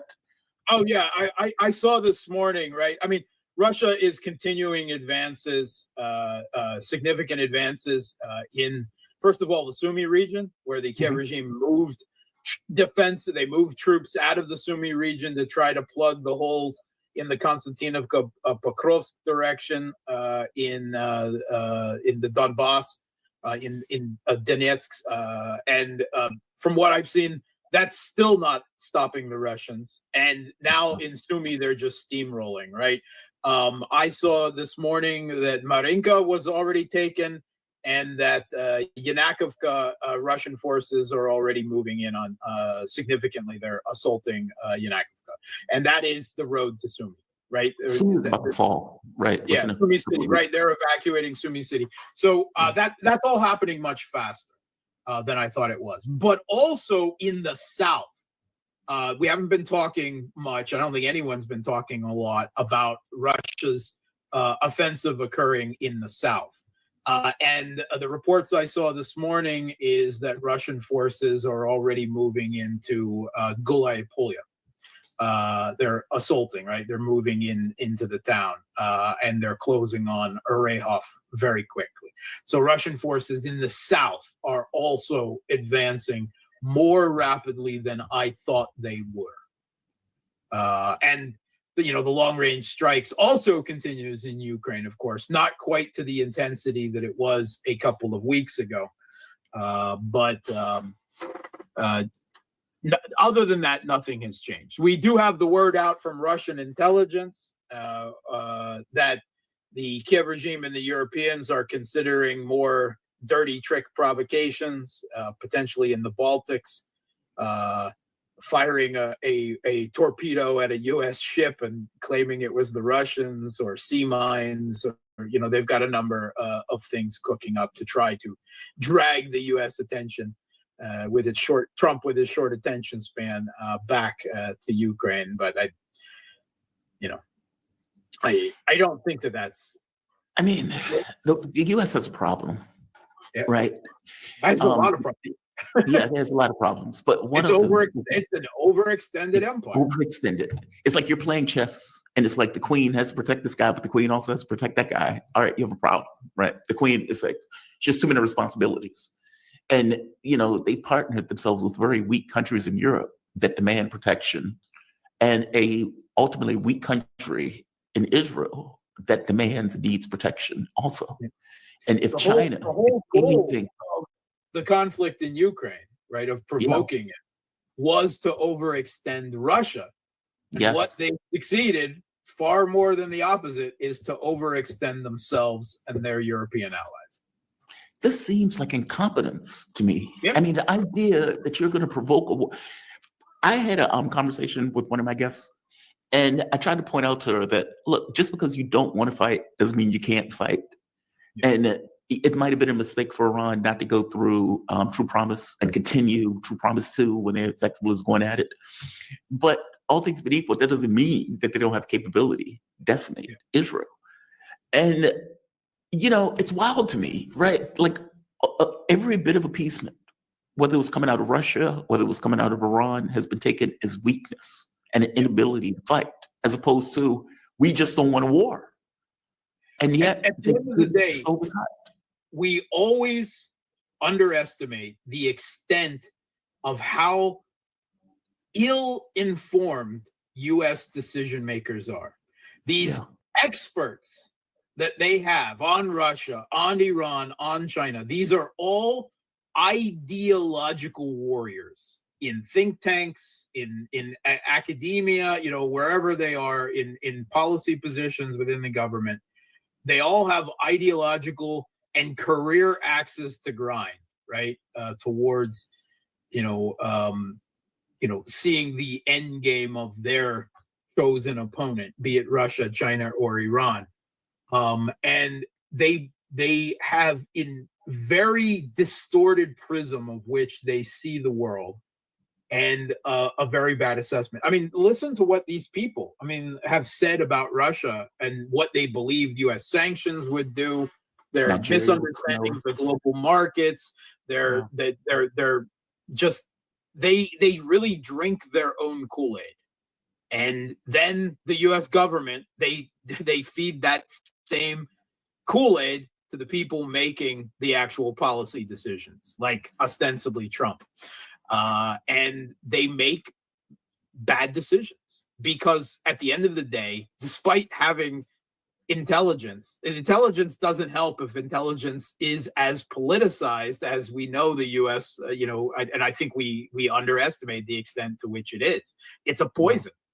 And I think that particularly when we're talking big picture wise, many of us might be better informed than some of those senior people making decisions in the United States, because we're not being fed that Kool-Aid, right? Should China take Taiwan? Should China take Taiwan? Black pill, right? Screw it, black pill. Okay, so I'm saying that jokingly, kind of. China also doesn't want World War III. No, they don't. They don't. Yeah, and you have to. Trump is a madman. And however, look, if the U.S. moved in a serious way to regime change Iran directly, that is an option that China could take, right? Interesting. Right? Sending troops to Tehran? No, not an option. Putting a blockade up around Taiwan, that's an option, right? Without even going for the full invasion of Taiwan. That is an option that could divert U.S. military focus and political focus and attention away from regime change to there. Russia can play the same game by expanding, the conflict in Ukraine, escalating in a new way there. That are realistic options that Russia and China could do to assist Iran without having Medvedev flying into Tehran on the Right. On the bomb with us. Right. Yeah. Right. Dr. Strangelove. Mark, fantastic breakdown, man. Fantastic breakdown. As always, you're deeply appreciated. Mark Sloboda, International Relations Security Analyst. You can follow Mark on Twitter at Mark Sloboda1. You can find him on Boosty, Boosty. Just put Not it in the same. Busty. That's another thing, right? It's another website. Yeah, right. You can catch him on that. Put in his name, Mark Sloboda, or Real Politic. Yes, you can find it. And please join. We got a community. We got a private Discord channel for discussions among like-minded people. You can speak to me directly there. You can get interviews with me, and I have a whole lot of exclusive content just for those people. Three pieces of exclusive content, including specifically a Q&A answering your questions every week. And may I jump from my cold-blooded realpolitik throne for a minute onto the emotional chair. Please. There was a video going around on Telegram of a dinner party in Lebanon on a rooftop, watching the Iranian missiles come down into Tel Aviv. And they're all standing up in dresses and nice outfits there, filming. And right in the foreground on the roof with them is this guy in, I don't know, some type of robes, playing a saxophone. I saw that. I just thought that is both moral, a Schadenfreude on one hand, right? Of seeing the Zionist regime get what they've unleashed onto Lebanon and Palestine and everyone else. And I feel also a clear as day, as clear as you want, personification of the madness of the world we live in, right there in one little video clip. It's a rational act. I think it's a rational act. And people think I've gotten far darker. That may be true. I will be love and light when this is over with. Right now, I'm responding to environmental circumstances. They have murdered en masse before our very eyes for 2 years.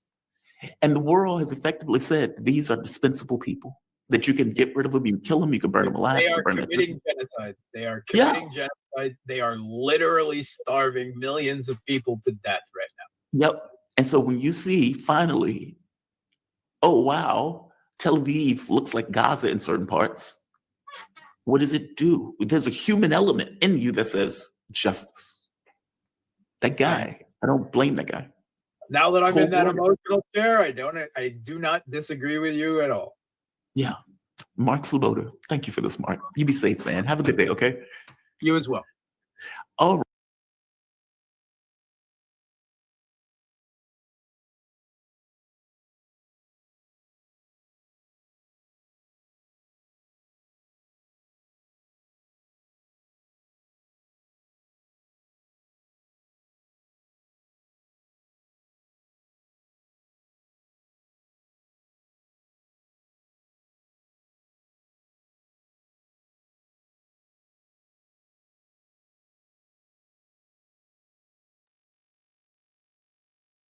were attacking them.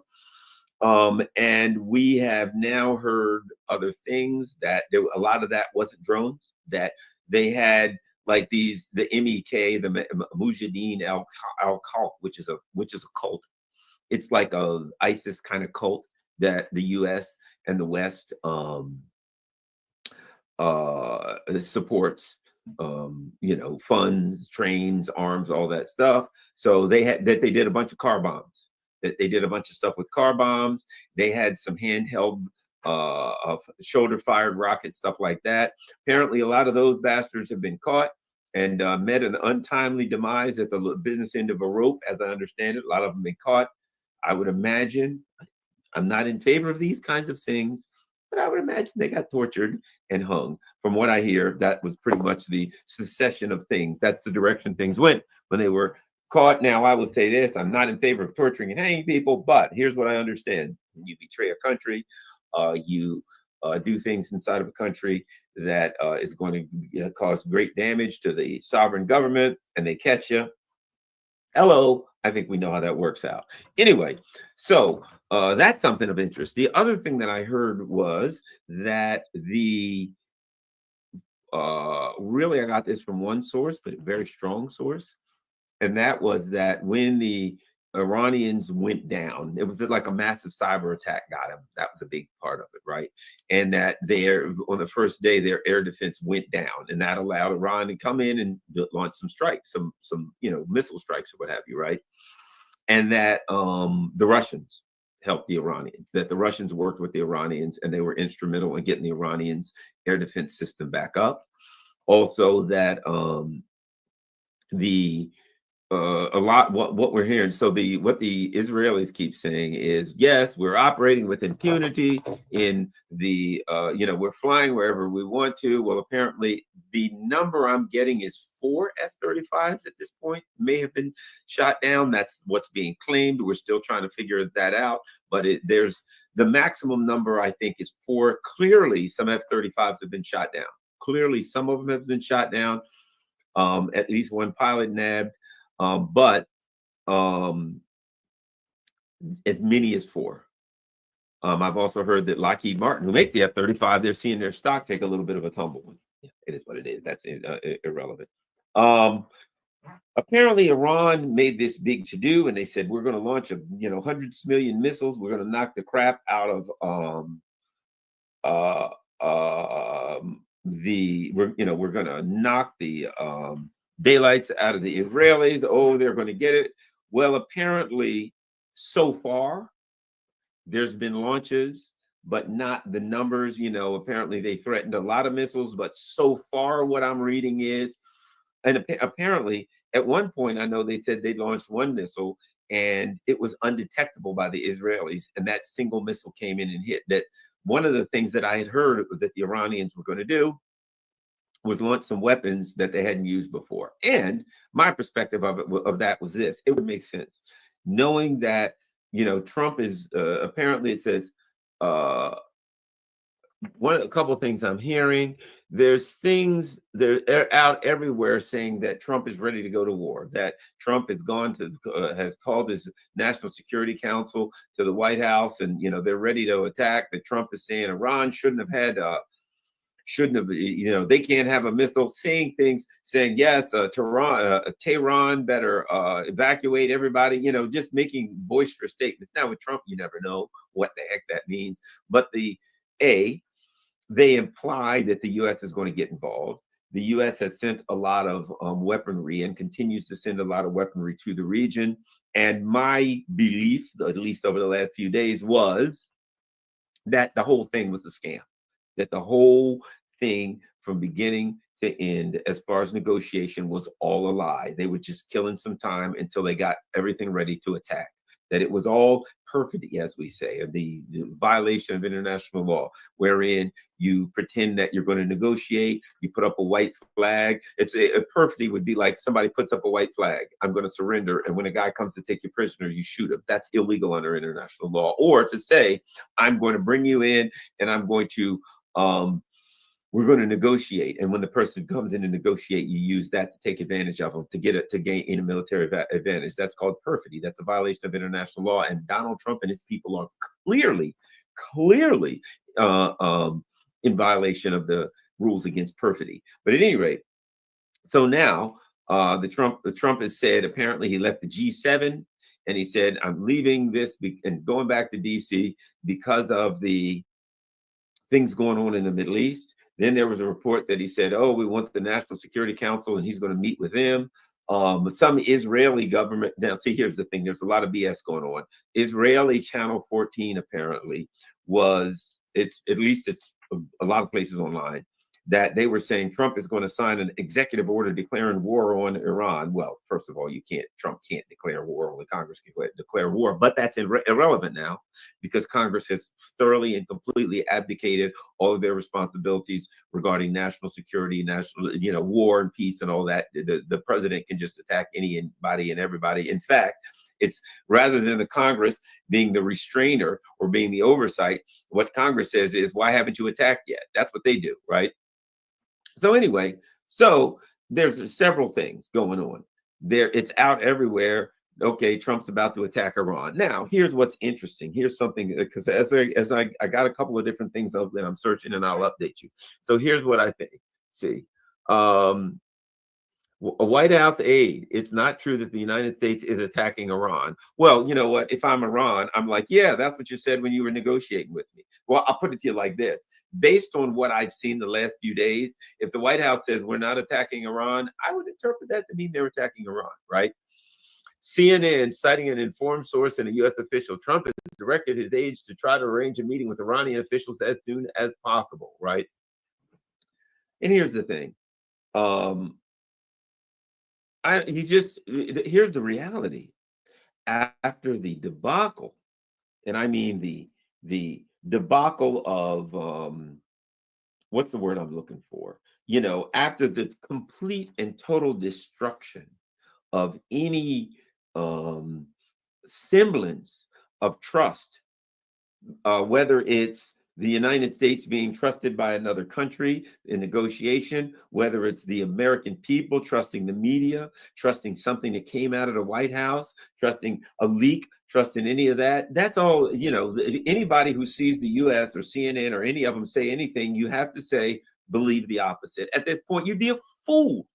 After, yes, Trump's having a fight with Netanyahu, really? And we find out that was all lies, that they deliberately just to mislead. Yes, Trump's not having a fight. Now he's having a fight. Trump's doing this. Now he's doing that. All of that, we find out that, think about this, and this is important. If you're Russia or China, you're like, holy crap, they negotiated with somebody so they could screw them. Everything they did was a negotiation so they could screw them. So you're Russia, China, or whatever other country, right? If you're the American people, you're like, holy crap. They said this to CNN, MSNBC, Fox. Then they said that. Then they released that. Then they told us Trump was fighting here. And we found out, as the Israelis said, that the media was in on it. That part of this was the media. It was a whole operation using politics, using media, and using all of that. What does that tell you as a person who's in the United States? That means never trust the media. That means the media was willing to work with the government of another country and your government to deliberately deceive you regarding the issue of war and peace. Like we didn't already know that, but now they just did it, and then bragged about it.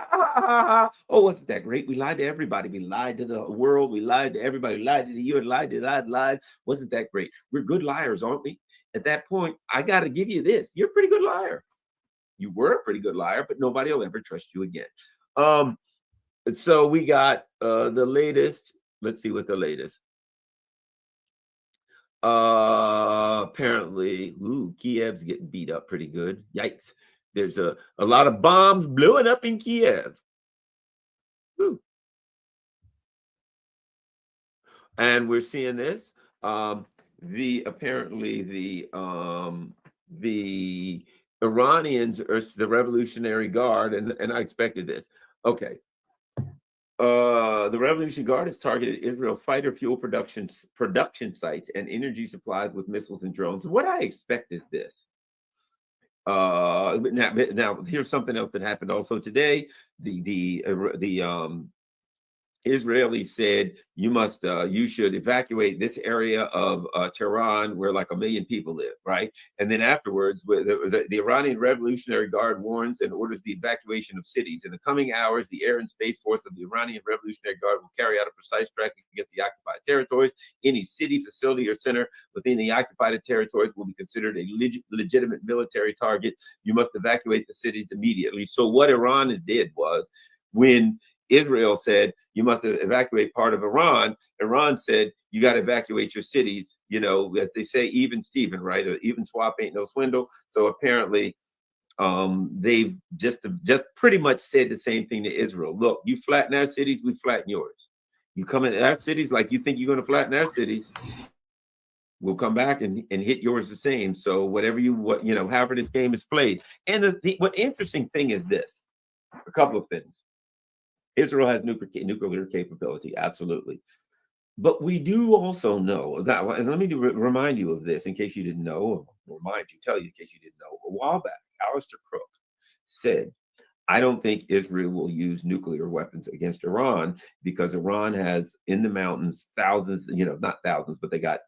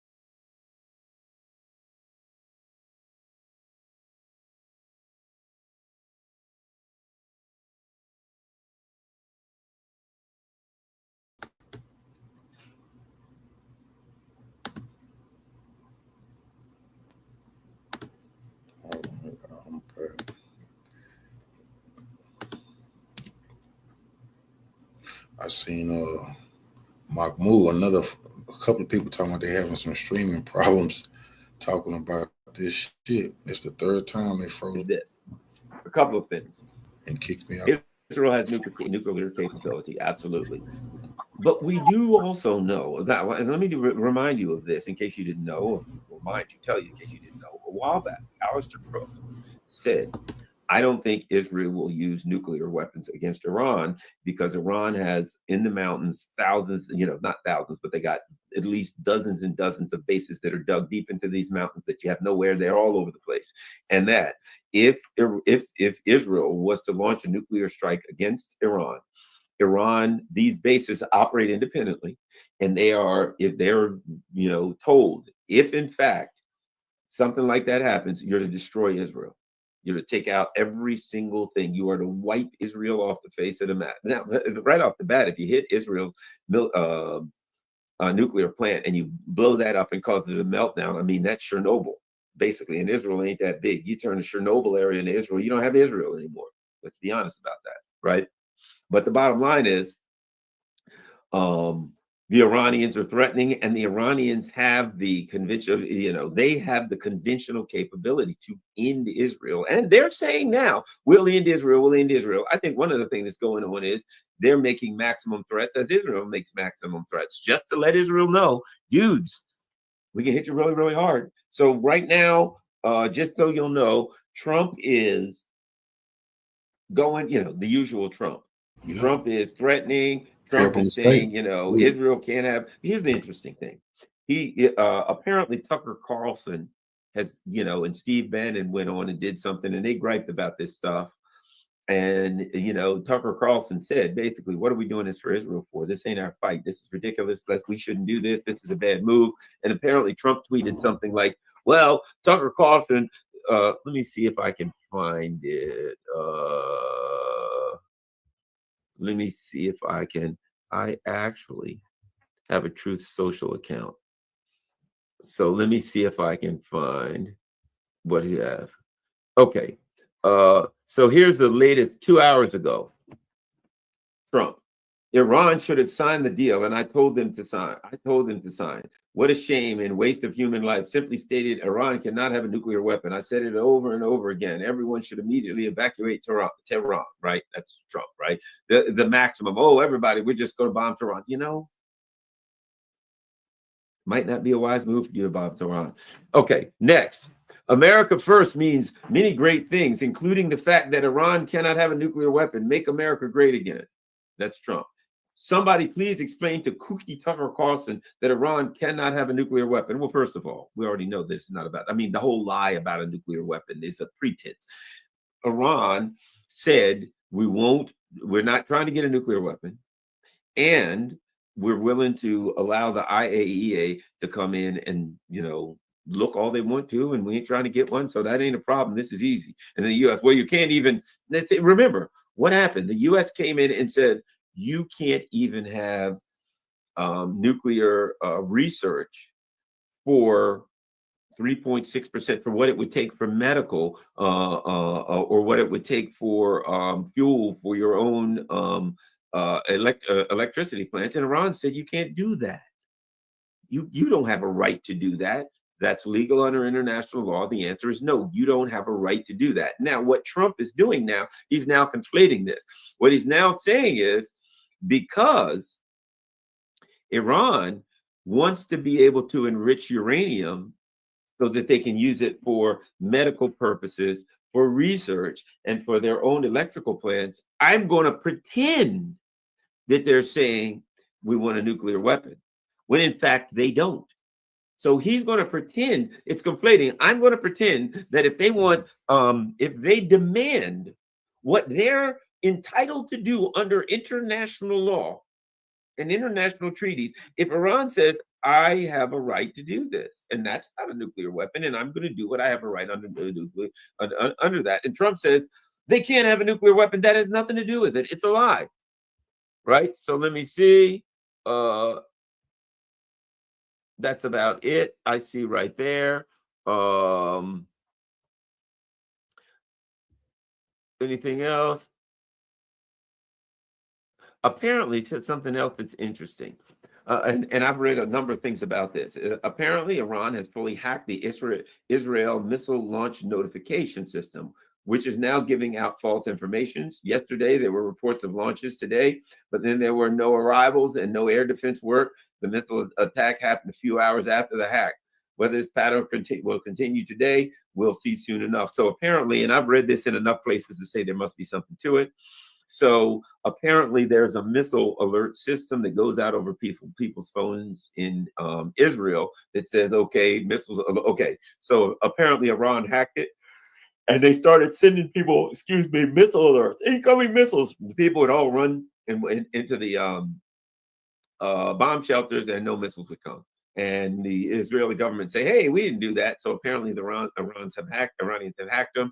I saw another thing where the Iranians had hacked some Israeli television and they were like playing, the TV was on and they were like playing songs or some weird songs over it. So apparently they're able to do some hacking. They're able to cause some problems for the Israelis. Certainly the Israelis are not going to tell you what's going on. Let's see.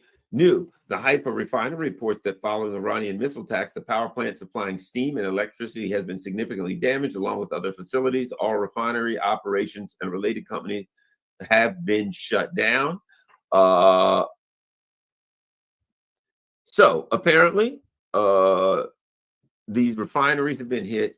What it appears to me, to be quite frank, is, and I think, it makes sense to me. It appears to me that over the, and if you think about this, what's it been, 3 days? Friday, Saturday, Sunday, and Israel's opened up a can of butt whooping. Apparently, they're really looking like rubble. I don't know if you've seen any of the pictures, but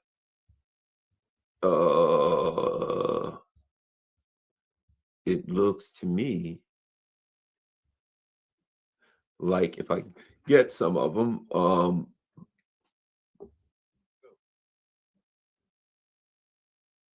let me see. No, that's Lebanon. I'm looking for some of the pictures from Israel. Apparently, here's one. You might have seen this one, but I'll show you some of the pictures from Israel. Apparently, this is there were a number of skyscrapers here.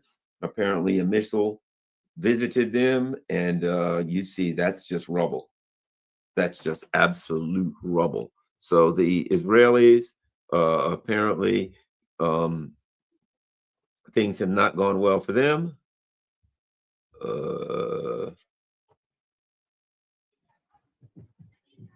Here we go. They're clearing out. Here's some more rubble.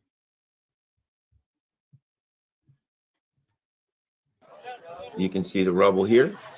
You can see that the apparently some missiles have visited them, and in the same way that they're oftentimes clearing out. We see what's going on in Gaza. Well, they're apparently doing the best they can to clean out rubble.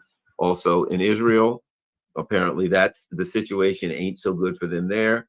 Let's see. Here's let me see, show you another video. Yeah, that's so apparently some missiles hit there. You can see it looks like an entire community, entire city block, a couple block, number of blocks.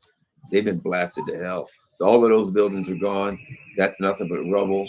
That's very, very dangerous. They're going to have to blow all that stuff up and take it down. And I mean, who wants to be even under there planting explosives to bring it up and take it down? That's a bad situation there. So apparently the Israelis are now starting to experience some of the things that they visited upon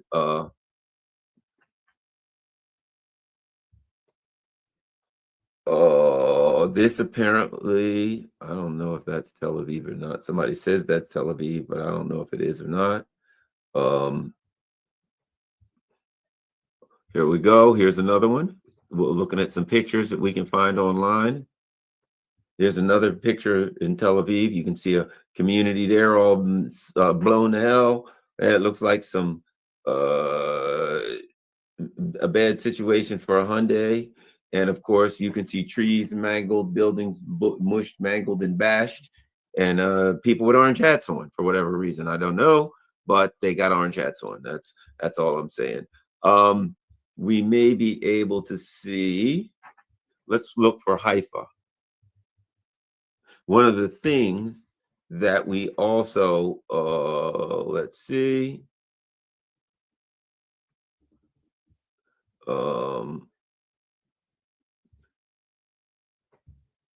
Let's see.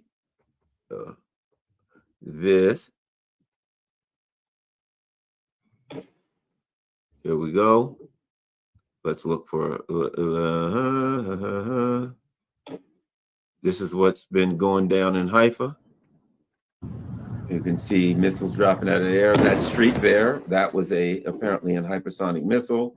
I'm suspecting there's boom. That's what a hypersonic strike looks like. In case you haven't seen one, it just looks like a laser.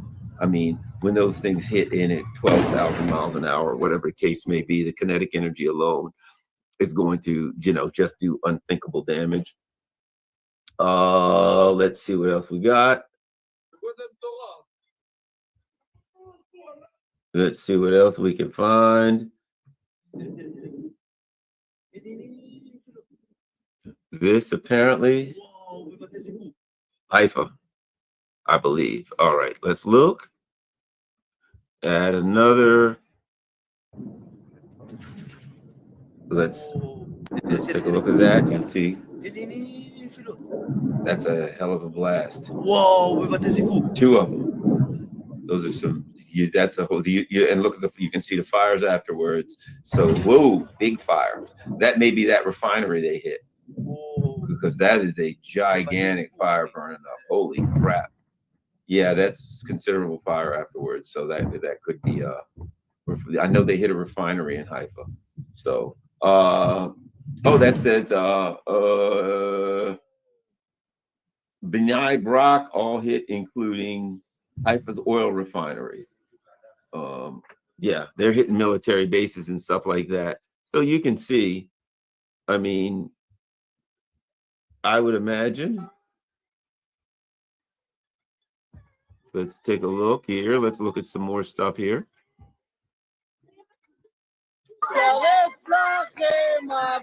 Right. Now, this is when the Israelis, it says,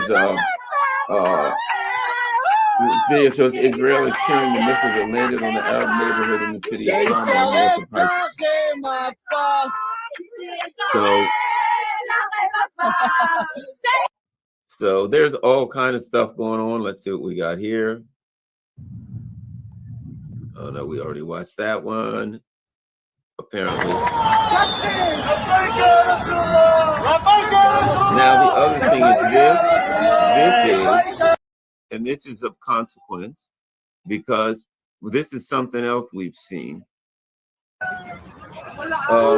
This is شاطئ مدينة سوريا تحول إلى وجهة لتصوير الصواريخ الإيرانية التي تسقط على المستوطنات الإسرائيلية ونحن على بعد كيلومترات من مستوطنات الجليل. So the bottom line is this, what we're seeing, and we see a lot of that too, and that is a lot of people around the areas that are cheering when they see, you know, a lot of people there who are very angry at the Israelis, and they're cheering when they see various strikes hit Israel. So let's continue.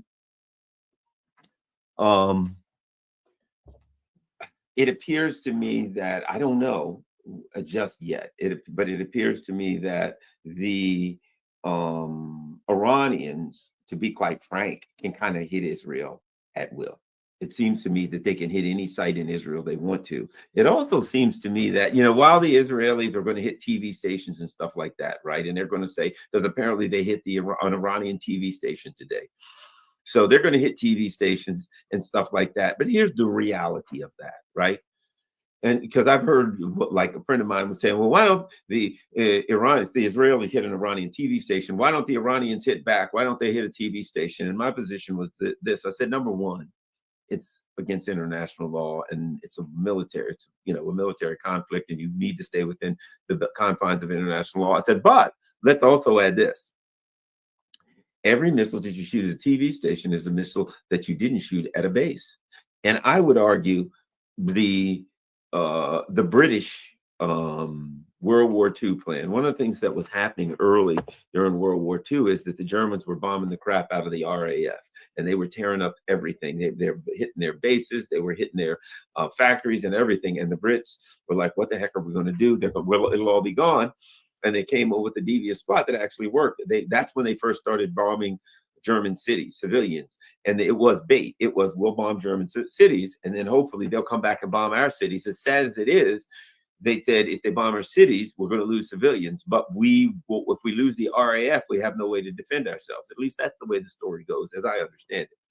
And so they baited the Germans into attacking London as opposed to attacking the RAF sites, and it allowed them to rebuild their Air Force and to preserve what they had, and it allowed them to fight on as opposed to that. So one of the things that happens in war, sadly and unfortunately, is that if the enemy spends their munitions firing at civilians, every one that they fire at civilians is one they're not using to deteriorate your military capacity. So I suspect, particularly being that the Iranians have been probably prepping for this for many, many years, that the Iranians know, well, we got X amount of missiles, and we got X amount of targets in Israel, and we got a bank of targets that we need to hit. And if the Americans are coming in, then we need to disable the following bases, the following airfields, the following munitions factories, the following XXX, and this power station, this and that. And if we waste missiles on friggin' TV stations, that's missiles we could have used for strategic and tactical targets. So I suspect that while, as you know, with the Israelis or the U.S. empire, they usually don't do real well when they're engaging with other military, so they prefer to just get terrorist activities, kill as many civilians as they can. I think that the Iranians, because people are like, well, you're going to hit back their civilians. I think the Iranians are like, no, we're trying to win a war here.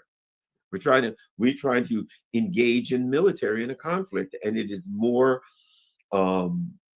valuable. Think about that. You've probably heard this term, high value targets, a high value target. So if the Iranians say, we got this missile here, and we could throw it in the middle of a friggin' news station, and the news station goes down and kill a few people at the news station. Oh, hooray, great. We've killed a few news stations. We've cut them off. They're probably going to come back on in a couple hours. Okay. So we can take that same missile and slap it into that power station and shut the damn power station down for months, right? Hit the power station. I mean, I'm just saying, I want peace. I don't want anybody hit, but I'm just saying, from a strategic perspective, you're going to hit the power station if you got a brain. But if you're not, you're going to say, we'll fix them. Ha ha, we're angry. I believe that part of what Israel does is that they're not reasonable. They're not rational. And a lot of this is anger and revenge. And they're just throwing punches in all directions in anger and revenge. And that don't work well in a fight.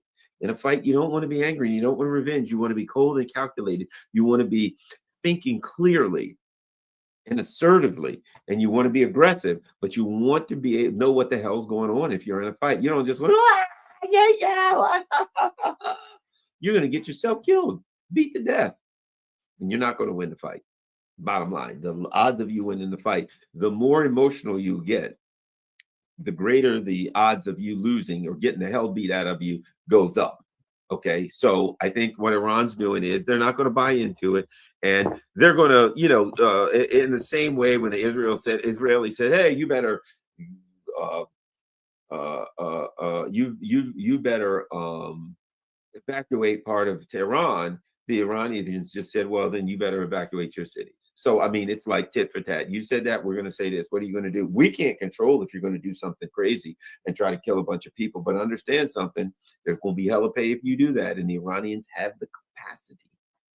Even because that's the thing about it, they have the conventional capacity. Look, if Israel is destroyed, if Israel is wiped out, what difference does it make whether it was wiped out from a nuclear attack or from a conventional attack? It's wiped out. They have the capacity to obliterate Israel. So if Israel is going to do something crazy, they have to know that, there's going to be mutual assured destruction. That's for sure. So I think the Iranians, and the bottom line is this: if you're Iran, you're in a war, and you got to fight that war. You got to make a decision early. If you are dealing with somebody who has a nuclear weapon, you got to make a decision early what you're going to do. And if you're going to fight him, if you're pushed in a position where you got to fight him, you got to fight him. And you got to say, if you're going to pull the trigger on that, I can't help that. I can't stop you from doing it. But if you pull the trigger on that, understand what's going to happen.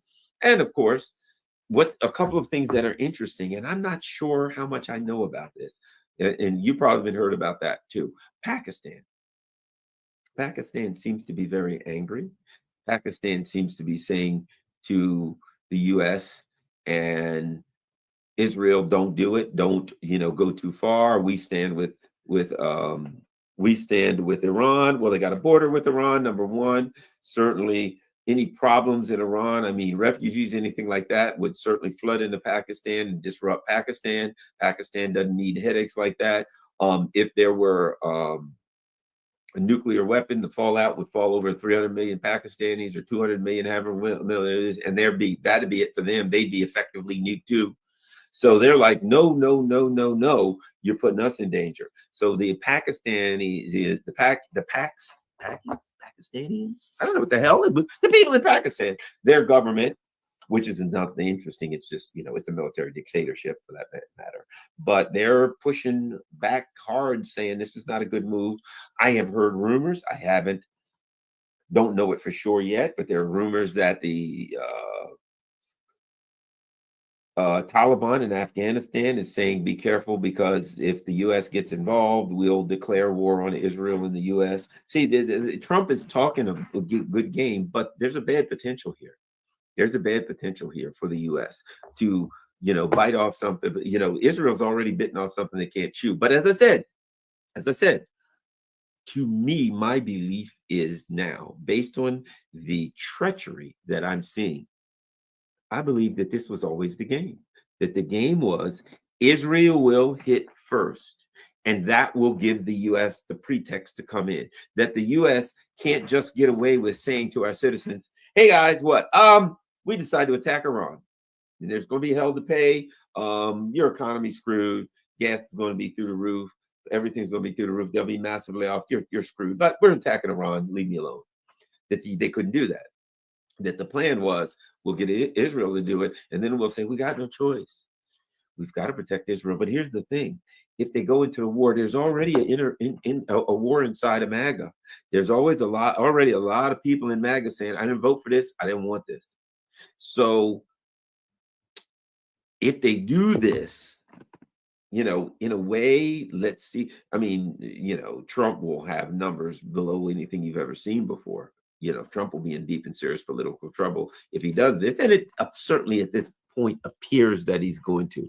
Let me take a look while we're at it and see if I got anything else new. Channels. Let me see. We got anything?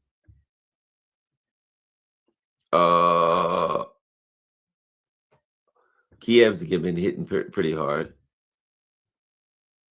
So apparently, Trump was at the G7 meeting, and he said, "I've got to leave as soon as I can." So apparently, there's something was going on. That's what made me believe he's going to attack. Also, this is what we're seeing. A fresh group of U.S. Air Force KC-135R tankers has taken off from bases across the country.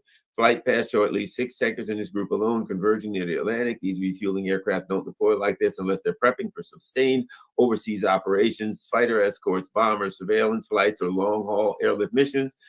Add this to the 25 plus tankers already airborne, and we're looking at one of the largest stateside tanker mobilizations in recent years. This isn't routine at all. So a lot of people believe that they're preparing to attack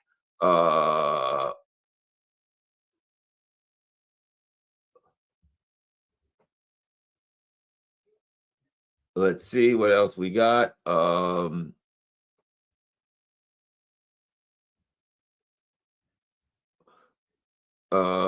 Anything else? Trump says something will happen if Iran doesn't sign a nuclear deal. Israel's doing very well. I gave Iran 60 days, so something will happen. Hours ago, Trump said Iran wants to make a deal. They should have signed the deal. He's going to do something soon. So it feels like there's a level of desperation.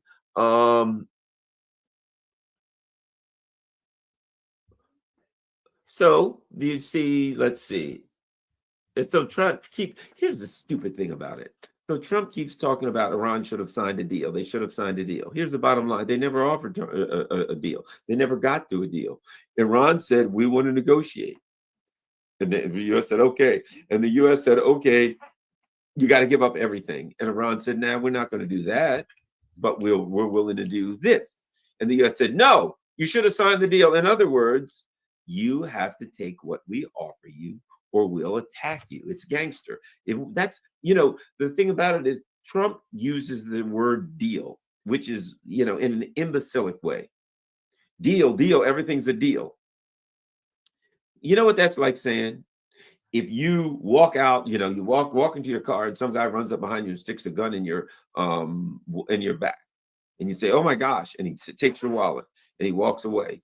And somebody says, what happened? I made a deal with that guy with the gun. Really, what was the deal? Well, he put a gun in my back and I gave him my wallet and he walked away and we had a deal. He had a piece of paper, signed a deal. I signed the deal. That ain't a deal. That's armed robbery, right? And so what Trump tries to do all the time is claim that armed robbery is a deal.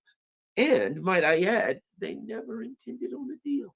This is not, if it was a deal, then why did Israel attempt to do a decapitation strike? And why was this whole thing about, oh yeah, we're going to do this, the regime's going to collapse, and then Bibi's talking about, yes, the Iranian people, we're going to free you from this evil regime. This is nothing to do with weapons or a deal. This is just another liar's promise that gets you a regime change move, and it ain't going to work no better than any of the other ones. Anything else? I ain't seeing a whole lot. Let's see, anything from Pepe Escobar.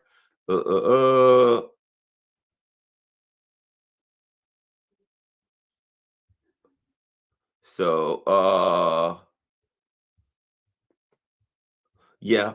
So apparently that's where we are. I do believe, you know, Alistair Crook talked about the UN today and how, you know, the Israel's been roundly condemned. I think that let me see. I just keep checking around the various sites that I look at to see if I see anything.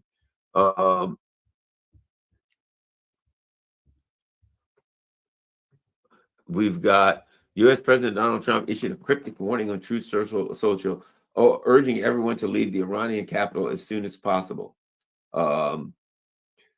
Iran should have signed the deal, blah, blah, blah. Insisted that U.S. had nothing to do with the attack on Iran, but warned Tehran of retaliation at levels never seen before. He declined to clarify what might trigger U.S. military involvement, telling reporters on Monday, I don't want to talk about that. Protecting U.S. forces are a top priority, and these deployments are intended to enhance our defensive posture in the region. Well, if you wanted to protect U.S. forces, they'd be in the U.S.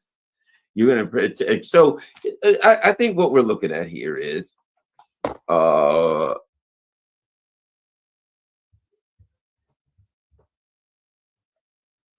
apparently the leader of Iran said Iran did not begin this war and has no interest in perpetuating bloodshed, but we will proudly fight to the last drop of blood to protect our land. That's apparent of that's the Iranian foreign minister.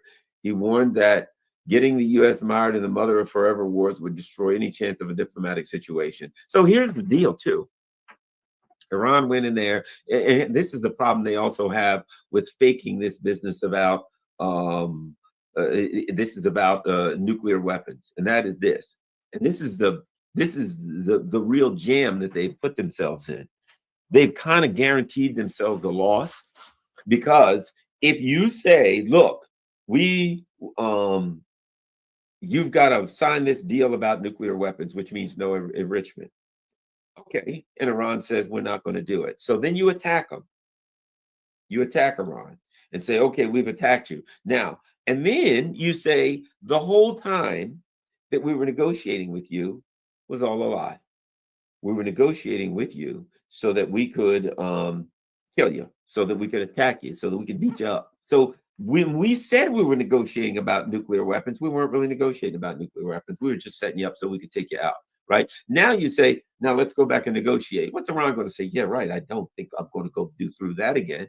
Well, you've got to get rid of all the enrichment. And Iran's going to say, I think we've been down that road before, haven't we? Haven't we had this discussion? And the last time we had this discussion, do you recall what the answer was? No. And the answer is still no.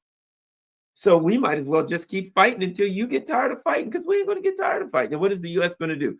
Can the U.S. do some damage? Yes, but I'll say this. At this point, we see Israel getting rubbleized. We get, Israel, and this is important. This is important. And,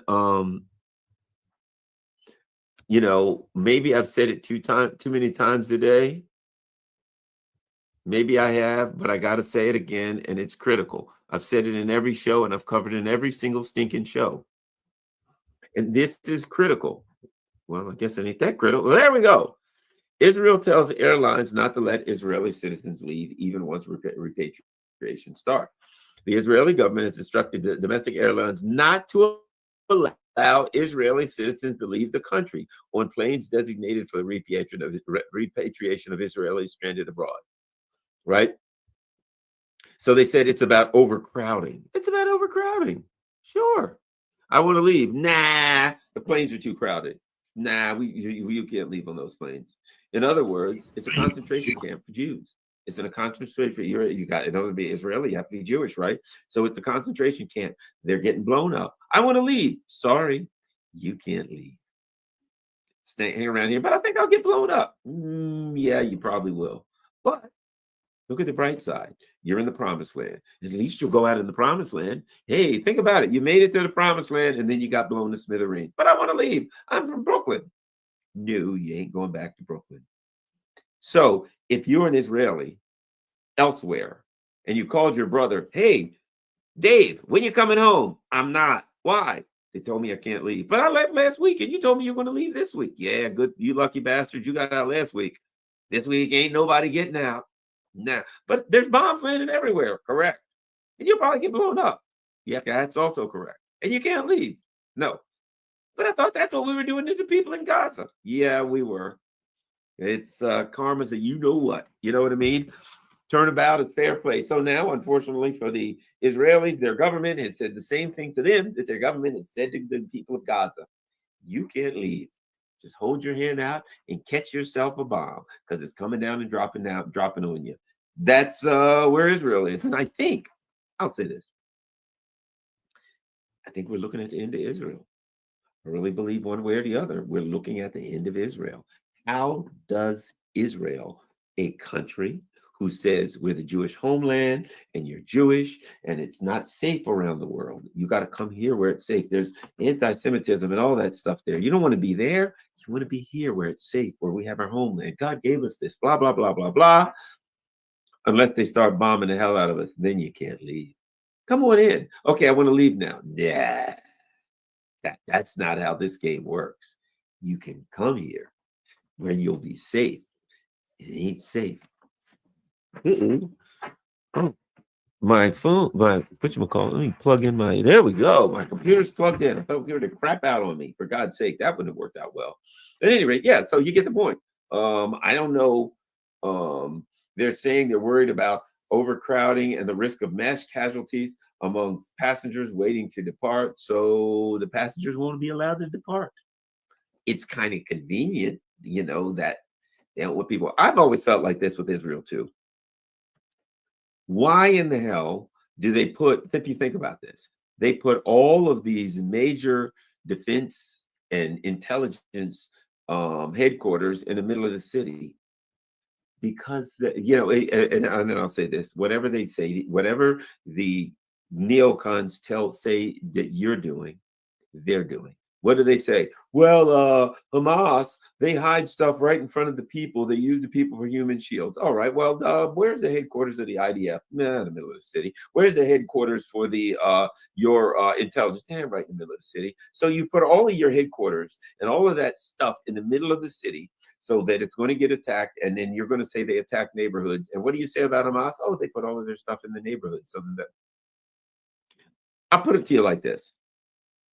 If you've been paying attention the last couple of years, what have the neocons been saying about Putin? Oh my God, he's got, remember this? He's got Alzheimer's, he's got dementia, he's got 12 different kind of cancers. He's got stomach cancer, brain cancer. I mean, if you listen to them, Putin died 1 million years ago. I could do a search right now for Putin cancer. He's got every kind of cancer, and he's got Parkinson's and Alzheimer's, right? And that's all we heard, right? What was going on with Joe Biden while they were telling us that Putin, not Biden, it wasn't Biden. It was Putin that had cancer, Alzheimer's, dementia, Parkinson's, everything, but the scurvy, right? It was actually Biden that had all that crap. Biden had some level of dementia, and clearly he had cancer for many years. He was getting treated for cancer. And so I'm telling you, they will always tell you who they are, what they're doing, and what their problems are. Just listen to what they accuse other people of. There's a term in psychology, deny, project, attack. It ain't me, it's you, and I'm going to attack you for it. That's the deny, project, attack. It ain't me, it's you, and I'm going to attack you for it. It's not, our president is not the one who has dementia and cancer. It's Vladimir Putin. And he's going to die in a minute. And I always thought to myself, what sense does that make? I mean, I understand propaganda and how that works and all that stuff. But what sense does it make to just say it's Vladimir Putin has cancer and Alzheimer's and what was the other one they said he always had? Parkinson's. I kept saying he's not shaking up. The guy looks perfect. He's sharp as a nail. I don't care if you hate him, but why do you have to make up that he has Parkinson's and cancer? And now we know why. Because Joe Biden had Alzheimer's, dementia, Parkinson's, cancer, all of the above. Now we'll probably find out he had 3 or 4 different kind of cancers. That didn't. Well, by the way, it spread. Might I say this about prostate cancer? It takes a long time to spread, and he was getting checked every so many months. They knew he had it. You ain't gonna tell me they didn't take a blood test and look at his PSA numbers? I'm an average Joe schmuck, and I do that yearly. So they did it to the president. So he and it's a slow growing cancer. So he had it. I don't know how long. They just wouldn't tell us. They just lied. And now Trump, to be quite frank, when you listen to Trump now, he don't seem like he's the, when you look at the things that he's doing, they make no damn sense at all. I mean, to think that you can, when you look at his tweets, it's like, what the hell? Are you constantly tweeting something? So now I'll put it to you like this. We're tweeting, Truth Social, whatever. If you look at Donald Trump's Truth Social, it's like he's screaming, we're going to war with Iran. That's what he's screaming. Yeah, everybody should leave Tehran. What does that mean? What are you saying? You're going to attack Iran? Somebody's going to attack Iran? Whatever. You're going to attack Now, wait a minute. And let me add this. Iran can't have a nuclear weapon, but their nuclear weapons facilities are not in Iran. They're not in Tehran. They're not in the middle of the city. So they can't have it. We've got to attack their nuclear weapons facility. What are you going to do? The people better get out of the city. But that ain't where their nuclear weapons facility is. Why would you bomb the city if there is no nuclear weapons? I thought you said they can't have, that you're going to go in and you're going to take out their nuclear weapons, right? So what does that have the hell to do with Tehran? In other words, what you're saying is we're threatening to kill civilians, which is all you do anyway, is you threaten to kill civilians. That's all you do. I think that they better be wary, because I think the Iranians ain't happy, and the Iranians do have the capability. Look, Iran's got the capability to hurt them. The Iranians have the capability to hurt them. And if they do something that really infuriates and Mohammed Morandi has said it. He says, look, we will wipe out the Western economy. We will wipe it out. We will do it. And you know what? First of all, whatever weapons you have to use the weapons that you have, don't you? If you got a knife, you got to use a knife. If you've got a rock, you got to use a rock. If you got a club, you got to use a club. Whatever weapon you have to use that weapon. And they've got a nuclear weapon, and that nuclear weapon is, look, I don't know if you remember this. Why did the Saudis stop fighting the Houthis? Because the Houthis wiped out like somewhere between 25 and 50% of their oil making capabilities. And they were using slow moving drones. And you remember what they had? They had the Patriot systems protecting their oil infrastructure. Well, they might as well have just had nothing. They might as well have put up a fly swatter. They might as well have stood up and yelled when the drones went by. It would have been, they might as well have did like the Ukrainians and thrown pickle jars at the drones, right? Because the drones were knocking the crap. So they had Patriot systems, and the Houthis knocked the crap out of their oil producing stuff. And they had to say uncle, right? Why did we cry uncle with the Houthis? Because we couldn't stop their missiles. So ultimately, if Iran decides to let go, if you do something stupid and really infuriate them, if you say, I'm going to attack Tehran and kill a whole bunch of civilians, they're going to make you pay. They're going to make you pay. For starters, I think very early in the conflict, I have no idea. I tell you what I believe. I believe that the Russians and the Chinese and the Iranians and their allies, some of the BRICS allies, have already talked, and they got a plan if the U.S. attacks them. And I would suspect, at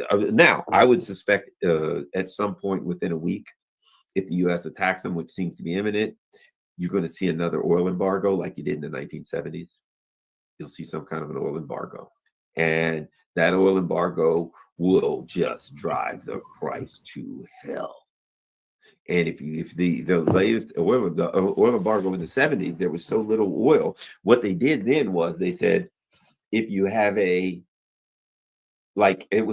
you've got a even number at the end of your tags, you can go on certain days, and if you've got an odd number, you can go on certain days.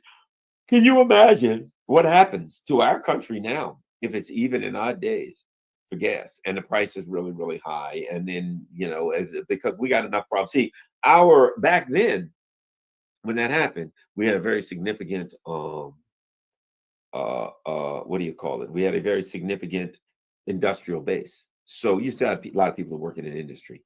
You got people working gig jobs, driving around doing Uber and stuff like that. How is the person doing Uber going to be able to make a living, make any money? I've caught Uber. I caught an Uber, Lyft, the same thing, a couple weeks ago, and the guy was basically telling me, "Yeah, I got a single father. I got kids, so this is what I have to do to make a living." Well, guess what? You ain't making a living if you can only get gas on even and odd days, and you might not get it on that. And when you do get it, the gas is $10 a gallon. First of all, can you imagine what it would cost you to Uber 10 miles? Nobody will be able to afford to Uber or Lyft 10 miles. So you're looking at economic disaster. And I would imagine very early in the conflict that if the US attacks the Iranians, they're going to close the Straits of Hormuz. Now, the only reason I don't suspect now they wouldn't attack the oil infrastructure of their other Muslim countries, simply, I think, initially, mainly because these people are not happy about what's going on either, and they don't want to piss them off. They still want to have some alliances with these countries. They still have some support with these countries, so they don't want to attack them. Right, number one. And that's one reason they don't want to close the Straits of Hormuz. I think what you may see is a closing of the Straits of Hormuz selectively. For instance, just like the Houthis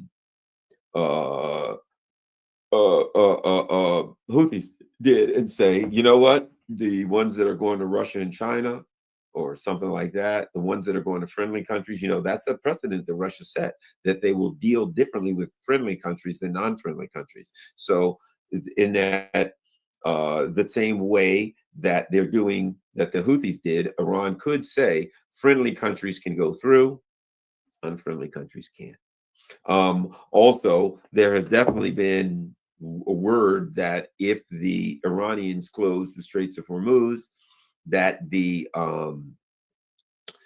Houthis will then close the Bab al-Mandab Strait, which will be the what do you call it that goes to Europe, the Suez Canal and the Red Sea. That the Houthis will then say, okay, we're closing that. I mean, further than they already have. They'll just close it off. Nope, sorry, nobody can go through. Now they may, I would imagine, allow the Russians and Chinese. There are rumors that the Chinese planes have been landing there, landing in Iran. The Russians have been there, so they'll be, part of the defense of Iran, certainly informally helping Iran with a lot of technical stuff, which is critically important. Help them with targeting, I'm sure, which is critically important. Particularly if you think about it. Think about this. After what the U.S. and NATO, because this is clearly just not the U.S., it's clearly NATO. After what's NATO done in Ukraine, I would think Russia would want a little bit of get backs. I would think Russia would want to help with some targeting. I would think Russia would want to help them out. And I say this, don't forget this. Do not forget this. Somebody says, I heard China has alien UFO ray zappers. So, and that is, don't forget I said this. Keep this in mind. You've got a lot of bases in Africa, and they are not as well guarded. They're not going to be as well guarded. And there's a lot of people in Africa that ain't happy with U.S. imperialism. And if you're Russia, after what's happened in Ukraine, they've snuck in, they've attacked your nuclear triad, they've blown up your civilians. If you're Russia, why wouldn't you go around Africa and sprinkle a few missiles around and some drones and say, there's an American base over there. I'm not saying you got to aim this missile or drone at it. I'm just saying, here's a missile or drone. There's an American base. If you need some hand, plug it in the coordinates. There you go. I'm just throwing that out there. Drone, American base. If it happens to fall in American base, you didn't get it from me. I don't know anything about it. I never met you. I'm just saying, drone, base. Have a nice day. Now, I'm being facetious about this, but I'm just saying, would it shock you if after all we've done, might I add, we're hanging out in Taiwan and all kind of places around China and putting all this stuff? You think China and Russia's got a lot of friends in Africa. If I'm China and Russia, I'm like, these bases in Africa are a problem. And the Africans there too, I'm like, look, I'm just saying, these bases might have to go.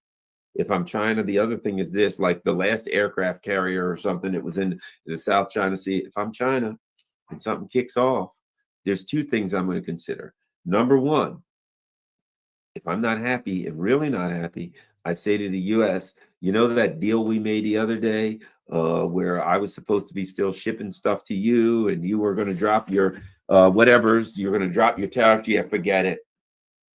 As long as you're at war with Iran, not a ship is going to leave the shore of China heading for the United States. By the way, you can forget anything to do ever with any of these rare earth minerals or magnets that you need. You ain't worthy of them. You don't know how to act civilized. I can't tell you things that a civilized society needs. Russia provides a lot of stuff for us. Russia provides uranium. That's where we get most of our uranium from for our nuclear power plants. If I'm Russia, no, you're not getting any. You're attacking my allies. Sorry. Have a nice day. Goodbye. Now, Russia, if the everything goes to hell as far as the oil industry, first of all, Russia's going to be making a fortune because they're the ones that'll be selling all the oil. But if I'm Russia, you try to put a cap? Europe, you don't want any of my cheap gas or oil, so forget you. Have a nice day. U.S., you got to be kidding me. You got to be kidding me. You're attacking me. You're blowing my stuff up. You're killing my civilians. You think I'm selling you oil or diesel fuel or anything else? Sorry. Everything I got's going to Asia, maybe Africa. But you ain't getting the West gets Asia, Africa, South America. Fine. I'll sell them all that stuff. But as long as you guys are at war with my buddy, can't do nothing for you, man. I'm too busy trying to do for me, as Flavor Flav said. So anyway, thanks a lot.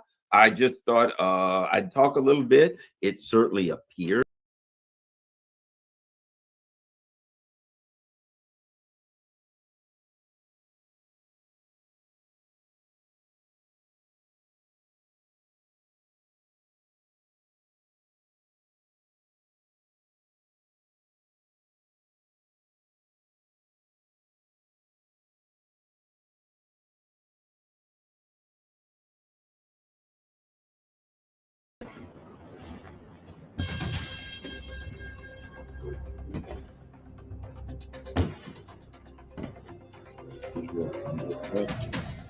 Iran refused to stop.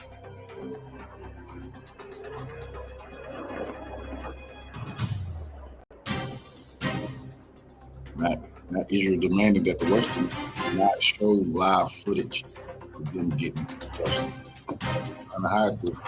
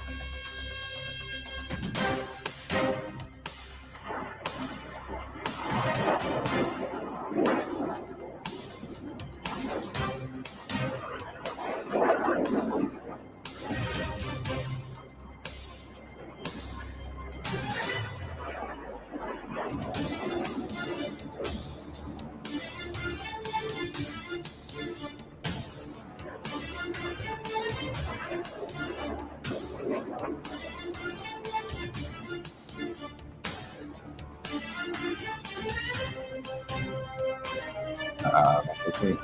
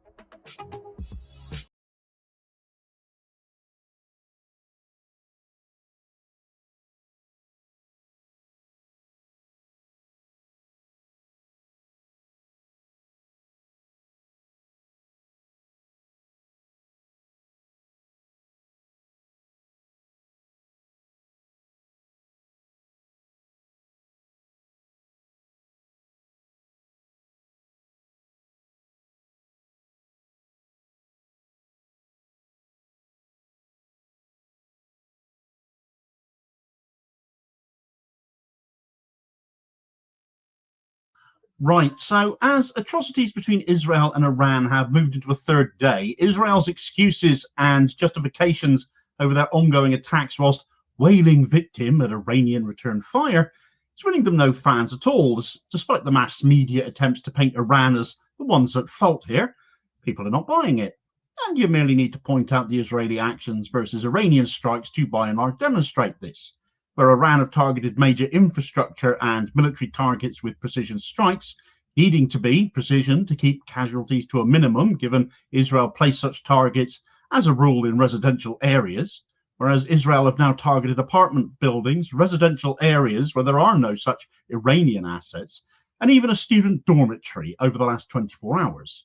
Still, global leaders talk of Israel's right to defend themselves, don't they? Talk of sending assets out to defend their own interests in the Middle East, whilst also talking about aiding their allies, which blatantly means fighting for Israel, doesn't it? And there is no national interest to be had from such action.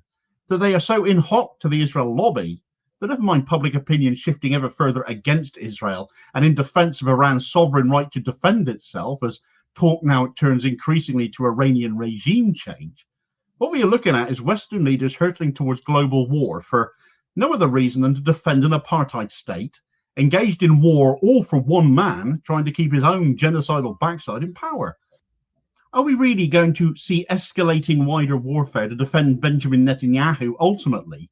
All of the mistakes made over Iraq 20 years ago showing no lessons have been learned by anyone over that, clearly, because surely what we're now seeing is a rerun of that now, right? Right, so what began as an unprovoked Israeli strike against Iran's nuclear infrastructure and scientific community has, over the course of the last 3 days, increasingly been spiraling into a full-scale confrontation that threatens not only regional stability and jeopardizes the lives of civilians on both sides, but into ever wider confrontation as Israeli allies move more assets to the Middle East. Israel's decision to initiate hostilities under the guise of self-defense not only a blatant violation of international law, but has proven to be a massive miscalculation on their part too. They have underestimated Iran vastly, bringing destruction upon its own people and further discrediting its already widely panned humanitarian pretenses and its victimhood. Or was Benjamin Netanyahu hid in Greece, allegedly, of course. Israel's airstrikes on Iranian territory have not been defensive maneuvers, no matter how much snake oil to that effect the mainstream media tried to sell us. They were deliberate, they were calculated, provocations to create more war to keep Netanyahu in place. These strikes have targeted nuclear scientists, military commanders in their homes at that, endangering and ending the lives of their family members whilst they were at it, and facilities that form part of Iran's energy and civilian infrastructure, all of which are legally protected under international law. The attack on the Natanz nuclear facility, notably a site well known to the International Atomic Energy Agency, the IAEA, and their inspections, was particularly egregious. Apart from targeting only military and nuclear installations, though, Israel's aggression has laid bare its true intent: to cripple Iran's civil and energy capacity whilst fomenting fear amongst its population. For example, in the last 24 hours, Israel has struck Tehran's Ray and Shahran oil depots, which sparked massive fires that, although they were eventually extinguished, they could have led to ecological catastrophe and mass casualties. It's why Israel's insane defense minister, Israel Katz, has said Tehran will burn. And it's because of the targeting of such oil and gas assets by Israel like this, Iran having the second largest natural gas reserves and third largest oil reserves on the planet. And targeting these, taking them offline, will be catastrophic for global oil and gas prices.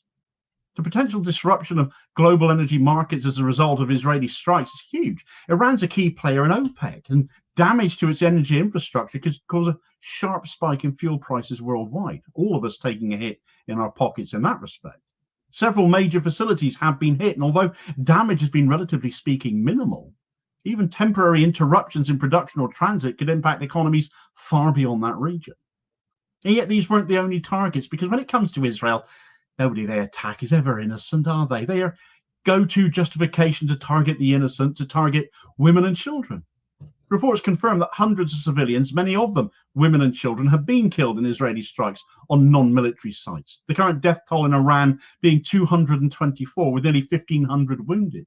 Contrast that with Israel's 14 deaths and 390 injured at time of writing. Iranian Health Minister Mohammad Reza Zarfagandi has emphasized that the overwhelming majority of those killed are innocent bystanders, making Israel's claim of precision targeting nothing more than a barefaced lie, as it is every time they claim it, frankly, entirely in keeping with their well-known track record of indiscriminate destruction, even on civilian areas. The 20 months of Gaza atrocity can attest to. But perhaps one of the most disturbing aspects of Israel's campaign, and one not getting a lot of attention, is its treatment of its own citizens right now, though.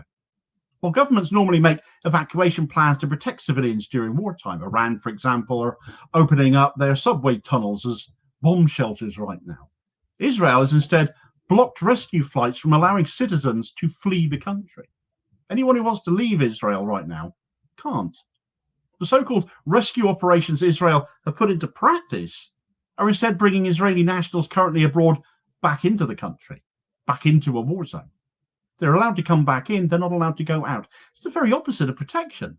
If it was me right now, I'd be giving such rescue flights a hard pass at the moment. It's a state-led effort to control its population, keeping those in Israel there and bringing those who are out on holiday or whatever back in, back to residential areas, often hiding military assets. It all smacks of as many people as possible being kept in place and put in place as de facto human shields. This policy not only endangers the lives of Israelis, it makes a complete mockery of the Israeli government's claims to prioritize civilian safety. Families seeking to escape Iranian retaliation are being trapped. They're being corralled by their own state into a situation of heightened vulnerability. Adding another layer of irony, even the US Embassy in Israel has stated that it cannot evacuate American citizens also trapped in the country due to those same security concerns, as Israel are putting it, leaving people to wonder really is who is truly in control in this situation. Is it Israel, or are Israel in control of their heavily invested US and Western backers? It's not just in Israeli territory that Israel are locking down movements, though, because of course it isn't. Israel are also clamping down on movements in the West Bank, locking down cities and villages, and what many Palestinians fear is an attempt to annex more territory under the cover of this war with Iran. According to Al Jazeera correspondent Nida Ibrahim, Israel has set up checkpoints severely limiting the movement of Palestinians, in some cases firing live rounds at those who approached, and in others using stun grenades and tear gas. Night raids have intensified, with residents reporting military incursions even as Iranian missiles were incoming, demonstrating that Israel's obsession with territorial domination within the occupied Palestinian territories knows no bounds. Even as Iranian missiles fall, they are still persecuting Palestinians while it's happening. The policy reeks of colonial exploitation, using the chaos of this war with Iran to press further into occupied territory. But of course, this has historical precedent in Israel's history too. Its actions before, from the 1967 Six-Day War, where this happened as well, to more recent land grabs in East Jerusalem. So this dual front aggression against both Iran and Palestine reveals a state apparatus that treats violence not as a last resort, but as a means of its political survival and expansionism. It is literally the norm for Israel. So despite public statements from Israeli military officials asserting that their strikes are only targeting nuclear-linked individuals or facilities, the facts suggest otherwise. And there's more evidence we can point to show it too. Rescuers from the Iranian Red Crescent Society, the IRCS, are currently digging through the rubble of a residential building in Narmak, which is northeast of Tehran. This was hit by an Israeli missile overnight. Residential building, part of the course, isn't it? Additional drone strikes have struck densely populated civilian areas such as Syed Kandan as well, which have wounded dozens. Perhaps the most brazen attack was the drone strike on a student dormitory in Tehran, which injured at least 20 students and confirmed that civilian lives are not collateral at all here. They're deliberate targets, borne out, of course, by the disproportionate fatality and injury numbers. When they hit them student dormitories, they're looking for Professor Miranda trying to kill him. Iran appear to be causing the most damage, but with the lower civilian casualty rate. The targeting of water mains, residential apartments and ministry buildings, including those belonging to the Iranian Foreign Ministry, is all evidence of a broader strategy to destabilize Iranian society, not merely impede its military or its nuclear capabilities. And this again mirrors past Israeli strategies that we've borne witness to in Gaza, doesn't it? Where civilian infrastructure has long been a central target under the justification of military necessity, which has led to the razing of hospitals and schools and water desalination plants in Gaza, as well as homes, of course, which Israelis are particularly incensed about Iran having destroyed in Israel. But then, if Israel decided to build military assets amongst said housing, who is really to blame for that, given your government's actions? They literally started this. This whinging and victim claiming rings particularly hollow when the majority of the victims of both Gaza and Iran, where their housing has been hit to Israeli cheers, are unarmed civilians each and every time. No military assets to be seen. Meanwhile, here's an image of Ichilov Hospital in Tel Aviv. You might not have heard about it before, but it's particularly interesting here because you'll be astonished to hear, I have no doubt at all, that Israel have built an underground military facility right underneath it. I've called Tel Aviv Human Shield City a few times now in recent content, and this is exactly why. As if all this weren't enough, though, the situation now risks spiraling into a broader West Asian conflict. Qatar has issued stern warnings that Israel's actions could spark a regional war, and such fears are not unfounded, with Lebanon and Iraq and Yemen all having factions allied with Tehran. It's not hard to imagine a scenario in which multiple states become entangled in escalating conflict, especially as the likes of the US and UK move to aid Israel, whether they are openly admitting it or not. Both are moving more military assets into the area. The presence of RAF jets on standby to defend Israel, now being prepped to allegedly defend Israel, still without parliamentary approval here in the UK, incidentally. Starmer's Napoleon complex, combined with his love of dressing up in military fatigues, driving UK policy, with barely a squeak from other MPs about it, who are literally elected to hold this sort of nonsense to account. And all raises questions about the extent to which Western nations like the UK are allowing themselves to be dragged into another unwinnable war in the Middle East. And for my money, there's probably no lengths Starmer won't go to unless he is stopped. Keir Starmer's reassurances UK deployments are to defend national interests do little to quell fears and make no sense when we already have bases and military assets out there. It all has more to do with anything for Israel when they ask, from a self-confessed Zionist without qualification, and especially when those interests appear to align so closely with Israeli belligerence. The fact that even Donald Trump has reportedly refused to provide Netanyahu with the necessary armaments that he wants. He's been after bunker-busting munitions capable of hitting Iran's deeply buried nuclear sites. Speaks volumes about the level of recklessness Tel Aviv is prepared to jump to and is exhibiting, and yet even Trump will still side with him and aid him, but not that far. Iran's response, whilst aggressive, has largely targeted military and governmental infrastructure, as well as oil refineries and the Israeli power grid, hurting Israel where it comes to being able to refuel their jets or powering their military complexes. Israel's campaign, however, has included, as of last night, though they are denying it, car bombings in Tehran. 5 such explosions were reported in one day alone, and drone attacks on those educational institutions as well. Interestingly enough, though, ITV's Emily Schrader, not a stranger to backing Israel at all, tweeted out, Car bombs exploding across Tehran as targeted assassinations against regime officials continue. That very much implies they are planned Israeli attacks, therefore. Utilizing car bombs is an act of terror, Emily, not targeted assassination. But thanks for saying the quiet part out loud there. These are not surgical strikes aimed at reducing nuclear threats or military leaders. They are acts of terror which are par for the course for Israel, meant to incite chaos and fear and invite Iranian retribution, which has come swiftly and severely.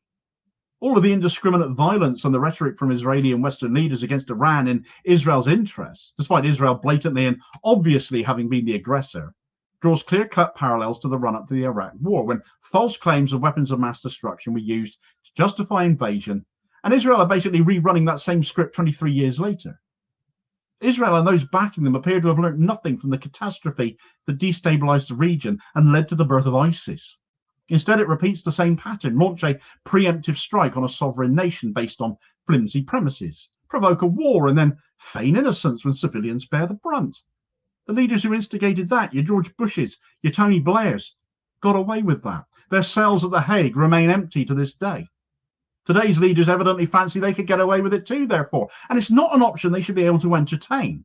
Not with Israel's war in Iran not being a conflict of necessity, but being very much one of choice, born out of political desperation, regional arrogance, and a long-standing refusal to respect international norms. The strikes on Iranian cities, on oil depots, the civilian buildings, are not accidental misfires, they're deliberate acts of state aggression designed to cripple Iran's infrastructure and provoke broader regional instability in the interest of a depraved war criminal with an arrest warrant out against him that Greece, for one, clearly don't plan on executing. In the process, Israel has not only endangered millions of Iranians, but has also turned its back on its own people by preventing them from escaping a conflict of the government's own making. It has locked down the West Bank to annex land under the cover of all this chaos and dragged Western allies into a confrontation that threatens to spiral far beyond Iran and Israel's borders. This is not defense. This is not justice. This is state terror dressed in the language of defense and deterrence. The world must not look away from this, and it must not be deceived either. Israel very much started this. Iran, for all the issues you might justifiably have with that nation, are the victims here, and they have a right to defend themselves as a sovereign state, which is what they are doing. Instead of de-escalating, as too many leaders are claiming they are wanting to do, by siding with Israel, they are doing the complete opposite. One prime example of this is, of course, Keir Starmer, flocking to Israel's aid, having no mandate to do so, and no vote in Parliament authorising him to do so either, violating not just parliamentary convention, but any scrutiny as well. Who does this man serve, this country or that one? Well, check out the details of that story in this video recommendation here as your suggested next watch to delve into that a little more deeply. Please do also hit like, share and subscribe if you haven't done so already, so as to ensure you don't miss out on all new daily content, as well as spreading the word and helping support the channel at the very same time.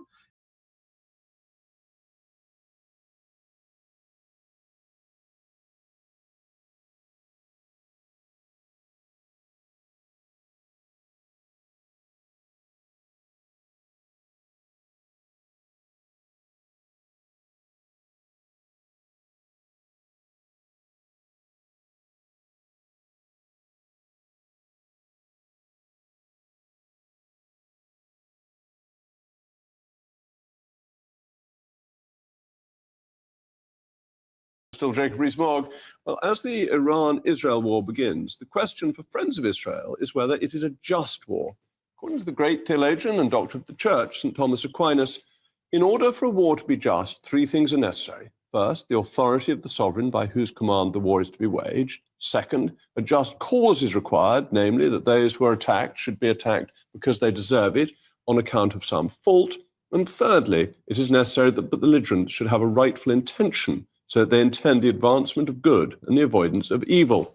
So, does Israel meet these criteria? Well, I'm joined now by the leader of the Workers' Party of Britain, George Galloway. Mr. Galloway, what a pleasure to have you coming to discuss this with us. One of the great orators of Parliament when I was in it.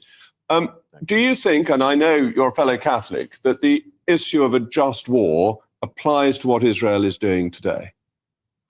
Well, I don't think the writ of St. Thomas Aquinas runs very far in Tel Aviv.